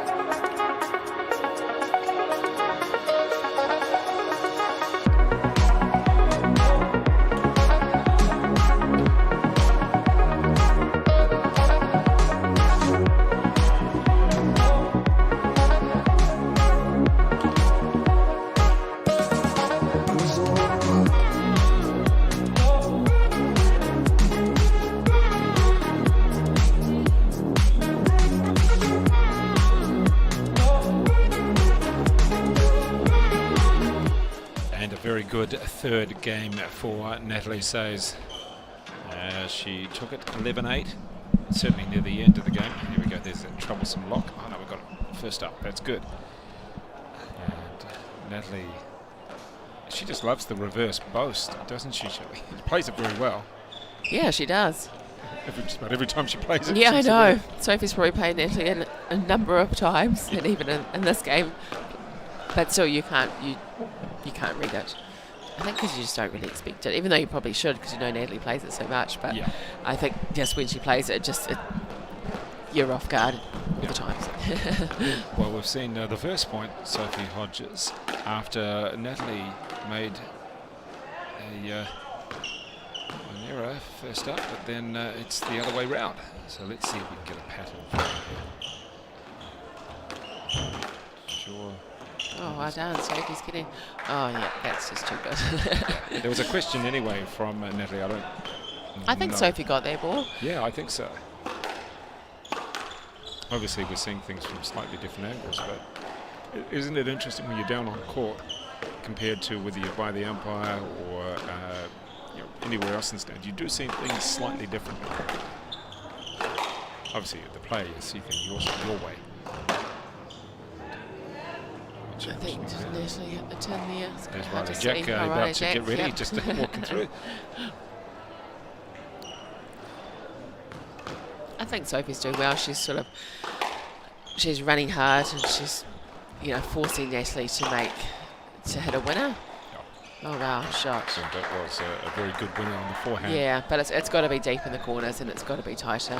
Anything around the middle, we know Natalie's going to try and put the ball away. So That was right within the hitting zone for Natalie. yeah. Yeah, it's a perfect hitting zone. You like getting a ball there because it just feels good. So I'd like to see a little bit more energy out of both players. Sort of a because quick boast there. yeah. You see both players on their toes and really rearing to go into each point. Oh.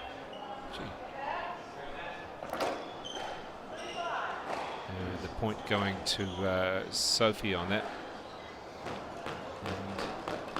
And we might see a bit of energy, but there's also got to be that you've got to play the point and build the point as well.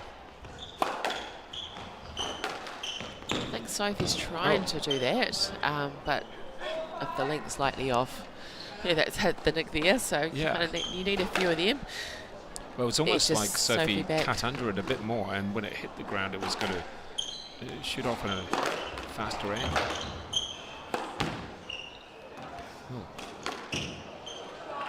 Well, we've just seen a couple of points by both players where the timing hasn't quite been perfect. Just need to settle themselves down. Maybe a little bit of nerves from Sophie on this drop shot.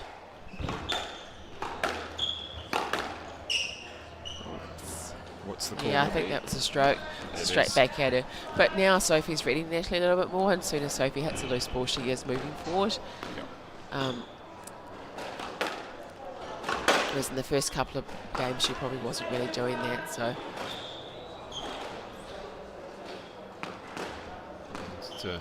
Natalie says there, the 17-year-old. Let's see what she can do. And just want to see a couple of small steps from Sophie at times. A lot of players do take the big stride. That's great. But sometimes you just got to do a little shuffle. Just get yourself into a slightly better position if the ball's travelling fast. yeah. Sophie's trying to lift it a little bit. Yeah, you can see how where the angle of her racket was a little bit more to lift it, so it came underneath it. Didn't quite work on that occasion.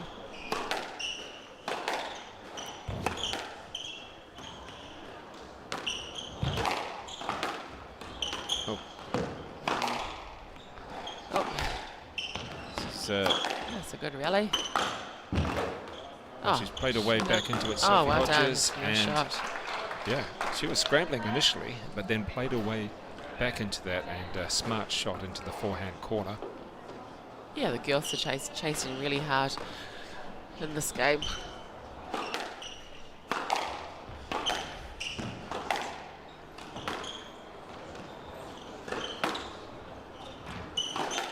It's a big point here. Oh. Yeah. It was well done to get that ball Yeah, it was back. a really good get, but Yeah. There good was no effort. way Yeah. that Natalie could have hit that. So getting closer to match point. Nice effort by Sophie Hodges. Nice dive. Just not quite what she needed to do. And Natalie's got 3 match balls yeah, now. so decisive forehand to put herself in that position.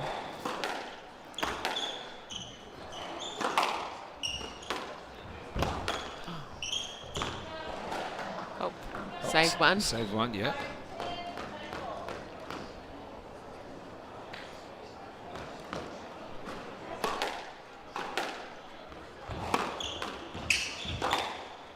Oh, nice shot. Yeah, that's a good ball from the Great game from backhand Natalie. cross court. And for you, Shelley Kitchen, from Natalie says there, how would you describe that victory? She's let out a smile then, so good stuff. Well done, Natalie. But how would you describe Yeah, it? I think it was really good. I think she'd be quite relieved.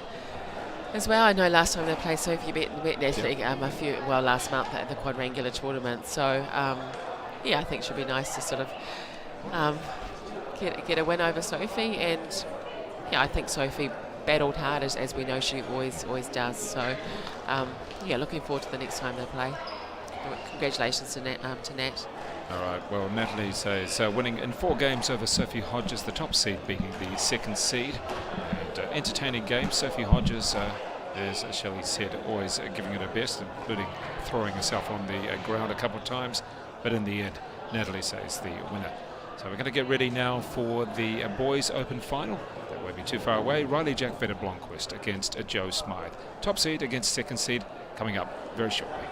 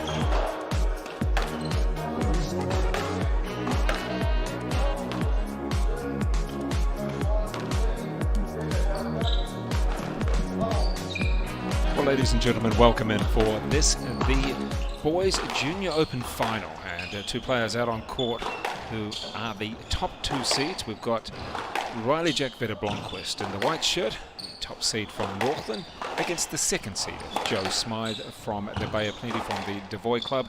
And Sean Wigan, we're expecting a long match in the sense of tactics playing coming through here between these two players, isn't it? Well, the first thing I'll be telling you guys is long rallies. There are going to be heaps of long rallies in this game, so... Well, we're still in the first one here and must be up to 20 shots already as these players work each other around, look for the gap.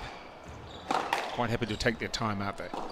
Well, this is how they both play, so, you know, they both aren't the best shot-making players, so like you saw there, just maybe wasn't very relaxed hitting that volley drop there, and we see the first mistake of the game.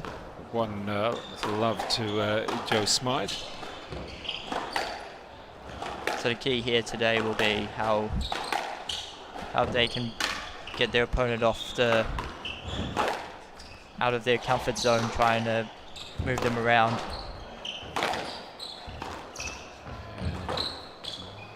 Just again, take his time. Shot. Good. Both of these players are able to move around the court very well.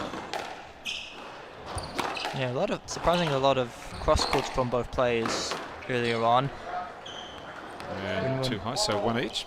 Yeah. We have to do our unofficial scoring here at the moment. After a little glitch that has occurred with the scoring system, so 1-1. Yeah, that's a nice shot there from Joe, 2-1. And in the semi-finals, Riley Jack, who just played one of his best matches, I would say, to defeat Apa Farialova in straight games, whereas it was a 4-game match from Joe Smythe, tough one too, to defeat Mason Smales. And we're at 2 apiece now. So a 2-2 in the first game. Nice little dab at that ball. Oh, double swing almost. So 3-2 Joe Smythe. And early stages, you can see the players just working each other out. They know each other's game. It's not like they're new players to each other. Just working through. Well, they're pretty good friends off the court, Yeah. so it's certainly hard to play someone you know very well. 3-3.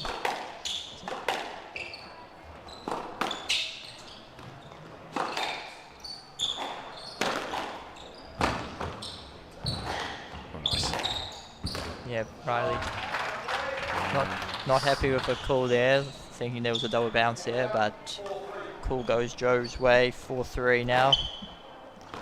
Tight earlier on.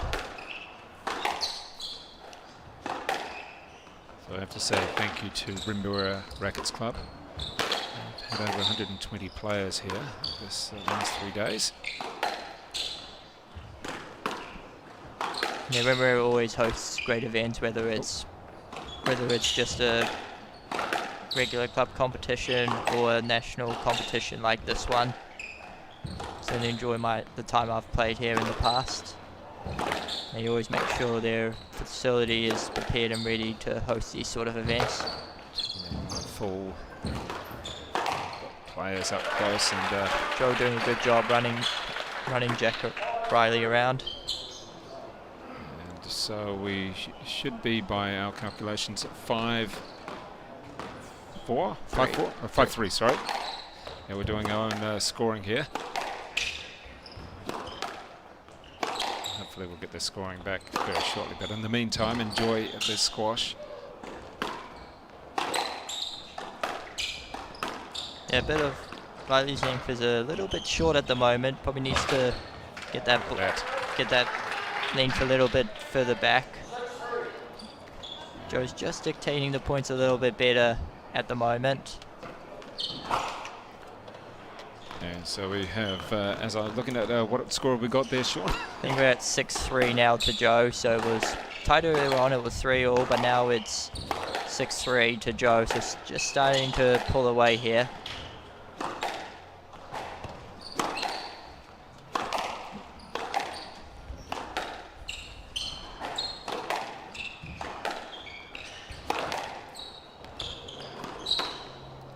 Dropping under the ball. Working each other out, playing the backhand line there.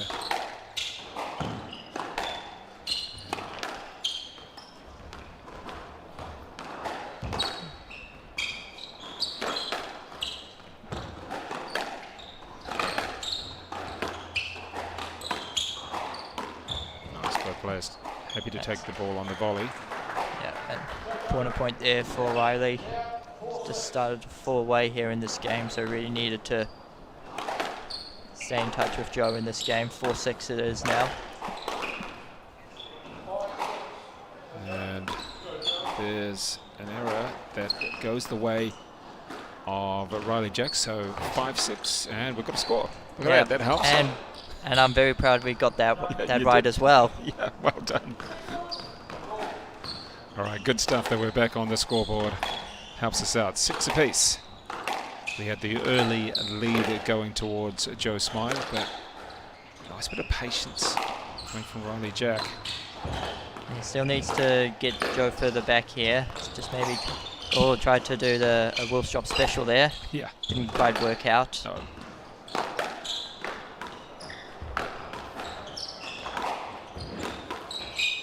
And just a loose one there. Stroke to Joe Smythe there. 7-6, he leads now. We had a couple of strokes against Riley Jack in one of his games yesterday. I think it was actually the quarter-final, 2 in a row. Smythe now with the 2-point buffer. 8-6. Certainly handy. Fought himself back into this rally. And a little bit frustrated with that one though. Yeah, it's a very crucial stage here. You don't want to be giving away cheap mistakes.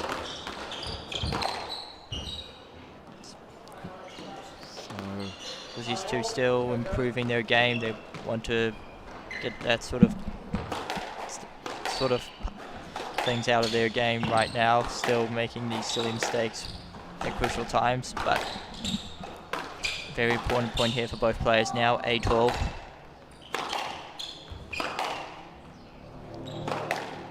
Just a bit short here once again from Riley. Needs to get that lane further back. Notice, Sean, that both of these players punch at the ball rather than take big full swings most of the time. Particularly on that forehand, they're happy to do a short little punch at it. Some other players are happy to take their racket back for a full swing. Yeah, so just add a little bit more deception on the call, but I think we just need to get that length further back.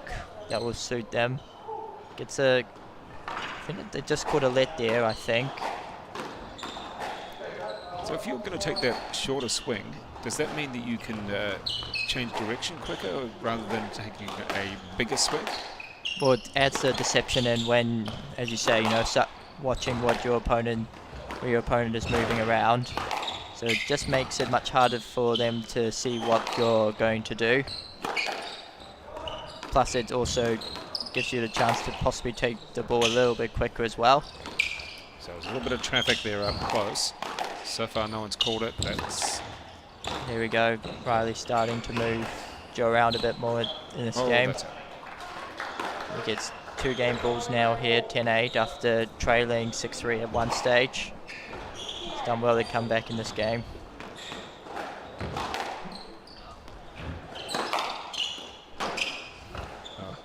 Yeah, that one just really almost landed on his toes. He just flicked it off his foot.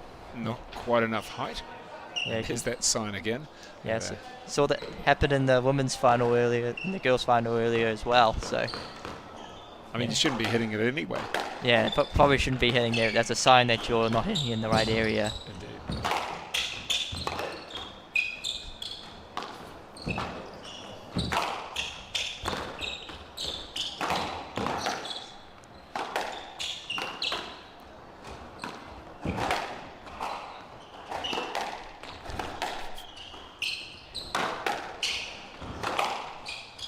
big rally this. Joe was in trouble for most of this rally, but he's got himself back. Position now. A bit more pace on the ball as well. That's a really nice drive there. Really loves playing that shot just to catch his opponent out there, and that proved a very crucial stage in this game. Gets the first one, 11-9. You can see Paul Hornsby about to have a little chat. I was about to say with, oh yeah, no. With Riley. Yeah, I was thinking that Riley was going one way and Paul the other, but no, he's just picking up his drink bottle there. So that is the first game, 11-9. After Joe Smythe had a little bit of a lead there. So Riley Jack Blomqvist, the top seed, takes the first game, 11-9. And we get ready for the second game very shortly.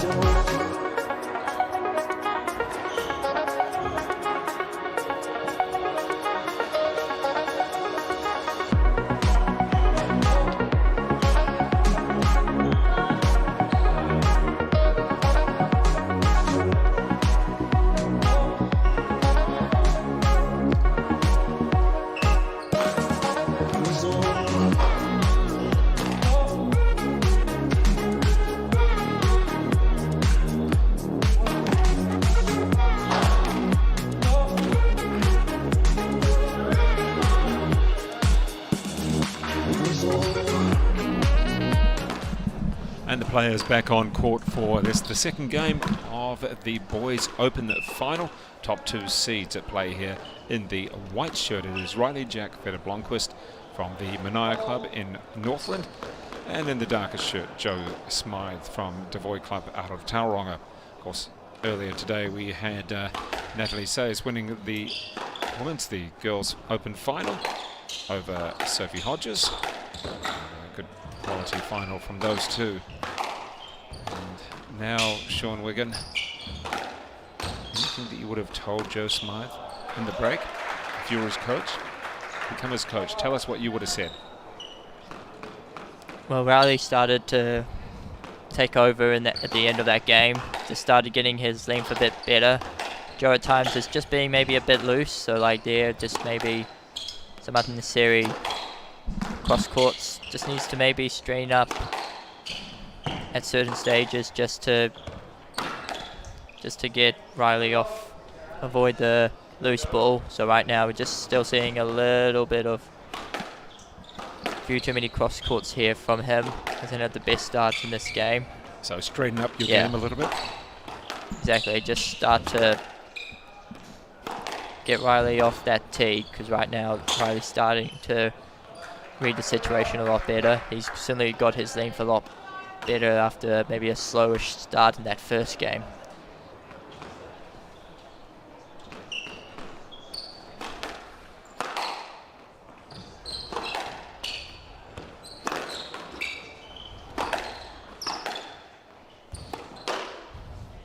And that's a very odd shot for Riley to play. He doesn't normally play those sort of drop shots. He certainly showed with probably not the best technique in that occasion. Yeah.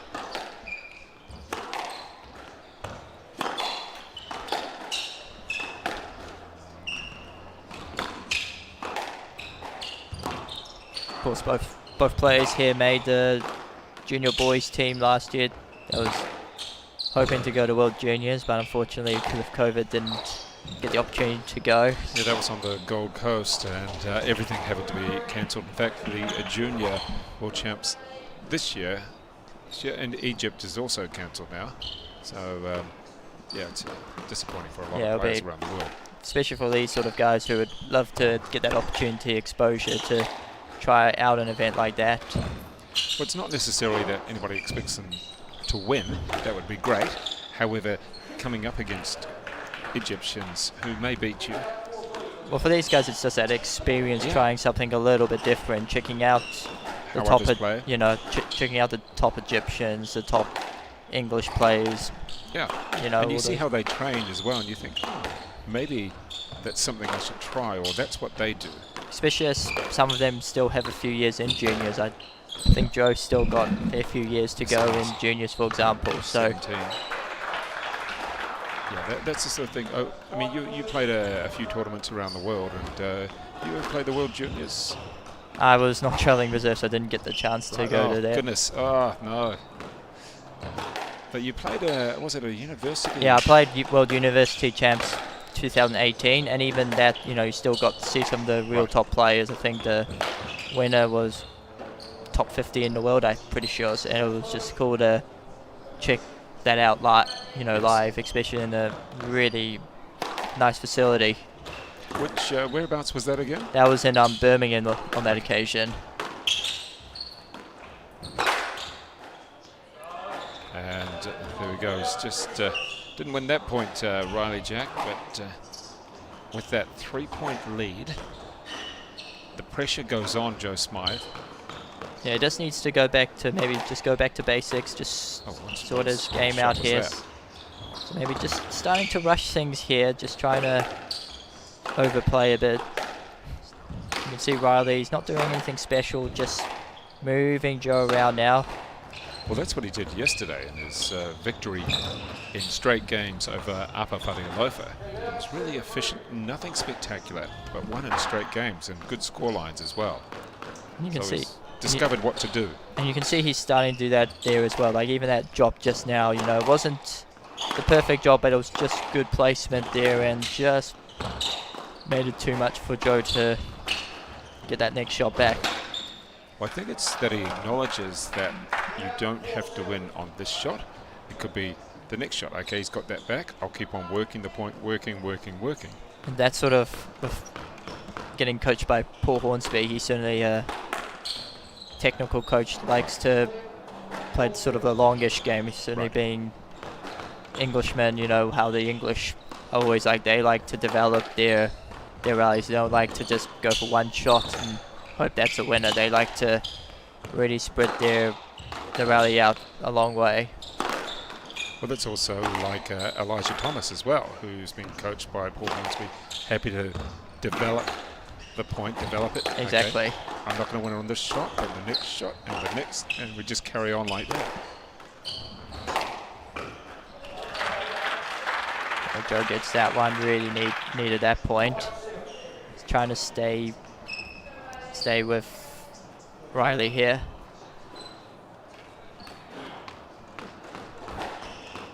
Five, 7 here now.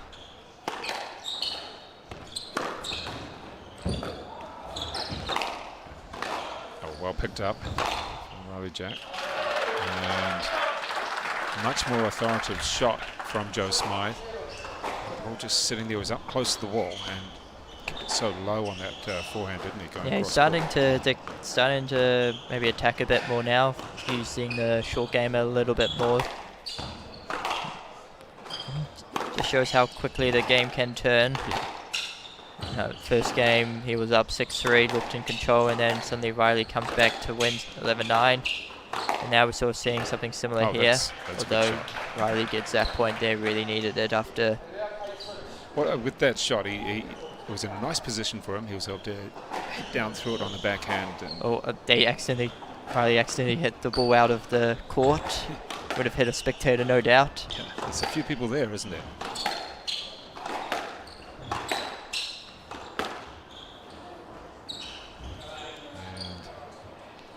Fairly warm around the courts, warm outside, but around the courts we've got quite a few people. They're all enjoying themselves, looking at this particular game as 9-6. Interesting stir, right. Oh, Didn't lose his footing there, covered. And That's well credit to Joe Smythe there, he almost looked as though he'd slipped. yeah, I think I think it's 10-6 now. Yeah. 10-6. Wasn't sure what that last shot was. Thought it might have been down at one point. Anyway, Riley's got 4 game balls now. Take a 2-love lead here. That's well played. Yeah, nice pace. Very nice. So 2 games to love, 11-9, 11-6. Riley Jack Vetter-Blomqvist in the boys open final against Joe Smythe.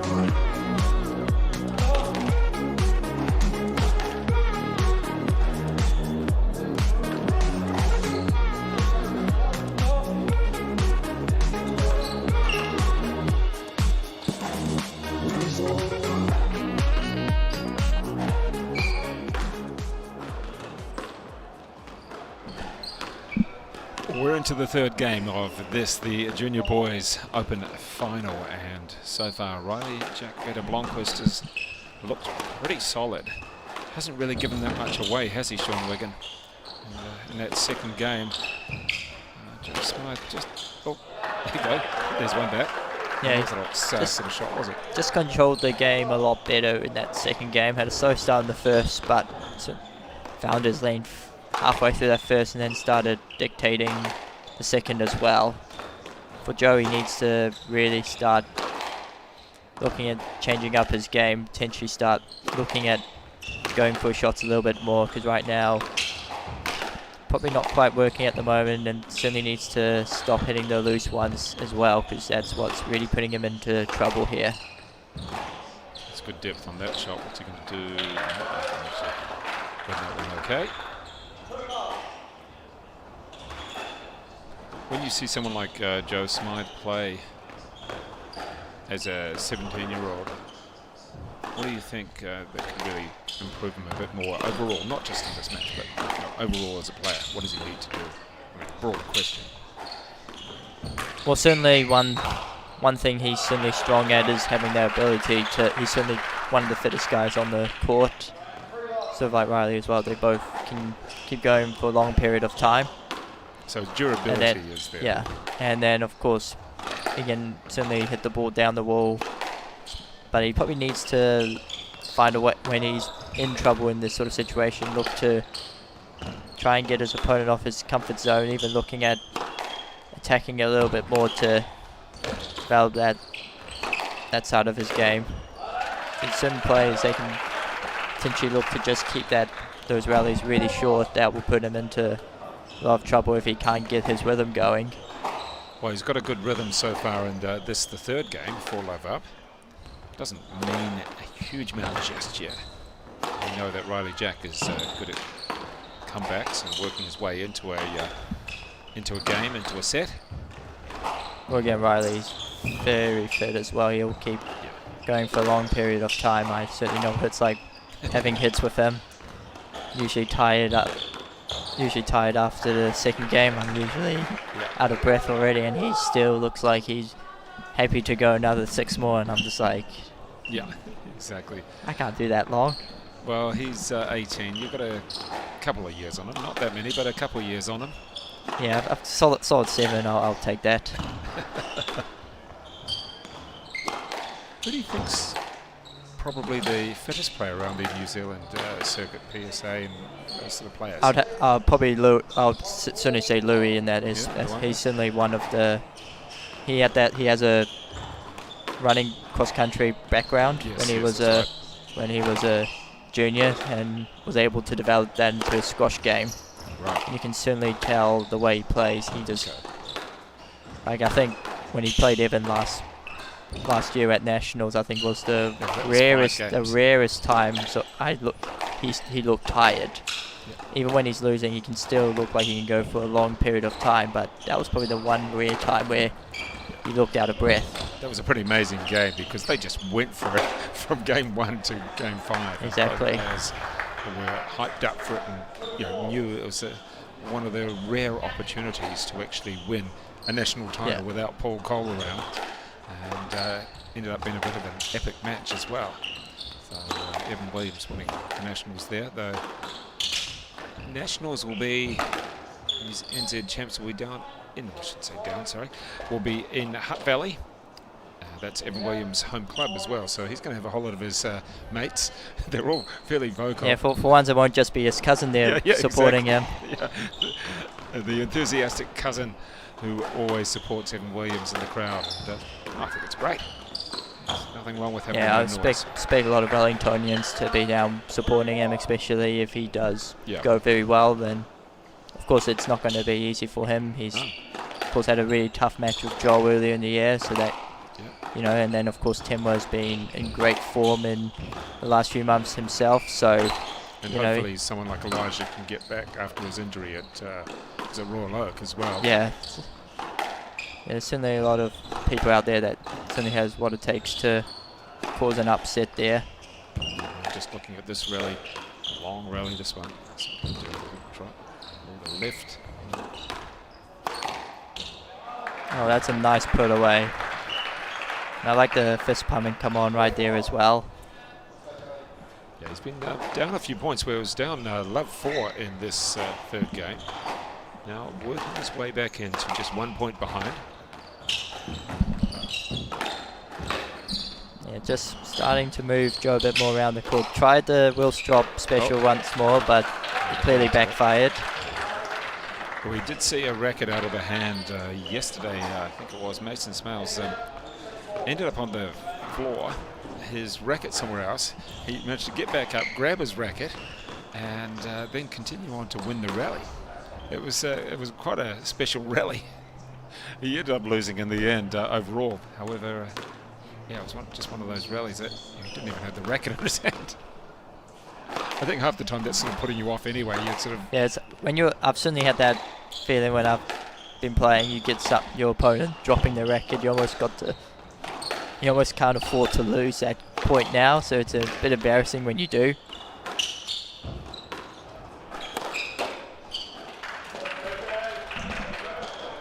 Few mistakes from Riley here though, so after making a good fight back previously, now he's got a bit of a deficit again, 7-4 now to Joe. Was it in the first game that we had Joe Smythe up 6-3 and Riley? Yeah, he was 6-3 down in that first game, so he's certainly capable on making a comeback here, but making hard work when he makes mistakes like that. Yeah, making hard work for himself, and I'm not sure what Joe Smythe will be thinking right now.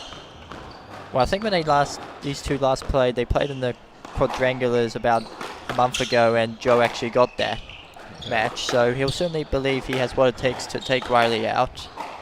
He's played a bit more squash over the last couple of days. Really just one extra set, and that was in his semi-final. Yeah, well, they'll both be fit. There probably wouldn't be too much of a problem there anyway. And at this rate, he's just lucky to have got that shot. And I'm thinking, hang on, that scoreboard. Yeah, there we go. There we go. Yeah, Let's just throw a few points around here and there. Yeah. Really nice play there from Riley. Really needs to, even if he loses this game, he just needs to get a few points here to get some confidence going into the fourth. Right now, Joe's just starting to force more mistakes from him now. So if you're down significantly in a game, you maybe have a couple in your back pocket, do you just go for it? Or, you know, there's a mentality, oh, well, I'm going to lose this, I might as well just go for it. Or do you try and work your way back in and try and practice a few shots?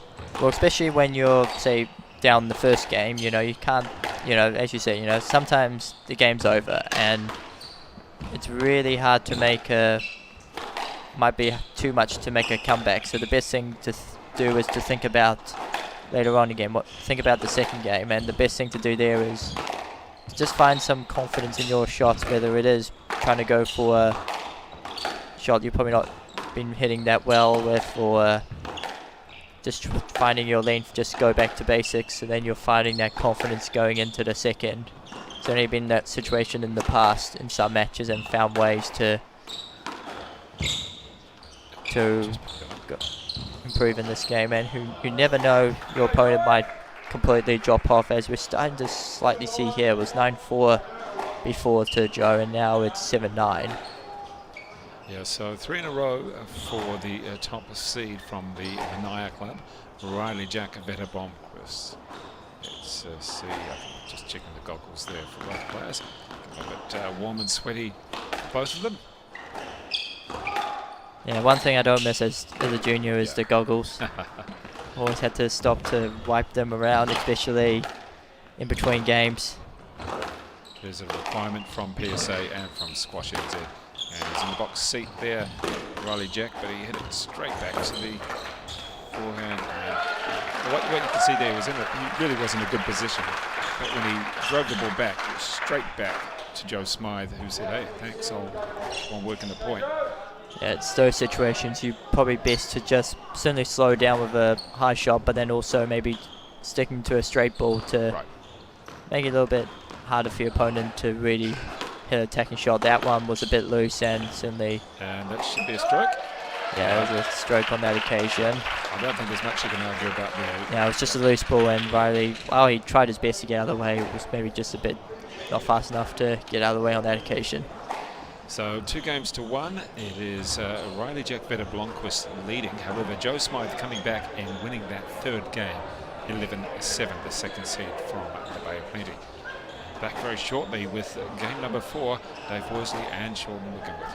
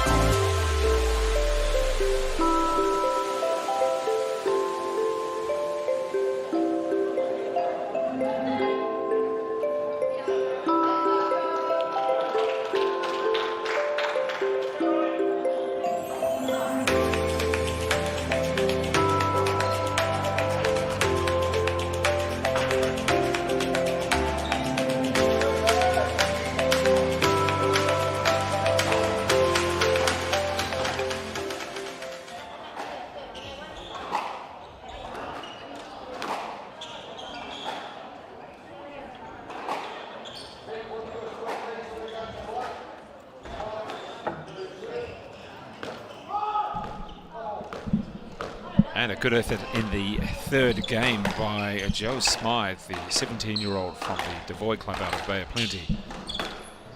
played a bit more smarter and forced a couple of errors out of Riley Jack Vetter-Blomqvist. Sean Wiggin, I think you've got to be quite impressed there. He held on to the lead, whereas in the first game he had the lead and sort of, I wouldn't say let it go, but Riley Jack came back at him. Well, he stayed composed in that game. Like, a few things weren't quite going his way midway through. I think he was up maybe 7-3 or something, got back, and Riley got back to within 1 point, I think. So, a little turn there, nice little pirouette.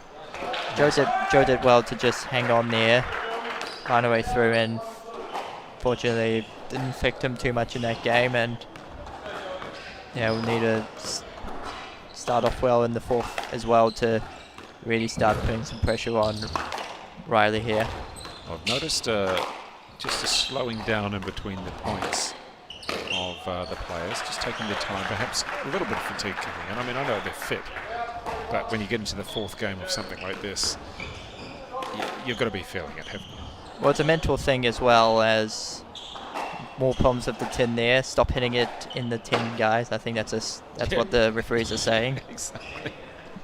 But no, when you start to get later in the game, you know, it's not just a physical thing, there's a mental thing as well. Trying to just slow it down to give yourself that extra time to, especially when things aren't going well. You see some players purposely just slow it down to just sort of slow the momentum down for their opposition here. So you see Joe didn't quite make it easy there to. I like to see the players checking out where their opponents are if you've got enough time. Riley just checking over his shoulder where was Joe Smythe, and feeling reassured. But that's another thing you don't want to do when you're in that position. You don't want to start wondering how long your opponent's taking, because if your opponent starts seeing it and the refs aren't doing anything, of course they're going to then start to frustrate you a bit with that. You can't really control what your opponent does, but you can certainly control what you're doing, and you're focusing on your game. You should be too strong in the end. And a couple of good shots there from Riley Jack, and 5-2 up. Leaves that one late and just collects it, the racket.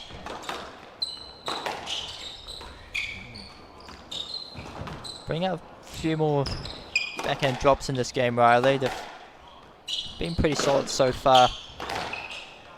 Punch at that one, zooming across the court, but picked up well from Riley Jack. Tied on that occasion, and yeah. Look at he's just, I wouldn't say dawdling, but he's just methodically making his way to he had those sort of moments last night in the semi-final as well. Just even leaned down a few times to show he's a bit exhausted after a few big rallies, and as the opposition, you know, you'll know exactly what to do here. You'll start to speed it up a bit, try and force them to play on.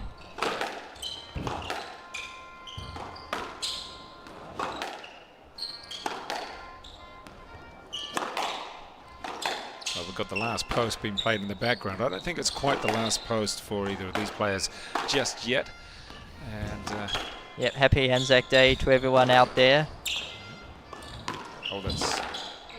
Oh, you've got to be a stroke there to Smythe.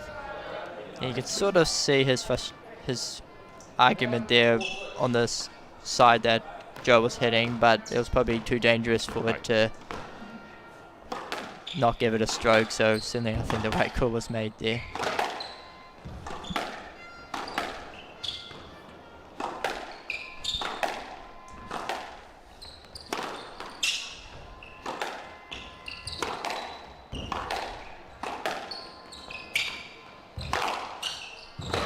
Big point here for Joe here, because he needs to stay in touch here. What's the call? Both players turning around and sort of hope one I think they've given a no let here. Yep. Yeah. I don't think there was anything too much you could have really hoped for.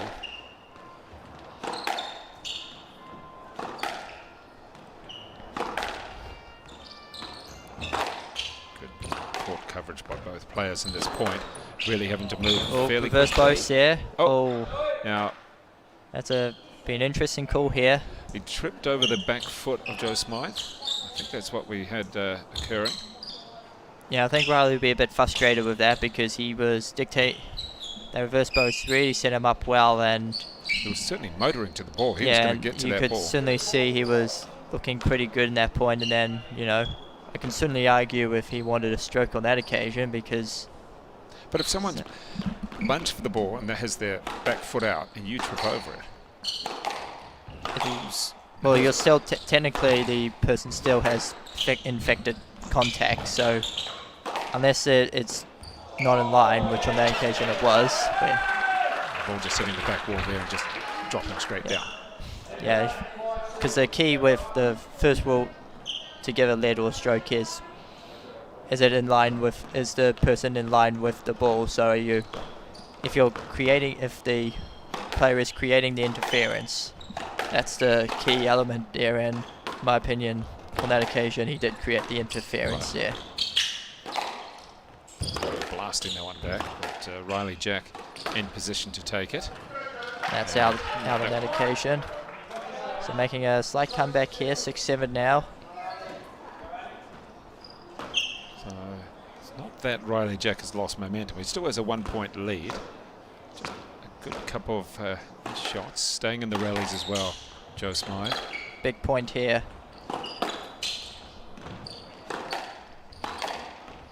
Well played there, And really nice That was volley there. driven down the forehand wall. There was no space there to actually get close to it. It was tight.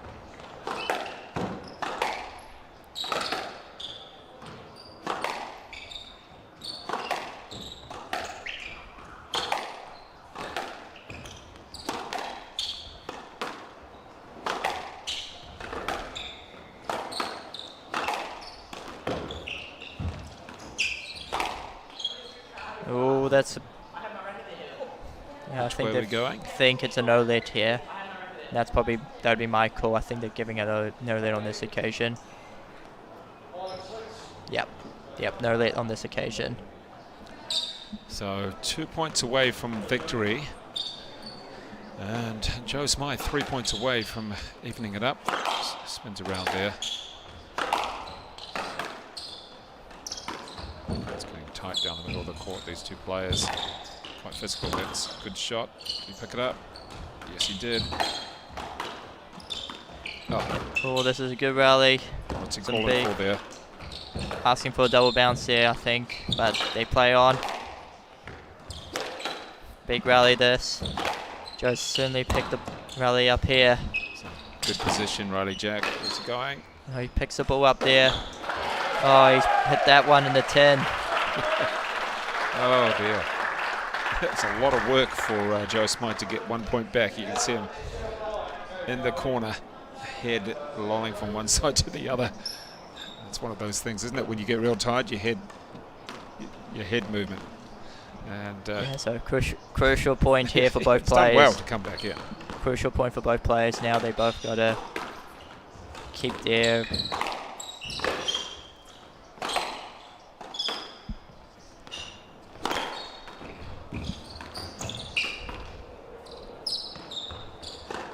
Just taking his time there with a little bit of elevation on the ball.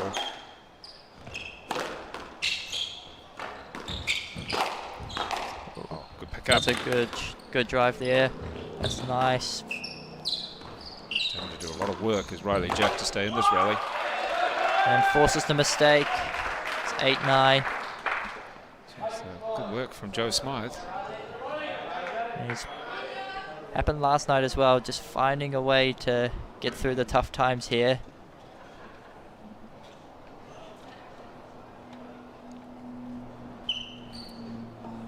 Took a lot of confidence if he can get this next one, being 9-6 down and then coming back to 9-0 after some big rallies.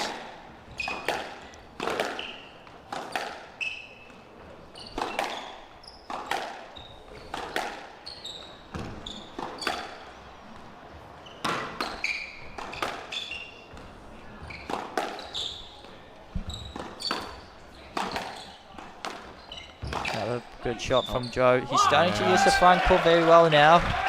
What's the call? I think it's a stroke. It is. So it's 9-all now. Joe's starting to use the front court a lot better here. And always good to get a stroke to take it to 9-all as well. Yeah, would have a bit come on there as well. So now he's suddenly got some confidence from the last few points, and that's forces another mistake. Oh dear. So after being 9-6 down in this game. And wandering up to the front of the wall after every point now. This is how many in a row now, do you think? Yeah, well, that's now, he's won 4 in a row now. That's the mental game there, right there. Just finding a way to slow down when he needs to. And he knows how important this one is. Game ball to make it 2-all.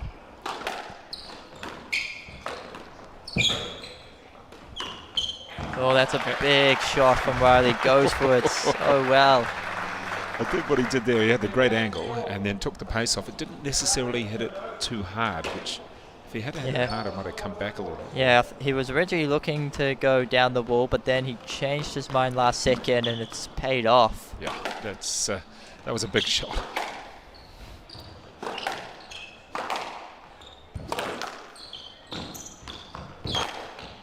Still, and he wants to play for here, 10-all.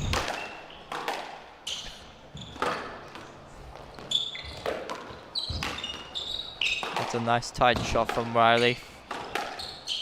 Making Joe drag that ball back, but now it gets tangled up there. What's the decision here? Get tangled up on himself, or was he just a bit too close to Riley Jack?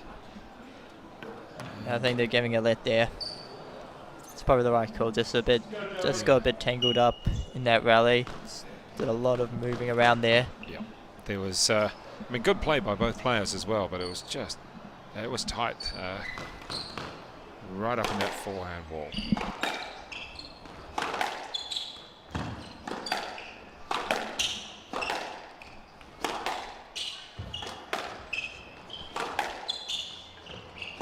So we're still at 10-all here. Very important point for both players. We either have championship point here, or it'll be game point here. Nice drop, and he gets the stroke there, Joe. Not happy about it, Riley Jack, but not too much of an argument. And there we go, the walk around the court for Joe Smythe. Yep, slowing it down again. Certainly feeling the pressure here. It's now 11-10. So where's the pressure on? Is it for Joe, or is it for Riley Jack to come back? Well, Joe will feel like he's got the momentum here, not just because he was 2-0 down. I don't think you can call that one Joe. Yeah, so that on that occasion, as mentioned earlier, he created the interference on that occasion, so right call here to give a no let. Yeah. Yeah, when you're down 9-6, when you're down 2-love, then getting the third game and then coming back from 9-6 in the fourth, genuinely you will have the momentum here. In a final. So it's going to be very vital here. That's good, forcing him into the corner.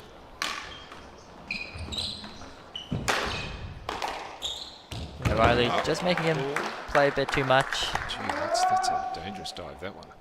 Yeah, Made it really Pulko heavy. will be a bit worried with that one. Yeah, that was... How's your body going to feel after that? I think that he would have still walked that much even if he didn't dive. Yeah. So we got championship point here, first one in this game for Riley.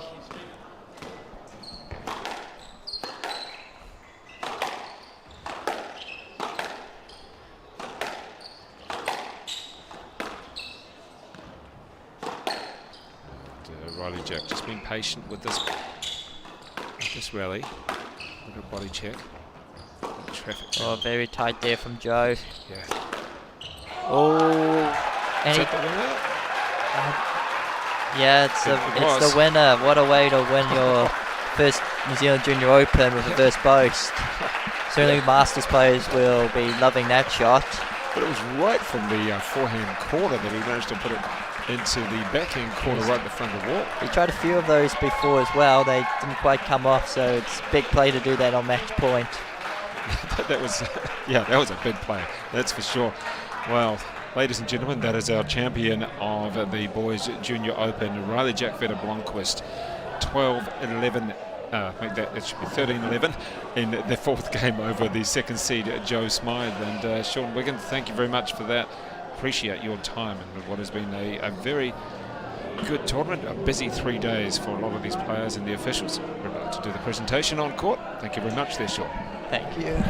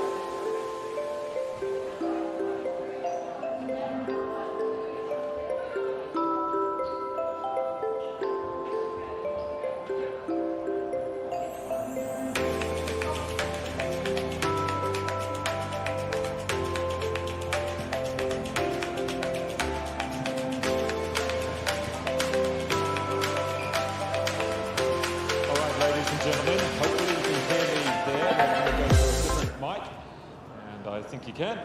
So, great to have everybody taking part in this, the AON New Zealand Junior Open. over 120 players from around the country. Great to see so many players from so many different areas. And we do have some prize giving to go through, so I'll call out a number of names, and if you can all come up together, Deanna over there will give you your prize.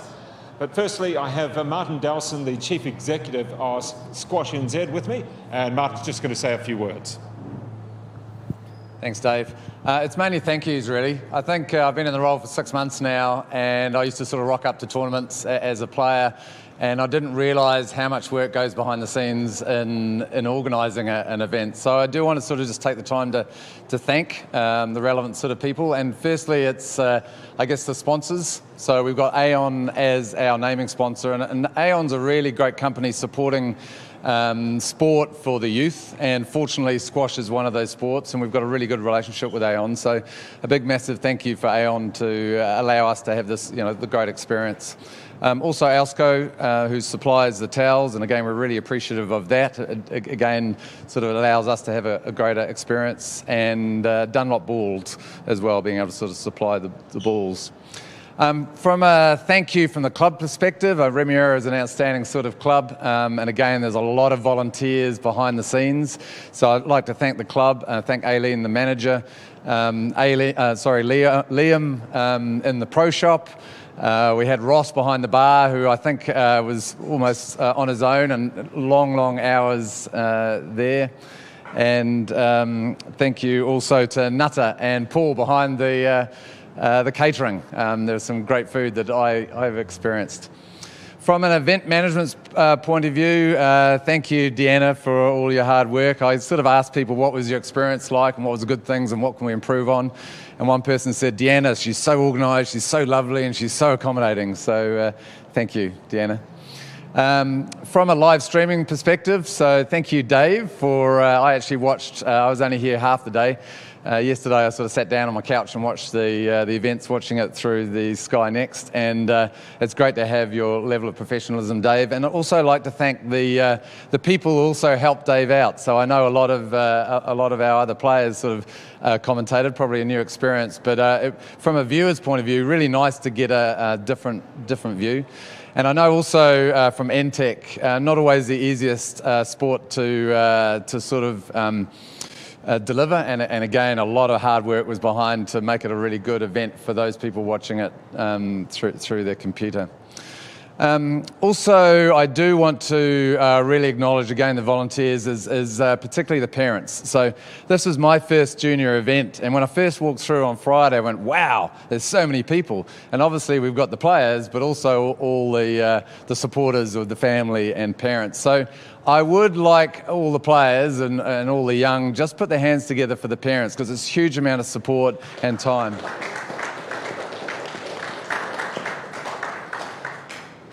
Also great, I know by travelling the country we've got so many great coaches, and great to see so many of them here, and I know a lot of the players really appreciate having that wise words and tactical advice or just sort of encouragement. So great. I mean, we've got great coaches, but one of my sort of missions is to increase the number of coaches in New Zealand, to get more coaches in schools and clubs. And obviously a huge final thanks to all the players. It's such a great vibe. Again, my first event, really nice mood, and nice seeing lots of, banter and friendly sort of groups. And yes, so your attitude was really impressive, and again, my first event, so good work. It is all about the experience, and primarily it's about you walking away and saying, yeah, I had a great 3 days. And also secondly, hopefully you walk away going, yeah, I've actually learnt a lot as well. But as we all know, when we get on the court, there's a winner and a loser, and I would like to obviously congratulate particularly sort of Natalie and Riley for winning as well. So thanks you all, and thanks for the words. Cheers. Well, thank you very much there to Martin Dowson, the Chief Executive of Squash NZ. So what I'm going to do is read out several names, and if you can all come out together. But we'll start firstly with the Boys Division 5, and second place to Harry Murfitt, and the winner was Benji Jeffress. Do we have Harry Murfitt anywhere? Not too sure about that. Okay, we'll Make sure he gets his certificate at some stage. Going on to the Boys Division 4. The Constellation Plate, Austin Parker. The plate was won by Edward Burkus. Special Plate, Ollie Collier. Runner-up, Alex Thompson. And the winner, Jamie Gretorix. Come on out, we've got one player.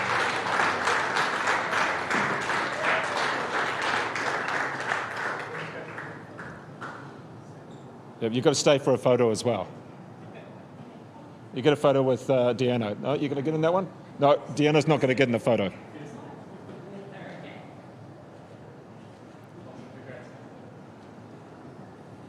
Moving on now to the Girls Division 3. And second place, Montana Veta Blomqvist. The winner, Agatha Griffith. Who we got? Yes, we've got a player coming out. There we go. Go on.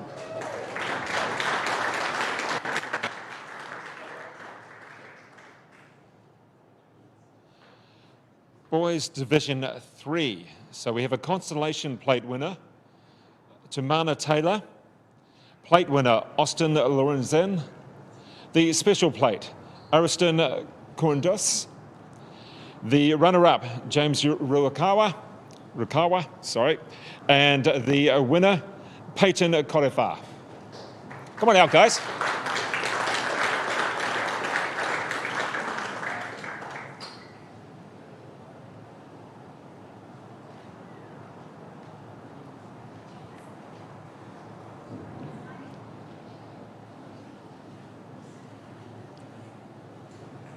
Well done to our players there from the Boys Division 3.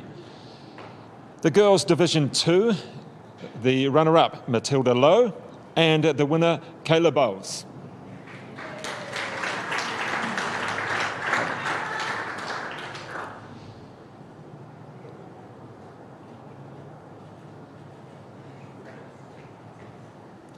So let's move on now to Boys Division 2, Constellation Plate.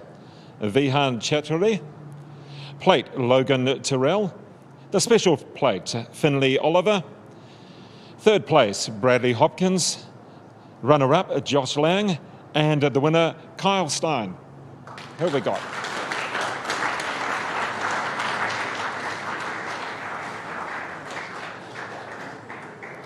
All right, let's have a big smile for the photo, boys. That wasn't a big smile. Go on, you've got to be in front of the sign over there as well.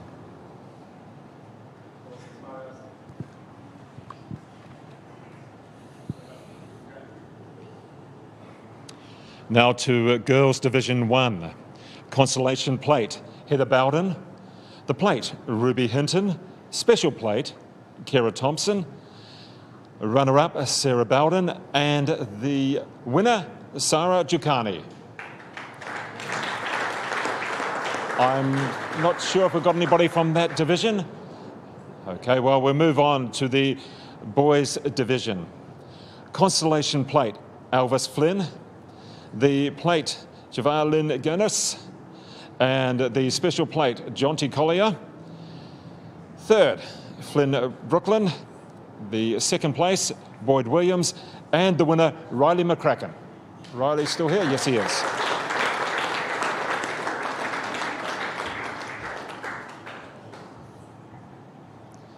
So just in the meantime, we should say thank you to the referees and officials. Can we have a round of applause for the referees and officials?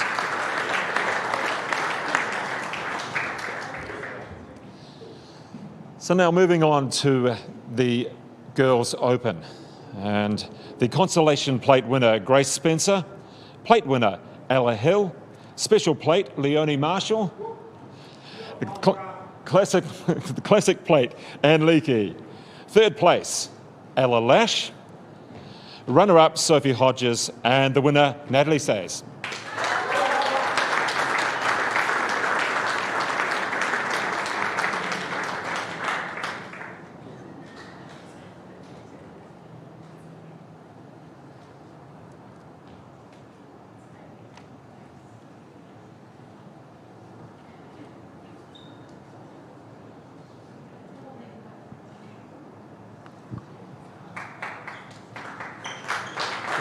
We're going to look at.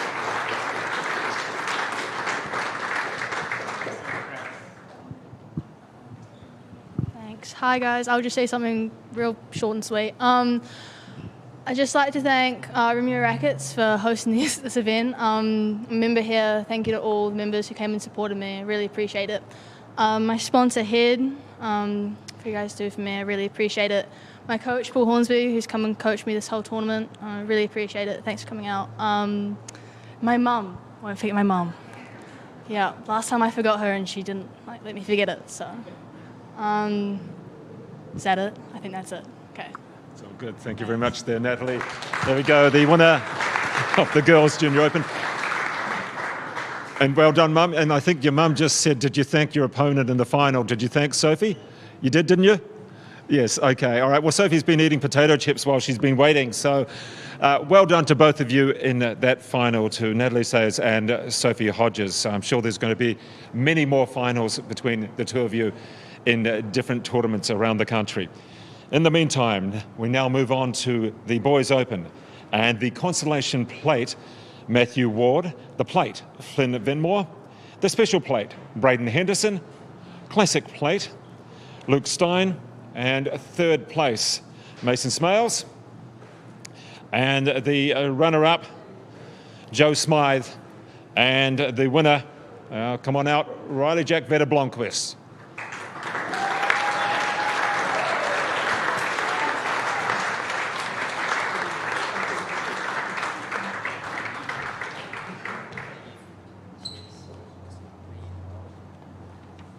I think we need you to move around this way a little bit more, guys.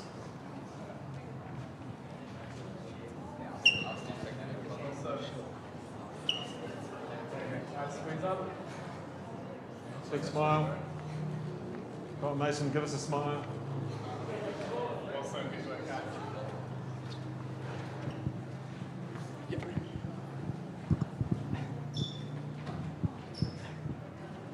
Just like to say huge thanks to Remuera Rackets Club for hosting this event. Amazing event. Everything's run on time. Always makes it a whole lot easier. Thanks to Deanna and the Squash New Zealand for another awesome tournament. Done a really good job. Huge thanks to Mr. Horndog. Awesome coach. Does everything for us, especially me and Nat. Works really, really hard. So thanks to Paul. Huge thanks to Nicole in Australia. Nick for still supporting me. Mum, Dad, Montana, Jen, always there. Thank you. Yeah, just huge thanks to everyone watching on live stream. It's been an awesome tournament. Thank you, guys. Cheers. All right, thank you very much there, Riley Jack. Actually, Riley, can we have you staying on? And Natalie, as winner of the Open titles, we'll get another photo of you there as well. Once again, thank you very much for everybody who has come along today, all the players, all supporters, referees, etc. And we will see you in the next tournament. There you go, Sophie's going to take a photo as well. So thank you very much, everybody. Round of applause for our winners once again.